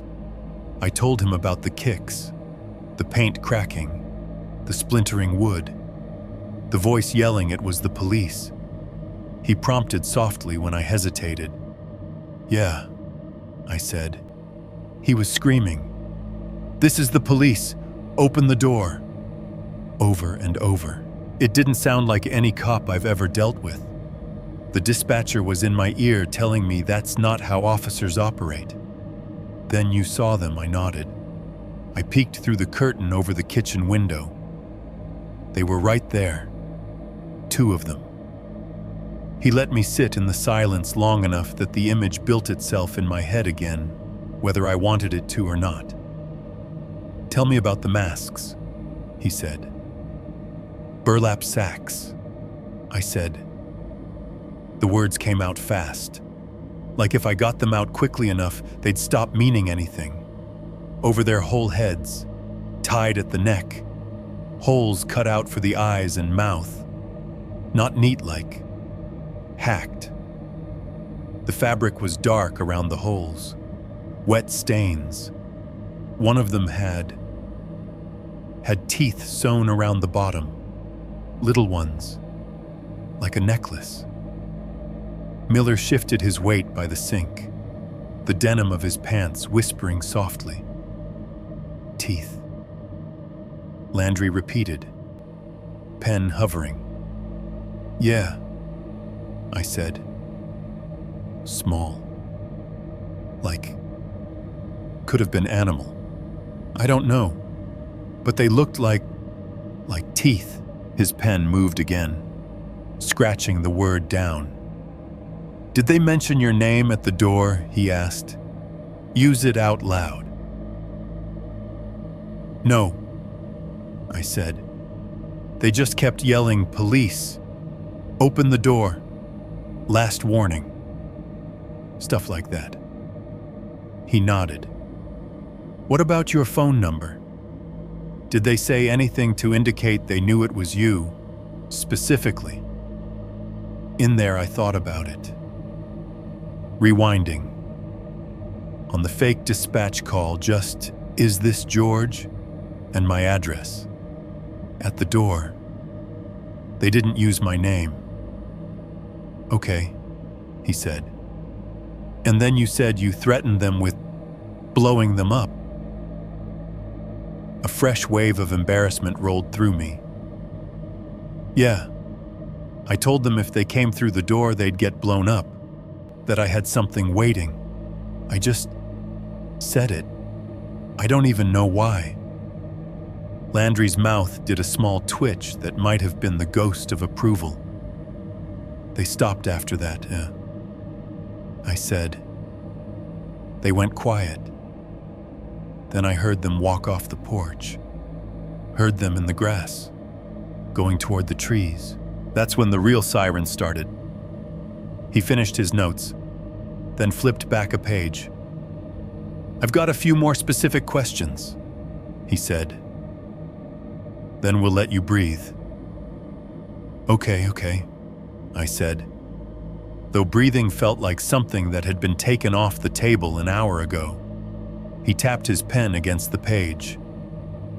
"Have you had any salesmen, contractors, service people stop by in the last few weeks? Anyone asking about your schedule? Who lives here? What days you're around?" The answer was yes before my mouth caught up. My brain yanked up the image in perfect clarity, the white SUV, the polo shirt, the stitched logo with no website under it, clipboard, lanyard, cheap digital watch that beeped every hour. "Yeah," I said slowly. The kitchen seemed to tilt. "A guy came by a couple weeks ago, from some security company. Guardian Shield Security. At least that's what his shirt said. Miller's arms uncrossed. Rhodes, by the doorway, turned his head a little more in my direction. "Tell me about him," Landry said. "Pen ready?" I did. Saturday afternoon. Raking leaves. One earbud in. The white SUV pulled up with no logo. No company number. No website printed on the side. His pitch. The way he asked if I was content with my security system. How he pressed when I said I didn't have one. How he mentioned recent break-ins on streets that mostly existed, but one that didn't. How many times did he ask about your schedule? Landry cut in. I thought back. A couple. He asked if I was here full-time. I said just weekends. He wrote that down. Asked if anyone else stayed here when I wasn't. I said no. Did he ask your full name? Yeah. First and last. Phone number. Email. He see inside your house, I swallowed. Door was open while we talked. He could see past me into the living room, kitchen, hall. There was a brief silence while Landry wrote. The scratch of his pen the only sound besides the soft, distant rumble of a cruiser idling outside. When he looked up, it was quick, flicking from me to Miller, then to Rhodes, then back. It was a small look, but I caught it. The kind of look people share when a puzzle piece they've been searching for snaps into place and they're not sure they're happy about it. Guardian Shield Security, he repeated quietly, tasting the name. White SUV. No markings. Yeah, I said. Miller blew out a slow breath through his nose. You guys been hearing that one, too. Something like it, Landry said. Then, to me, I'm not supposed to go into detail, and I'm not trying to scare you more than you already are. But you're not the first one to get a knock like this, or a sales pitch like that. My skin went cold in a different way. What do you mean? I asked. He flipped his notebook shut with a soft snap. What I mean is, there are some other cases. Other counties where folks reported suspicious security reps or utility inspectors asking a lot of personal questions. And not long after, something bad happened on their road. We're not saying it's the same guys. Yet. That's what detectives and labs are for. But the pattern's close enough that nobody here is going to call you crazy. He slid a business card across the table. The paper was stiff. The ink slightly raised under my fingertips. My cell's on the back, he said. If you remember anything else, face, voice, plate number, logo, call me. Detectives from the task force will probably want to talk to you in the next couple days. They'll tell you more than I can.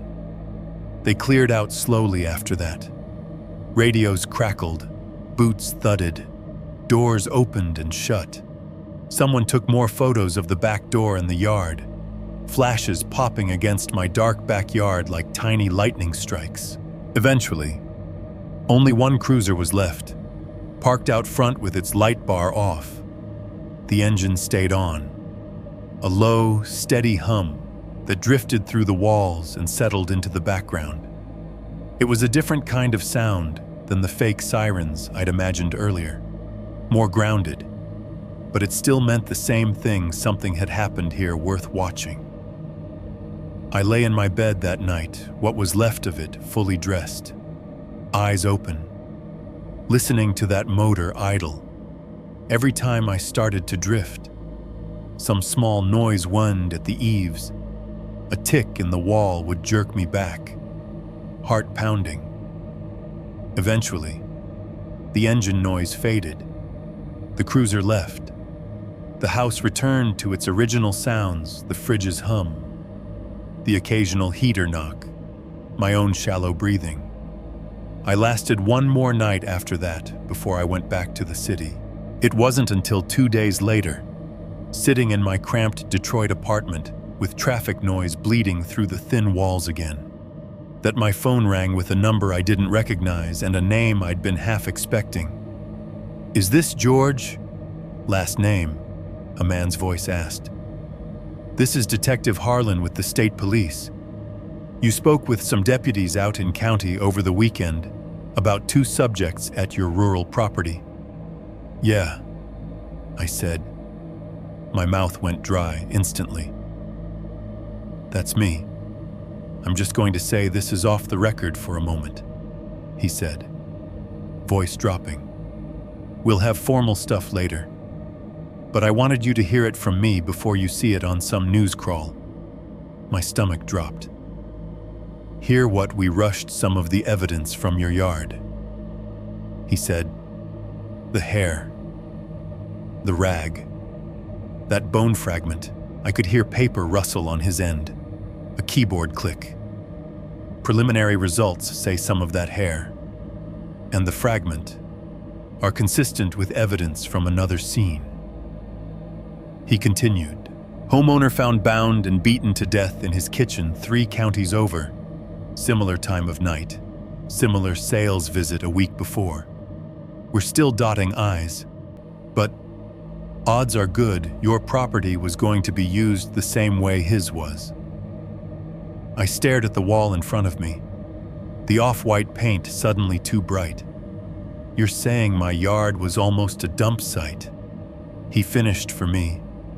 "Or a workspace. We don't know yet.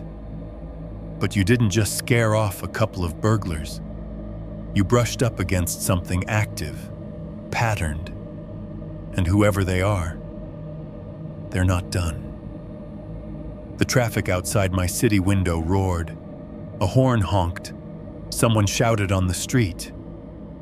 All of it felt thinner than the silence back at that ugly house in the woods, where the sound of 3 knocks and a fake 911 ring had almost lined me up to become another piece of evidence in somebody else's bag. 6-1. Back in the city, but not really back. Going back to Detroit felt like waking up from a nightmare and realizing your bed is on fire. On the surface, everything was exactly how I'd left it. Same cramped 1-bedroom apartment with the peeling off-white paint and the view of a half-filled parking lot. Same hallway that smelled faintly like someone else's cooking and old carpet cleaner. Same elevator that made a worrying clank between the 2nd and 3rd floors. My desk at work was exactly the same, too. I walked in Monday morning with a bag under my eyes and an extra coffee in my hand. And nobody noticed anything except the coffee. "Big weekend," a coworker joked near the entrance, smirking like there were only 2 things that phrase could mean: drinking or hookups. "Yeah," I said, because it was easier than explaining zip ties and bone fragments to someone who thought wild night meant losing $50 on a bar tab. The office felt brighter than it had before. The overhead fluorescent lights seemed harsher, buzzing in a different register I'd never noticed. Each row of cubicles stretched out in familiar, soul-killing gray, punctuated by the occasional fake plant or motivational quote pinned to a fabric wall. I sat down. The chair creaked. My monitor woke up with a soft electronic hum. Nothing physically had changed, but I had. The first time a car door slammed in the parking structure below, I flinched so hard I sent my mouse skidding across the desk. The click of it hitting the keyboard tray made my heart lurch.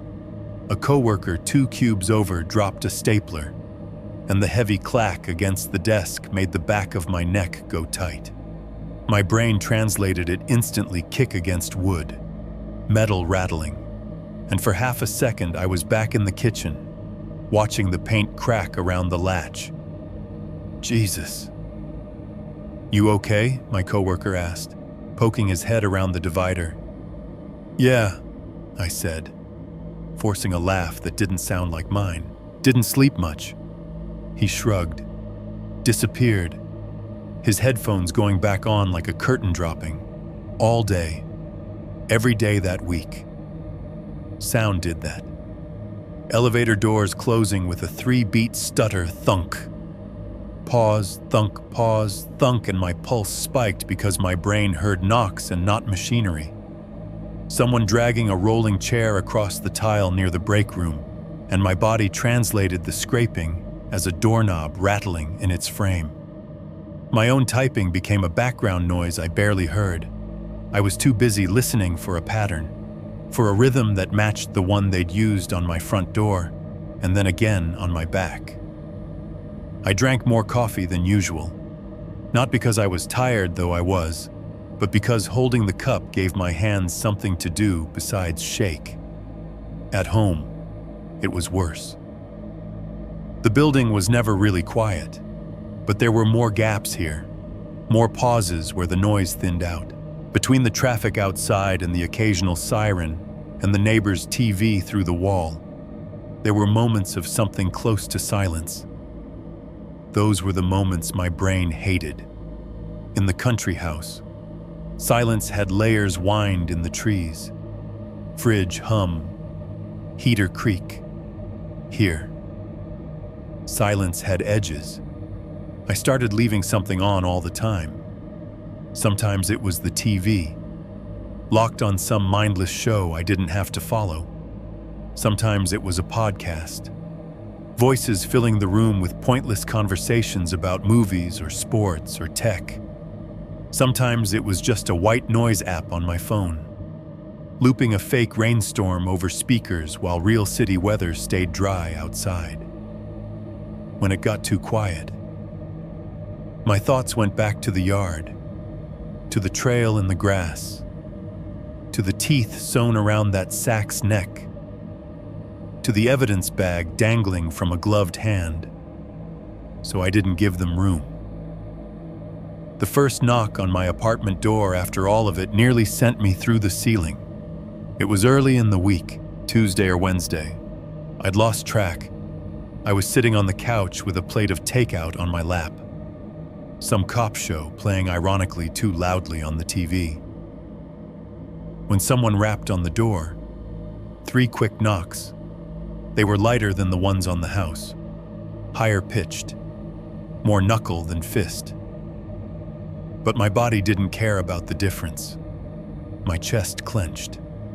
The fork slipped in my hand and skated across the plate, scraping china in a noise that twisted inside my skull.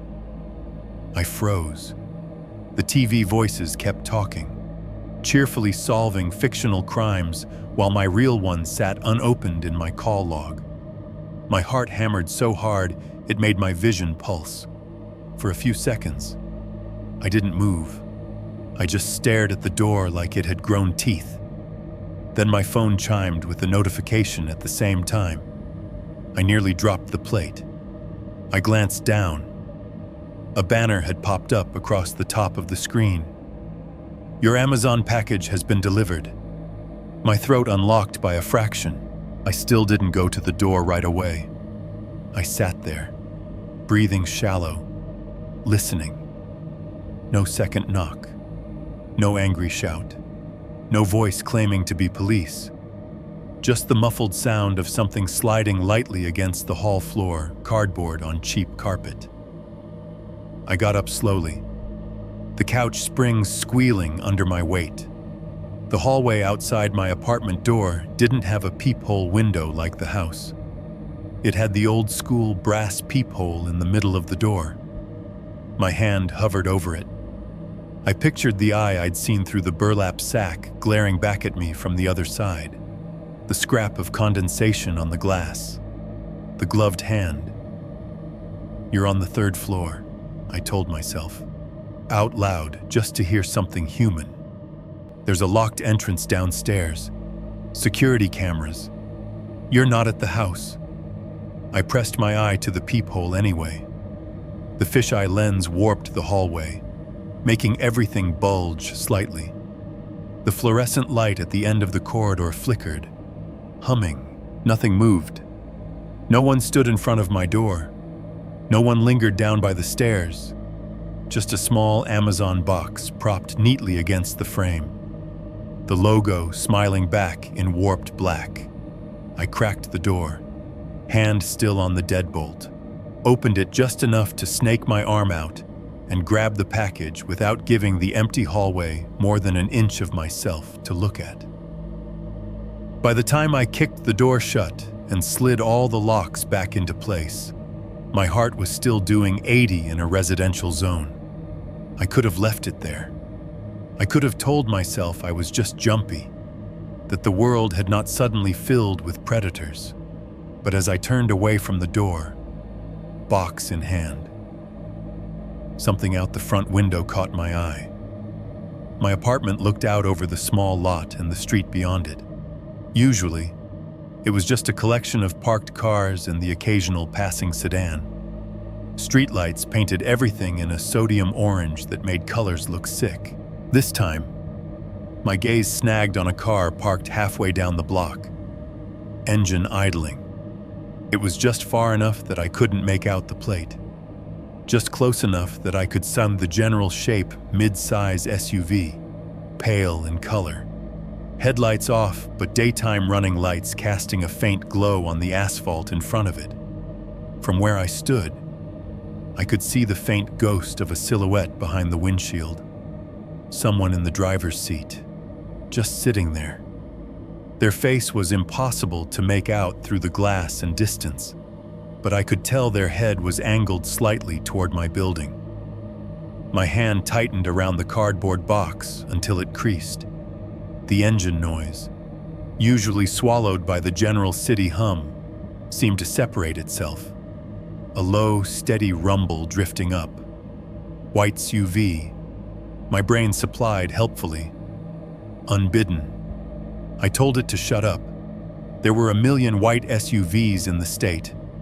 I watched the car too long. That much I'm sure of. Maybe it was parked for some totally normal reason, waiting to pick someone up, checking directions, killing time on a phone. But in my head, it was connected. White SUV, no markings, engine idling, someone watching. The same shape I'd seen out on my road, pulled over with its lights off until I got too close. The same shape in my memory as the security rep scrawled my schedule on a clipboard, as if it heard the weight of my attention. The SUV's brake lights flared suddenly, glowing red in the dark. It shifted into gear, rolled away from the curb with that same smooth, unhurried motion I remembered from the country road.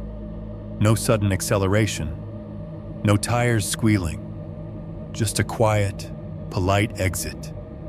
Turning at the end of the block and vanishing behind the row of buildings like it had every right to be there, which it did. I had nothing solid, no plate, no logo, no proof it was anything but a stranger in a car who happened to be there at the same time my package arrived. But as the sound of its engine faded into the general traffic noise, the tiny hairs on the back of my neck stayed standing. I set the Amazon box on the counter and didn't open it for an hour. Instead, I sat on my couch, TV chattering nonsense, eyes fixed on the window, listening for an engine I couldn't pick out from all the others anymore. Back in the city, everyone around me was still living in the same reality as before, one where 911 meant help, and a knock at the door was usually a delivery or a neighbor. I knew better now. Sometimes the worst thing in your life doesn't kick the door in. Sometimes it learns your name, your schedule, your habits. Sometimes it calls you pretending to be the people you've been taught to trust. And sometimes, even when you drive 3 counties away and hide in a crowd of 1 million people, it still feels like it knows exactly which window is yours. 6.2. News articles and a pattern on the map. The detective's call should have been enough. Most people, I think, would have taken that conversation, the off-record voice from the state police saying your yard almost became a crime scene, and filed it under things I never want to think about again. I tried to. It lasted about 24 hours. The next night, sitting in my apartment with a half-eaten sandwich and some mindless show yammering on in the background, I realized I had no idea who they were. I knew what they'd worn. I knew how they knocked. I knew what they'd brought into my tree line. But I didn't know if they were local idiots, a traveling crew, some cult, some gang, some completely new category of nightmare. The detective had said similar scene and another homeowner, like he was trying not to give me too much to work with. He underestimated how aggressive a bored brain with Wi-Fi gets at 2 a.m. I opened my laptop. The machine whirred to life, fan kicking on with a soft whoosh. The glow of the screen painted my dim apartment in dull blue. Out the window, the city did its usual night sounds: distant sirens, occasional laughter, a motorcycle growling somewhere blocks away. I typed my first search like a question I already knew the answer to: Michigan home invasion, zip ties, duct tape bound, homeowner murdered. The results populated faster than I was ready for. Headlines stacked themselves down the page, some old, some new, some clearly unrelated. I refined it. Michigan home invasion, security salesman, zip ties. This time, fewer hits. But one article near the top snagged my eye. The thumbnail showed a familiar police tape yellowed by streetlight, and the headline read something like "Rural homeowner found bound, beaten after security representative visit." My stomach tightened. I clicked. The article was a local news write-up from a county I'd only ever driven through. The details were clinical, the way they always are in print when the worst thing in someone's life is being summarized between ad banners. 58-year-old man, lived alone on a property off a county road, found dead in his kitchen, bound to a chair with zip ties, mouth covered in duct tape. Severe blunt force trauma. Neighbors reported a strange man in a white SUV a week prior, claiming to be from a home security company, asking questions about the neighborhood. Who lived where? Who was home when? The name of the company in that article was different from mine. Something generic like Secure View instead of Guardian Shield. But the pattern made my skin crawl. I opened a new tab. Rural break-ins, SAC masks, Michigan. The search engine didn't like SAC masks, but it liked masks well enough. I got articles about ski masks, clown masks, Halloween robbery, all of it. I refined again. Home invasion, burlap mask, eye holes, Michigan. This time, a different article floated to the top. From another local outlet in a different county. Victim describes attackers in brutal rural home invasion. Dirty bags over their heads. I clicked. The victim in this story hadn't died. She was a woman in her 40s, divorced, staying in a small house on some inherited property while renovating it. She'd answered a knock at her door just after dark. 2 men forced their way in, beat her, tied her to a chair in the living room with zip ties and tape, ransacked the place, left her there bleeding until her sister found her the next day. The sentence that froze me was a quote near the bottom. They had these dirty sacks over their heads. She'd said, like potato sacks or something, with the eyes cut out. I only saw one real eye for a second, but I still see it when I close mine. The photos accompanying the article were all of the aftermath police cars. Tape. A darkened farmhouse, but my mind supplied the rest. My kitchen, my chair, their sacks, my wrists, another tab. Pickup truck found abandoned blood on seat, Michigan County dirt road, more articles. One from a month back about a missing man whose truck was found empty on a gravel road. Driver's side door open. Dried blood on the fabric and steering wheel. No body. No suspect. Another from last year mentioning zip ties in the truck bed of a car stolen during a break-in outside another small town. It should have just been data. Words on a screen. But the more I read, the more the lines between them blurred into a single narrative that my brain kept trying to lay over my house, my yard, my weekend routine. I printed a couple of them. I don't know why. It's not like paper made them more real than the glow of the screen did. Maybe I just needed to see the headlines physically sitting in front of me. The printer on my cheap desk whined and chugged, spitting out pages that smelled faintly of warm plastic and ink. I spread them out on my small kitchen table, pushing aside a stack of old junk mail to make space.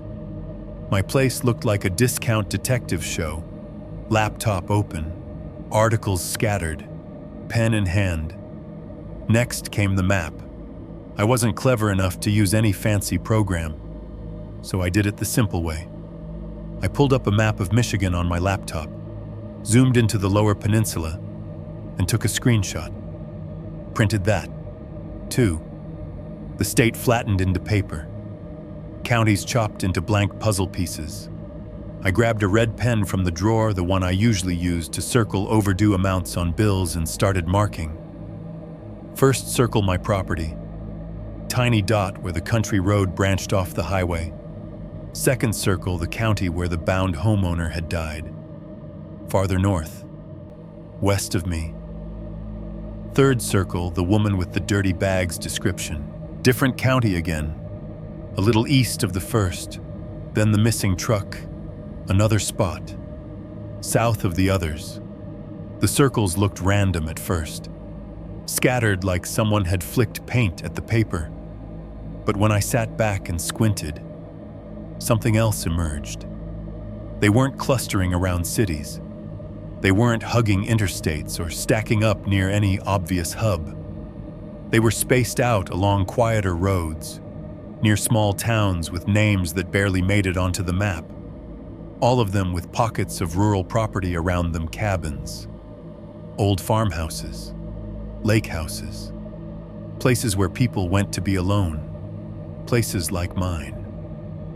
I thought about the questions the salesman had asked, standing there with his polo and clipboard, while the leaves rattled in my yard and the wind brushed the edges of the woods. Are you here full-time, or just weekends? Anybody else stay here when you're not? What days are you usually up? Got any kind of security system now at the time? It had felt like sales patter, the kind of probing any rep did when trying to upsell a nervous homeowner. Looking at the map, it felt like something else. Screening, filtering. They weren't out there knocking on every door they could find, hoping for the best. They weren't hitting suburban cul-de-sacs where half the houses had ring cams and nosy neighbors peeking through blinds. They were driving country roads in anonymous white SUVs, stopping by the mailboxes with the longest dirt driveways, finding out who lived alone, who only came up on weekends, who didn't have cameras, or an alarm, or a neighbor 50 feet away to hear screams. I circled my house again. Harder this time, the pen digging into the thin paper until I almost tore it. They had practically written me into their script. Single guy. Weekend only. No system. Far neighbors. If they had been listing prerequisites for whatever they were planning, I'd checked every box. I thought back to the detective's voice. Your property was almost a dump site. Almost. Looking at the map, that word started to feel thin. It wasn't almost. It was on the path. The only reason I was sitting there in my dim city kitchen with articles spread in front of me instead of zipped into one of those evidence bags was a handful of things that had nothing to do with my own intelligence. A dispatcher who picked up fast. A bluff that sounded crazy enough to make even men in sacks hesitate. Sirens close enough that their quiet rural road exit plan suddenly looked less clean. The inevitability of it sank in if I let my eyes rest too long on the red circles. If it hadn't been my weekend, it would have been someone else's. If the security rep had found a different house with a slightly more trusting owner, they might have found zip ties and duct tape and rags in that tree line instead of mine. True crime shows always talk about patterns like they're something you can only see in hindsight. Like detectives are the ones queuing them up with pushpins and ribbons on corkboards. Sitting there in my apartment with a cheap printed map, a red pen, and the faint sound of a neighbor's shower starting up in the next unit, I realized there's a different kind of pattern. The one where someone picks people like you, and you only get to notice it because for reasons that don't make sense and never will, you walked away from the first time they tried to add you to it. 6.3. The memory that breaks everything open. The memory did not come back in some dramatic dream or lightning bolt.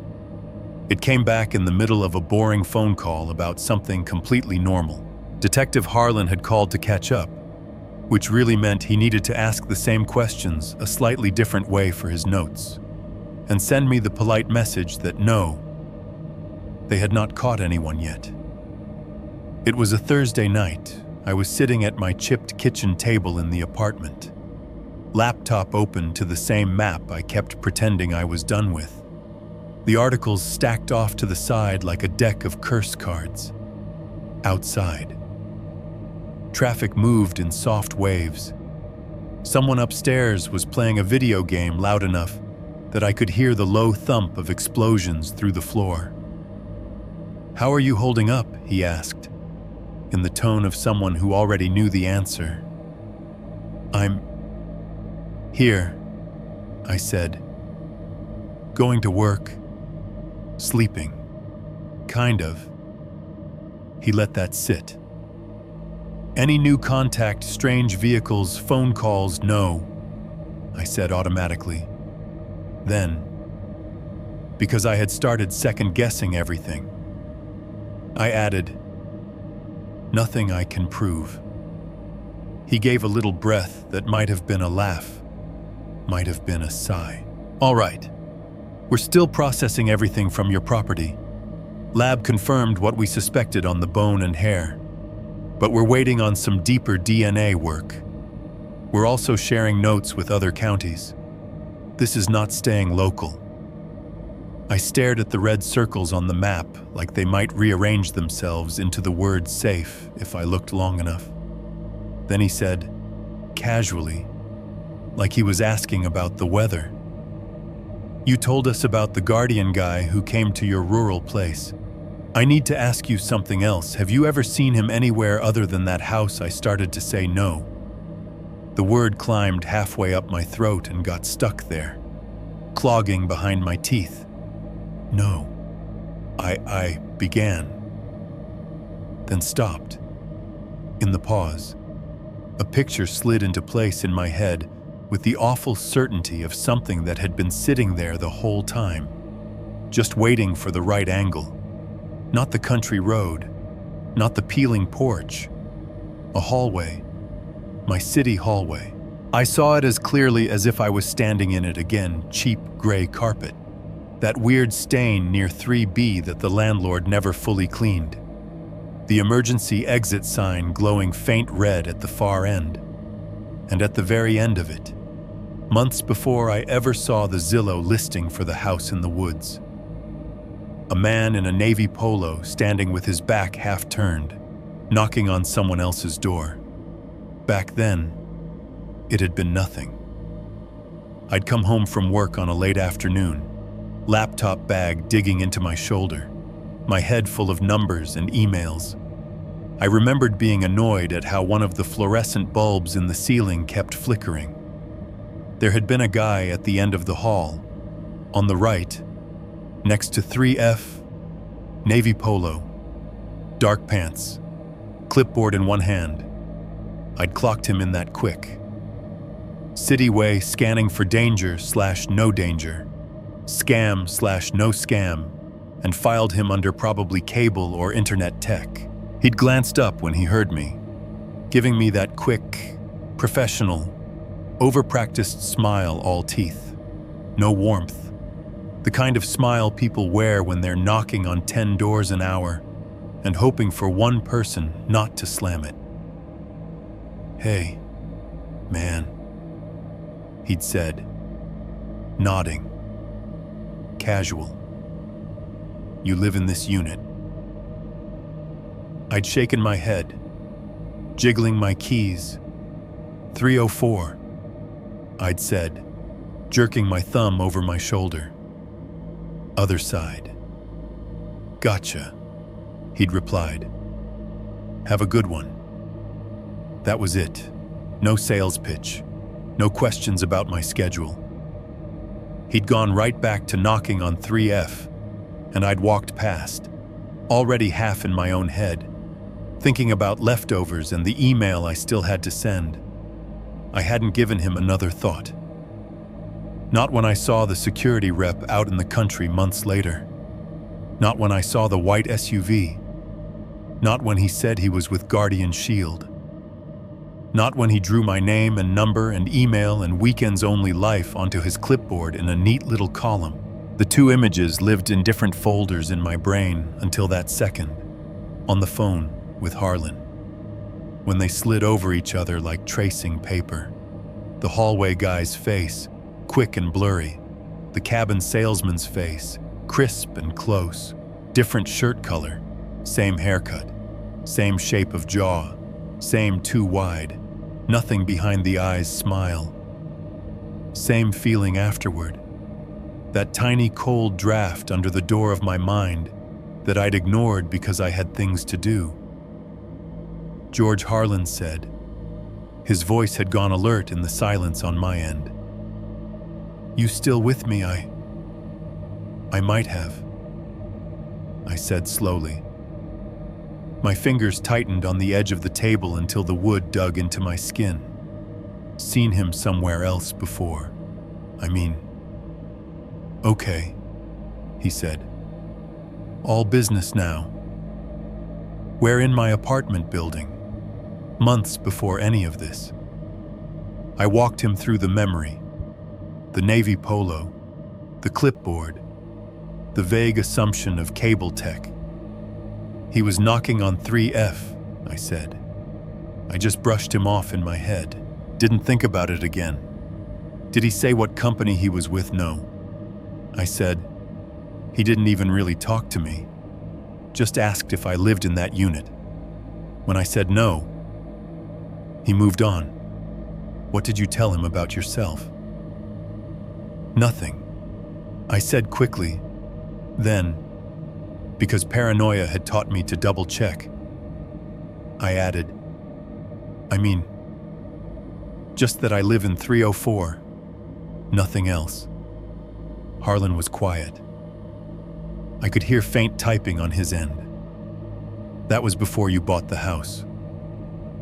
"Right," he asked. "Yeah," I said. "A couple months before, I think. I hadn't even started looking seriously yet." "You sure?" I thought about the timeline. The first late-night Zillow scroll. The first conversation with my realtor. "Yeah," I said. "I'm sure. I remember because I was still bitching at work about how I needed to get out of the city. I was just talking then. No offers yet. More typing. A sigh. "If that was the same guy," he said finally, "they might have been following your pattern for a while." The words landed like a stone in a shallow lake, sending ripples through every memory I had from the last year. "What pattern?" I asked, even though I already knew. "Your habits," he replied.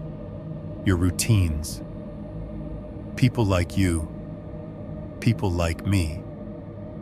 I glanced at the map again, at my red circles, my little angry ink smudges. Harlan filled in the silence for me. "We've been interviewing friends and family of some of the other victims."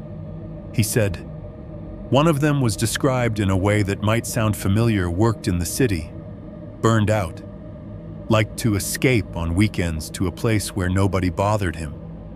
Bought a place on some land, no close neighbors, no cameras, no alarm. He shuffled paper on his end. I heard him reading in one article. He said, the murdered homeowner from other county was described as having recently purchased a second property in a rural area as a weekend retreat. Sound familiar? My throat closed. They're not just picking random houses. George, he went on, voice flattening into something hard. They're picking a type. People who live one life during the week and another on weekends.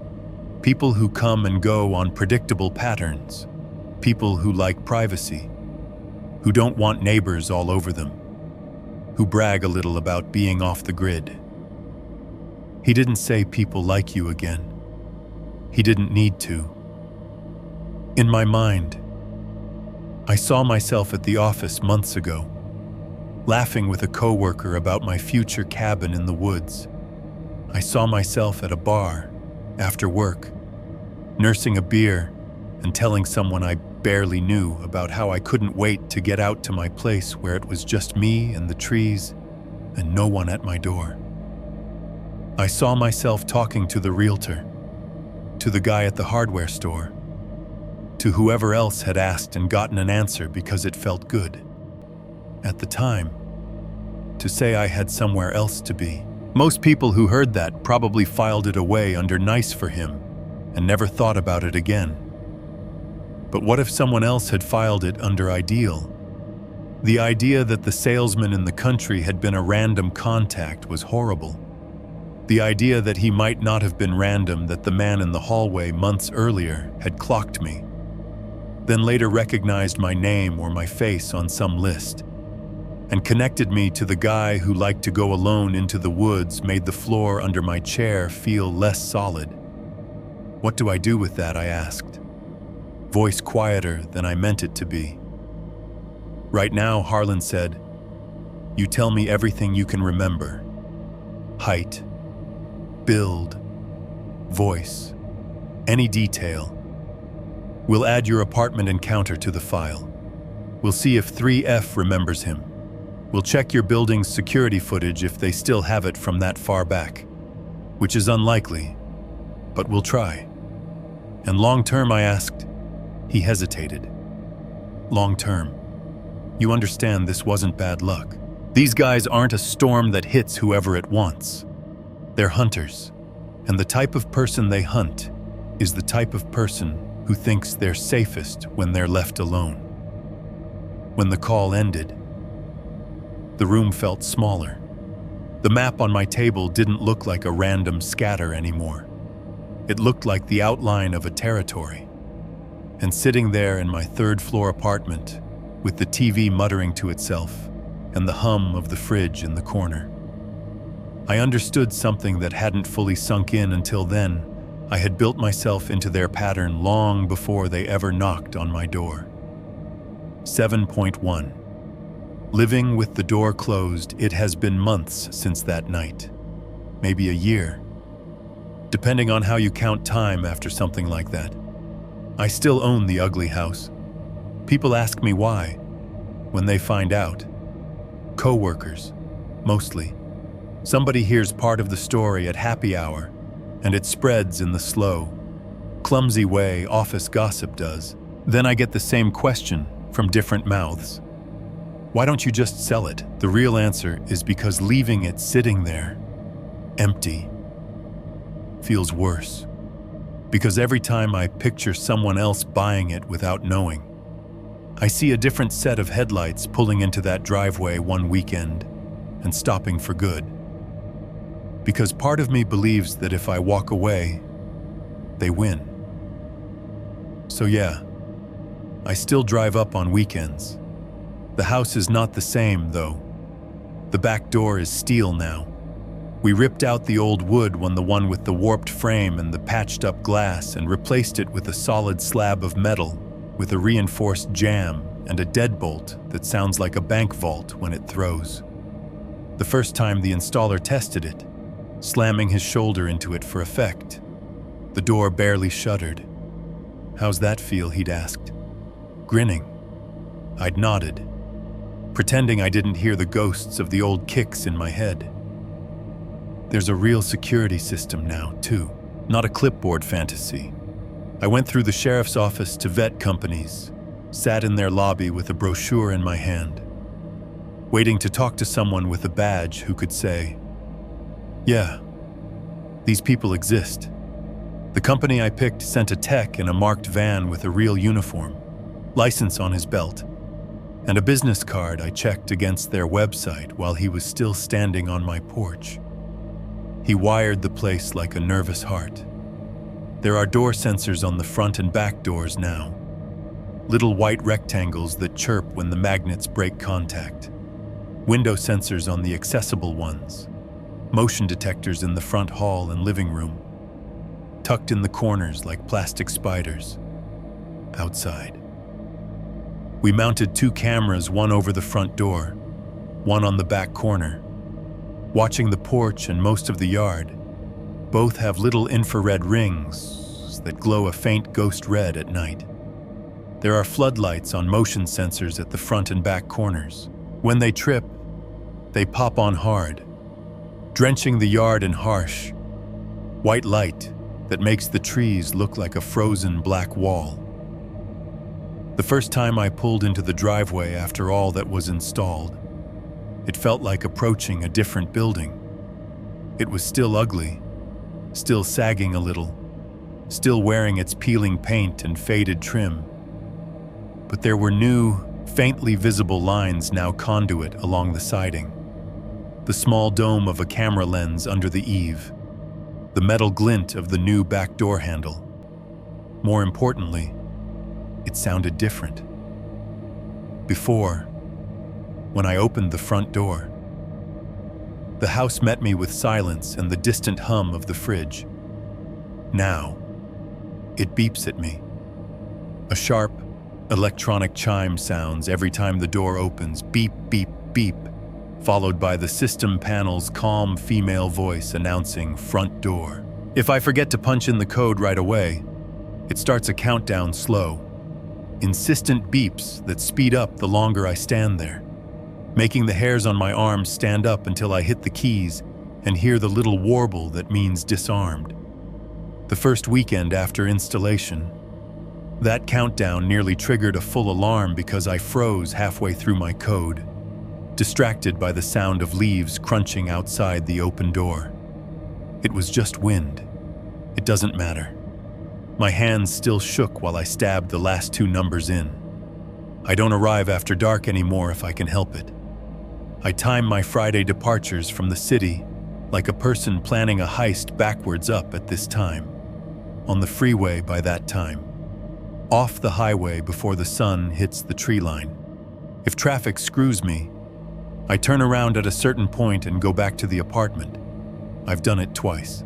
I tell people I decided to stay in the city this weekend, but the truth is, I took one look at the dark line of trees on the horizon and knew I couldn't walk up to that house for the first time with the yard already black. On the weekends when I make it there before sunset, there's a ritual now. I park with the driver's side facing the house so I don't have to turn my back as much getting out. I sit for a minute with the engine idling, looking at the front porch, scanning the tree line. Then I get out with my flashlight in my hand. Even at dusk, I walk the perimeter before I unlock anything, gravel crunching under my boots, beam bouncing along the siding, flicking over the porch boards, lingering on the back steps, sweeping across the grass. I check the back door, running my fingers along the edges of the frame, feeling for fresh splinters that don't exist. I check the new locks. I glance up at the camera and catch my own distorted face in the little dark bubble of its lens. Only when I've completed my little lap front, side, back, side do I go to the front door, punch in the code, and let the system tell the walls I'm supposed to be here. Living in that house now feels a little like sharing it with a nervous animal. It's always reacting. When I open a window, it chimes. When I close it, it chimes again. If I forget and walk through the living room at night without disarming the system, the motion sensor clicks on with a tiny relay sound. Then the panel starts that accusing beeping until I scramble over to smack the right buttons. If I go out to the truck for something after dark. The second I open the door, the system says, "Front door," and the timer starts. I move fast now. I don't leave doors standing open anymore while I grab just one more thing. I don't prop anything with my foot. I don't linger on the porch. The house wants everything either closed and locked or actively monitored. I've started to feel the same way. The soundscape inside is different, too. On the good days, the house noises blend into something like background music. The fridge hums. The heater kicks on with its old familiar knock. The occasional relay click from the security system sounds like a tiny insect tapping the walls. On the bad days, every noise is a question I have to answer. A chime from the panel did a door open. Did I close that window all the way? A faint crack in a board. Was that the house settling, or someone putting weight where weight shouldn't be? A motion alert on my phone, just a deer crossing the yard, or headlights brushing the edge of the camera's field of view. My phone vibrates more now out there than it ever did before. Every time something moves in front of the camera's swaying branches. Falling snow. The neighbor's cat making an ill-advised patrol, the system pushes a notification. Back camera motion detected, half the time. I don't even look anymore. The other half. I stare at the pixelated gray shapes until my eyes burn, convincing myself those blobs are trees and shadows and not burlap and bone. I don't answer the door at night, at all. If somebody knocks after dark now, the sound hits me like a memory before anything else. 3 knocks, 2 knocks, it doesn't matter. I freeze. My hand goes for my phone first, not for the knob. The difference now is, I don't have to guess who's on the other side. I open the camera app, thumb shaking just enough to make the icons blur, and pull up the front view. So far, it's been boring every single time. Brown UPS truck in the driveway. Guy in brown uniform stepping back from the door. Handheld scanner in one hand, package in the other. FedEx driver in a purple and orange jacket, snapping a photo of the box on my porch before turning back to the van. Once.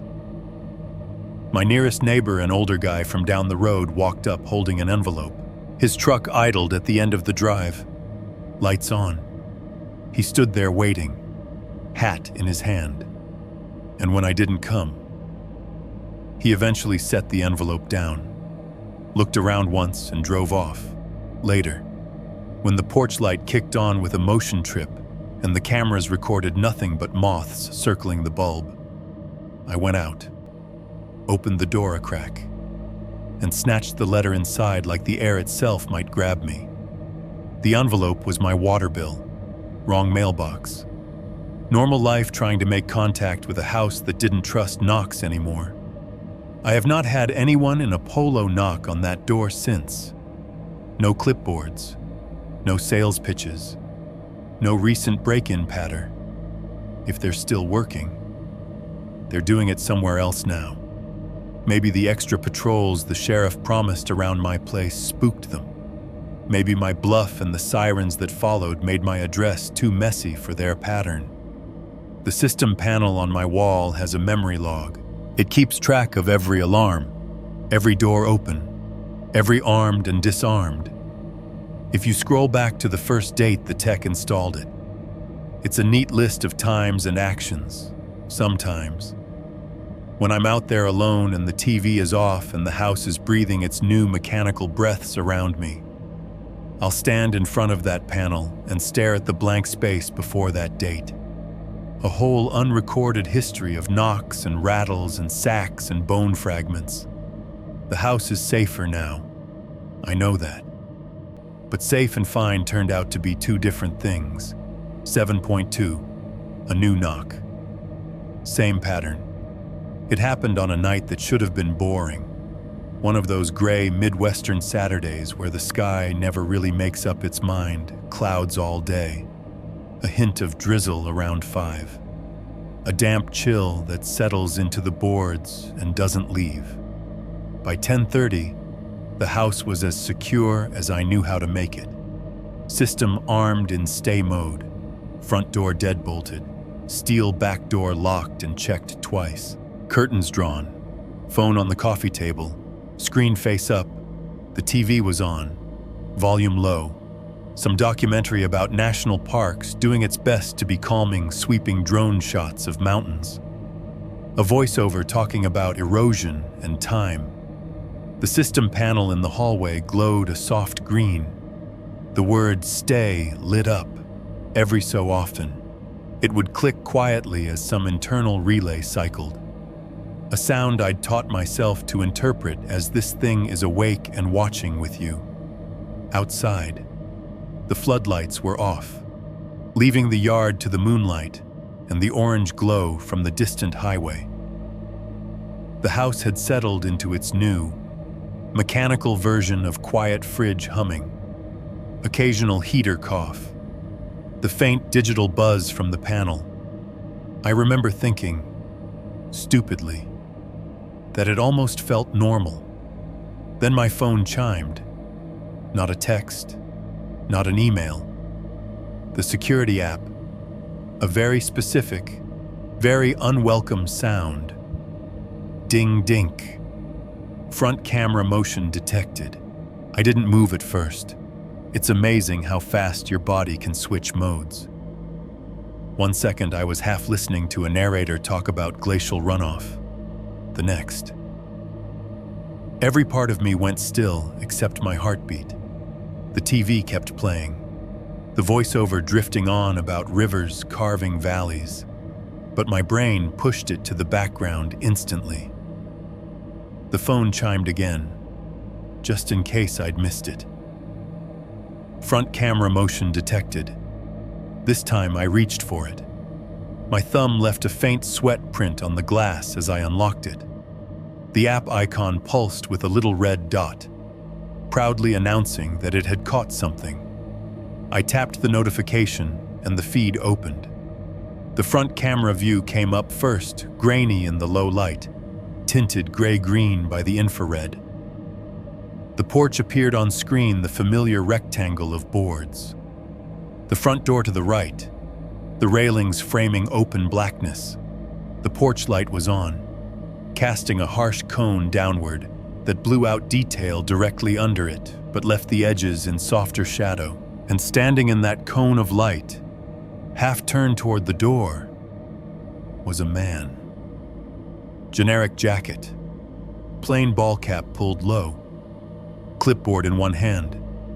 He was positioned in a way that made my stomach drop out of the clean line of sight of the peephole, where someone standing at the door itself might not see him clearly, but full in view for the camera mounted under the eave, from his posture, from the tilt of his head.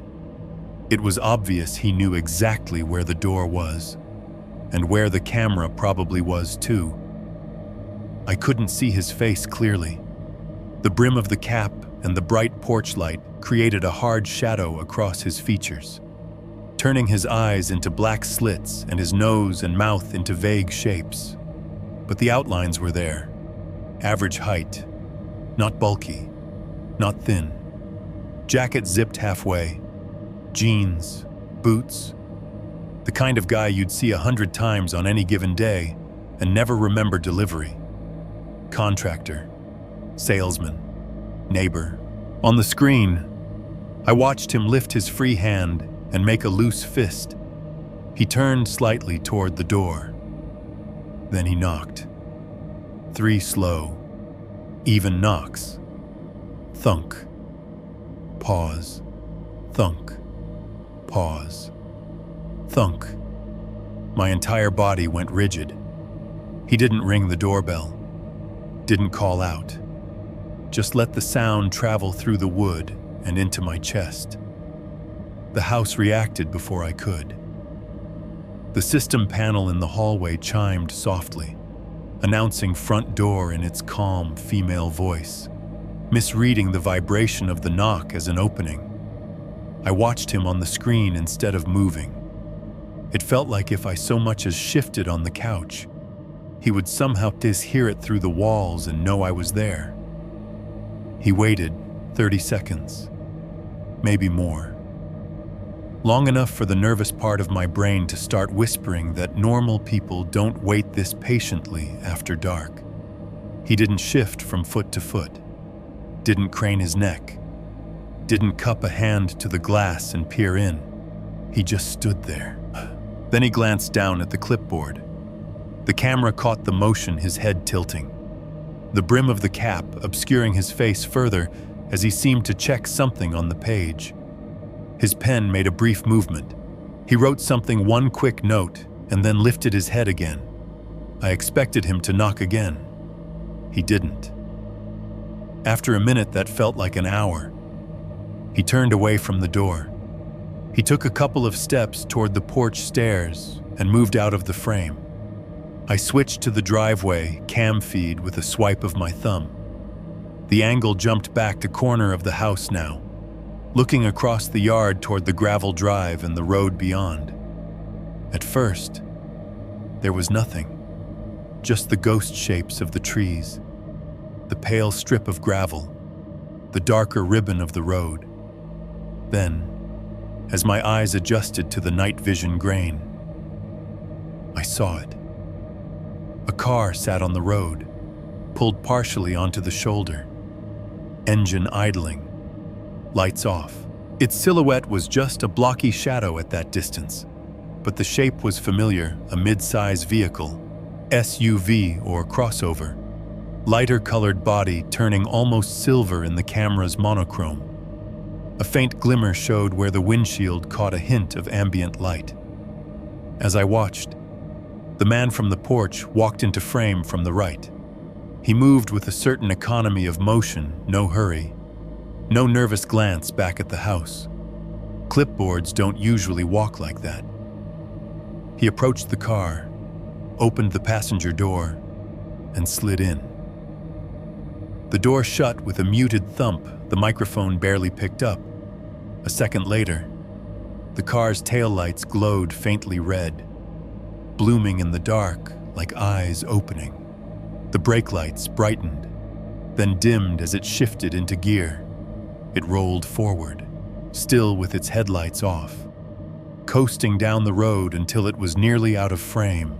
Only then did 2 small bright circles flare on at the front, as the driver switched the lights on, a polite, late gesture, like a person putting on a mask after entering a room. The car disappeared into the trees, swallowed by the night. I sat there with the phone in my hand, the driveway feed still playing live, the only movement now the occasional sway of branches. The system panel in the hall chirped once more. "System stay," it said, as if to reassure us both that nothing had technically changed. My heart didn't get the memo. After a while, I rewound the footage. The app slider let me drag back 30 seconds, a minute, 2. I went to the first motion marker and watched it again. The porch, empty. Then a flicker as the infrared adjusted. Then the man stepping into frame, like he'd materialized out of the dark. I paused on every stage. Him standing with his shoulders just turned enough that the camera saw more jawline than face. Him glancing down at the clipboard. Him lifting his hand to knock. In one frozen frame, the brim of his hat threw just enough shadow that I could see the lower half of his face, the line of his jaw, the shape of his mouth. There was something painfully familiar about the curve of it. Not specific enough to say, that's him, but too specific to relax. I zoomed in until the pixels broke apart into chunks. The app did its best, smoothing edges, guessing at detail. The more I stared, the less human he looked, just blobs of light and dark arranged in a way my brain insisted was a person. I backed out, played it again. 3 knocks, same spacing, same rhythm. Maybe any 3 knocks at night sound like that now. Maybe that pattern is carved so deep into my memory that my mind will paste it over any sound that comes close. But watching his hand rise and fall, the timing was too perfect. No doorbell, no delivery, no, "Hey, is George home?" Just silence and patience and a clipboard. I considered calling 911. Then I pictured the dispatcher's face when I tried to explain no. He didn't try the handle. No. He didn't threaten me. No. He didn't shout police or kick the door. He just knocked. Once. Then left. It sounded, even in my own head, like the setup to a story they didn't have time to listen to at 10:30 on a Saturday. Instead, I saved the clips. The app let me flag them, download them, tiny digital files full of gray pixels and the sound of my own blood roaring in my ears. I sent them to a folder on my laptop labeled with the date and time. I told myself I'd call Detective Harlan on Monday. Send them along. Let him decide if this was part of the pattern or just my paranoia wearing a new jacket and hat. But that night, sitting on my couch with the TV still murmuring about canyons and rivers, I watched the clip a 10th time, paused again on the frame where the man's jawline was visible. Just enough, not enough to swear to a jury. Enough to keep me from turning the system off, even for a second. 7.3. The sound you might hear after this story. I did not write this for the police. They have my statements already, 3 different versions, recorded in 3 different rooms under fluorescent lights, while a clock ticked too loudly on the wall. They have my timeline and my best guesses and the shaky details I keep remembering at 2 in the morning. I did not write it for the therapist my doctor recommended either. He listened for 50 minutes at a time, nodded in all the right places, said words like hypervigilance and processing. He told me it made sense that my brain was trying to make patterns out of every sound, that my nervous system was stuck in survival mode. That all sounds smart. It doesn't make the knocks quieter. So this what you're hearing now I'm not sending to them. I'm sending it to some stranger who runs a horror channel on the internet. Someone who checks an inbox full of subject lines that sound like clickbait and sometimes reads one out loud into a microphone. I did that on purpose. Because if you're hearing this, it probably means you chose it. You like scary stories. You like that feeling in your stomach when something creeps up on you from the edge of ordinary life. You tell yourself you can hit pause whenever you want. Maybe you listen to stuff like this while you drive. Maybe you live alone too. Maybe, like me, you've been proud of how far away your nearest neighbor is, how dark it gets on your street at night, how if you stand on your porch and listen, you hear more crickets than car horns. For people like us, privacy is a nice word. Isolation is the same thing with the lights turned on. Right now, wherever you are, your brain is doing 2 things at once, tracking my voice and tracking your own background noise. So let's talk about that for a second. Listen to your own room. Maybe you're on your couch, phone in your hand. TV in the other room still paused on whatever you were watching before you clicked this. There's a fridge humming behind a wall somewhere, cycling on and off with that dull compressor grind. Maybe there's an AC vent above you, breathing out warm air in a thin, steady stream. A neighbor coughing through the wall. Someone's footsteps in the apartment overhead. A dull thump, thump, thump that your brain has always filed under. Not my problem. Maybe you're in your car, parked outside your job or your house or a gas station. Screen propped on the dash. The engine might be off, but the ticking of hot metal cooling is loud enough if you listen. Wind moves past the windows in bursts. Once in a while, another car hisses by on wet pavement. Or maybe you're in bed, lights off, earbuds in. You're lying on your side facing the wall. The only light in the room is the glow from your screen, painting your blankets in cold color. There might be a heater kicking on in another room, pipes knocking once or twice in the walls when water moves. All of that is normal. The scary part is not the sounds you already know. It's the one sound that does not belong, buried under all of that. It's the knock you're willing to shrug off. Before that night, I never really thought about caller ID either. When my phone lit up with 911 emergency services, my body accepted it before my brain had time to ask questions. That label might as well have been holy text. You don't ignore it. You don't hang up on it. Later, months later, after the statements and the map and the late-night Google rabbit holes, Detective Harlan called with something nobody warned me I was going to get the phone company report. Thought you'd want to know. He said, off the record.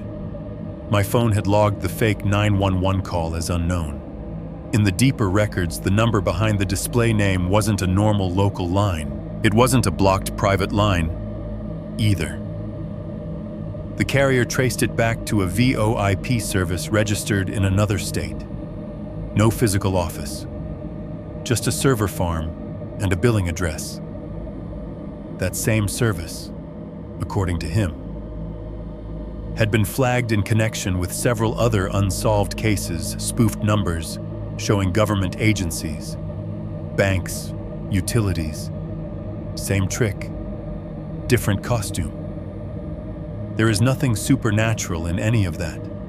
No demon in the wires, no cursed number, no ghost riding the signal.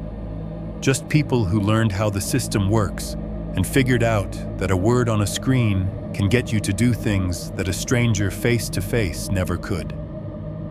They made my phone lie to me, and my brain did the rest. You can tell yourself you wouldn't fall for it. Maybe you wouldn't. Maybe you're smarter, or more suspicious, or less eager to believe that when authority calls, it's for your own good. But I want you to picture something for me. Imagine you're alone in your house, in that quiet you think you like. It's late. You're half a beer and 3 episodes deep into some show. You haven't heard another human voice in hours. Someone knocks on your door. You ignore it because that's common sense. Then your phone lights up. The name on the screen is not mother-in-law or scam likely, or some random number. It is the one name that has always meant help, from the first time you were told as a kid. If something's wrong, dial these 3 numbers. You might ignore it. You might not. Here is the last thing I haven't told anyone else. Not the cops. Not the therapist. Not my friends who say they can't even imagine and then change the subject. A couple of weeks ago, the detective called to tell me that. Officially, nothing has changed. They have suspects. They have images, some grainy camera footage from a gas station 3 towns over. A blurry shot of a white SUV at a rural intersection. They have partial prints lifted off duct tape and zip ties. Some genetic material that is now part of an alphabet soup of lab acronyms. What they don't have is a name they can put on a warrant that will stick. The VoIP account that hit my phone was opened with fake credentials. The billing card was tied to an identity that doesn't exist. IP address bouncing all over. The men in the sacks. There's still a description and a pattern. Nothing more. I'm in the house right now as I'm typing this. Same ugly place, same road, same tree line. The security panel is glowing in the hallway. Little green lights steady. Every once in a while it clicks and whispers. Systems stay if I bump something. The camera IR rings are burning their invisible circles outside, watching the porch and the yard. The fridge is humming behind me, that low, steady vibration that rattles the bottles in the door. As I sit here at the kitchen table with my laptop open, the heater kicks off with a metallic tick, and the silence rushes in behind it like water. My phone is on the table, screen down. A few minutes ago, as I was writing the last paragraph, it lit up for half a second, screen glowing pale through the black case, buzzing soft against the wood, and then went dark again. No notification when I picked it up, no missed call, just some random background process deciding it needed attention and then thinking better of it. At almost the exact same moment, from somewhere down the road, I heard it. 3 slow, even knocks. Not on my door. Not this time. Farther away.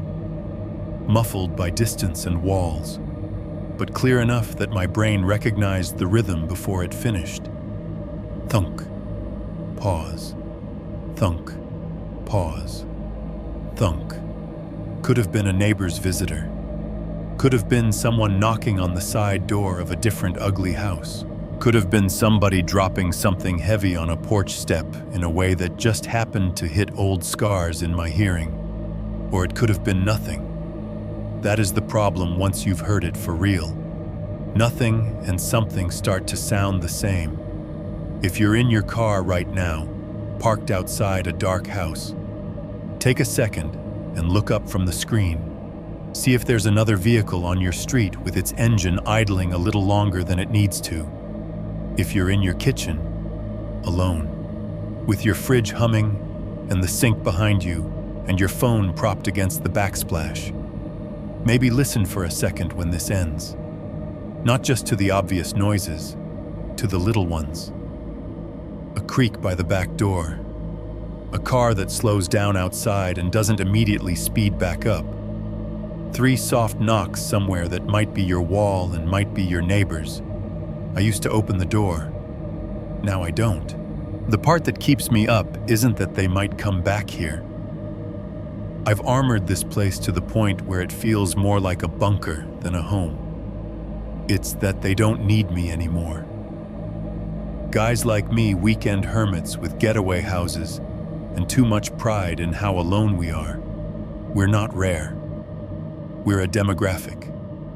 Your name, your schedule, your quiet little house with the long driveway and the nearest neighbor a good half-mile away is probably already written on somebody's clipboard, under a logo that doesn't exist, in handwriting you'll never see. This isn't a curse, it's a method. And methods don't die when one house fights back. They just knock somewhere else.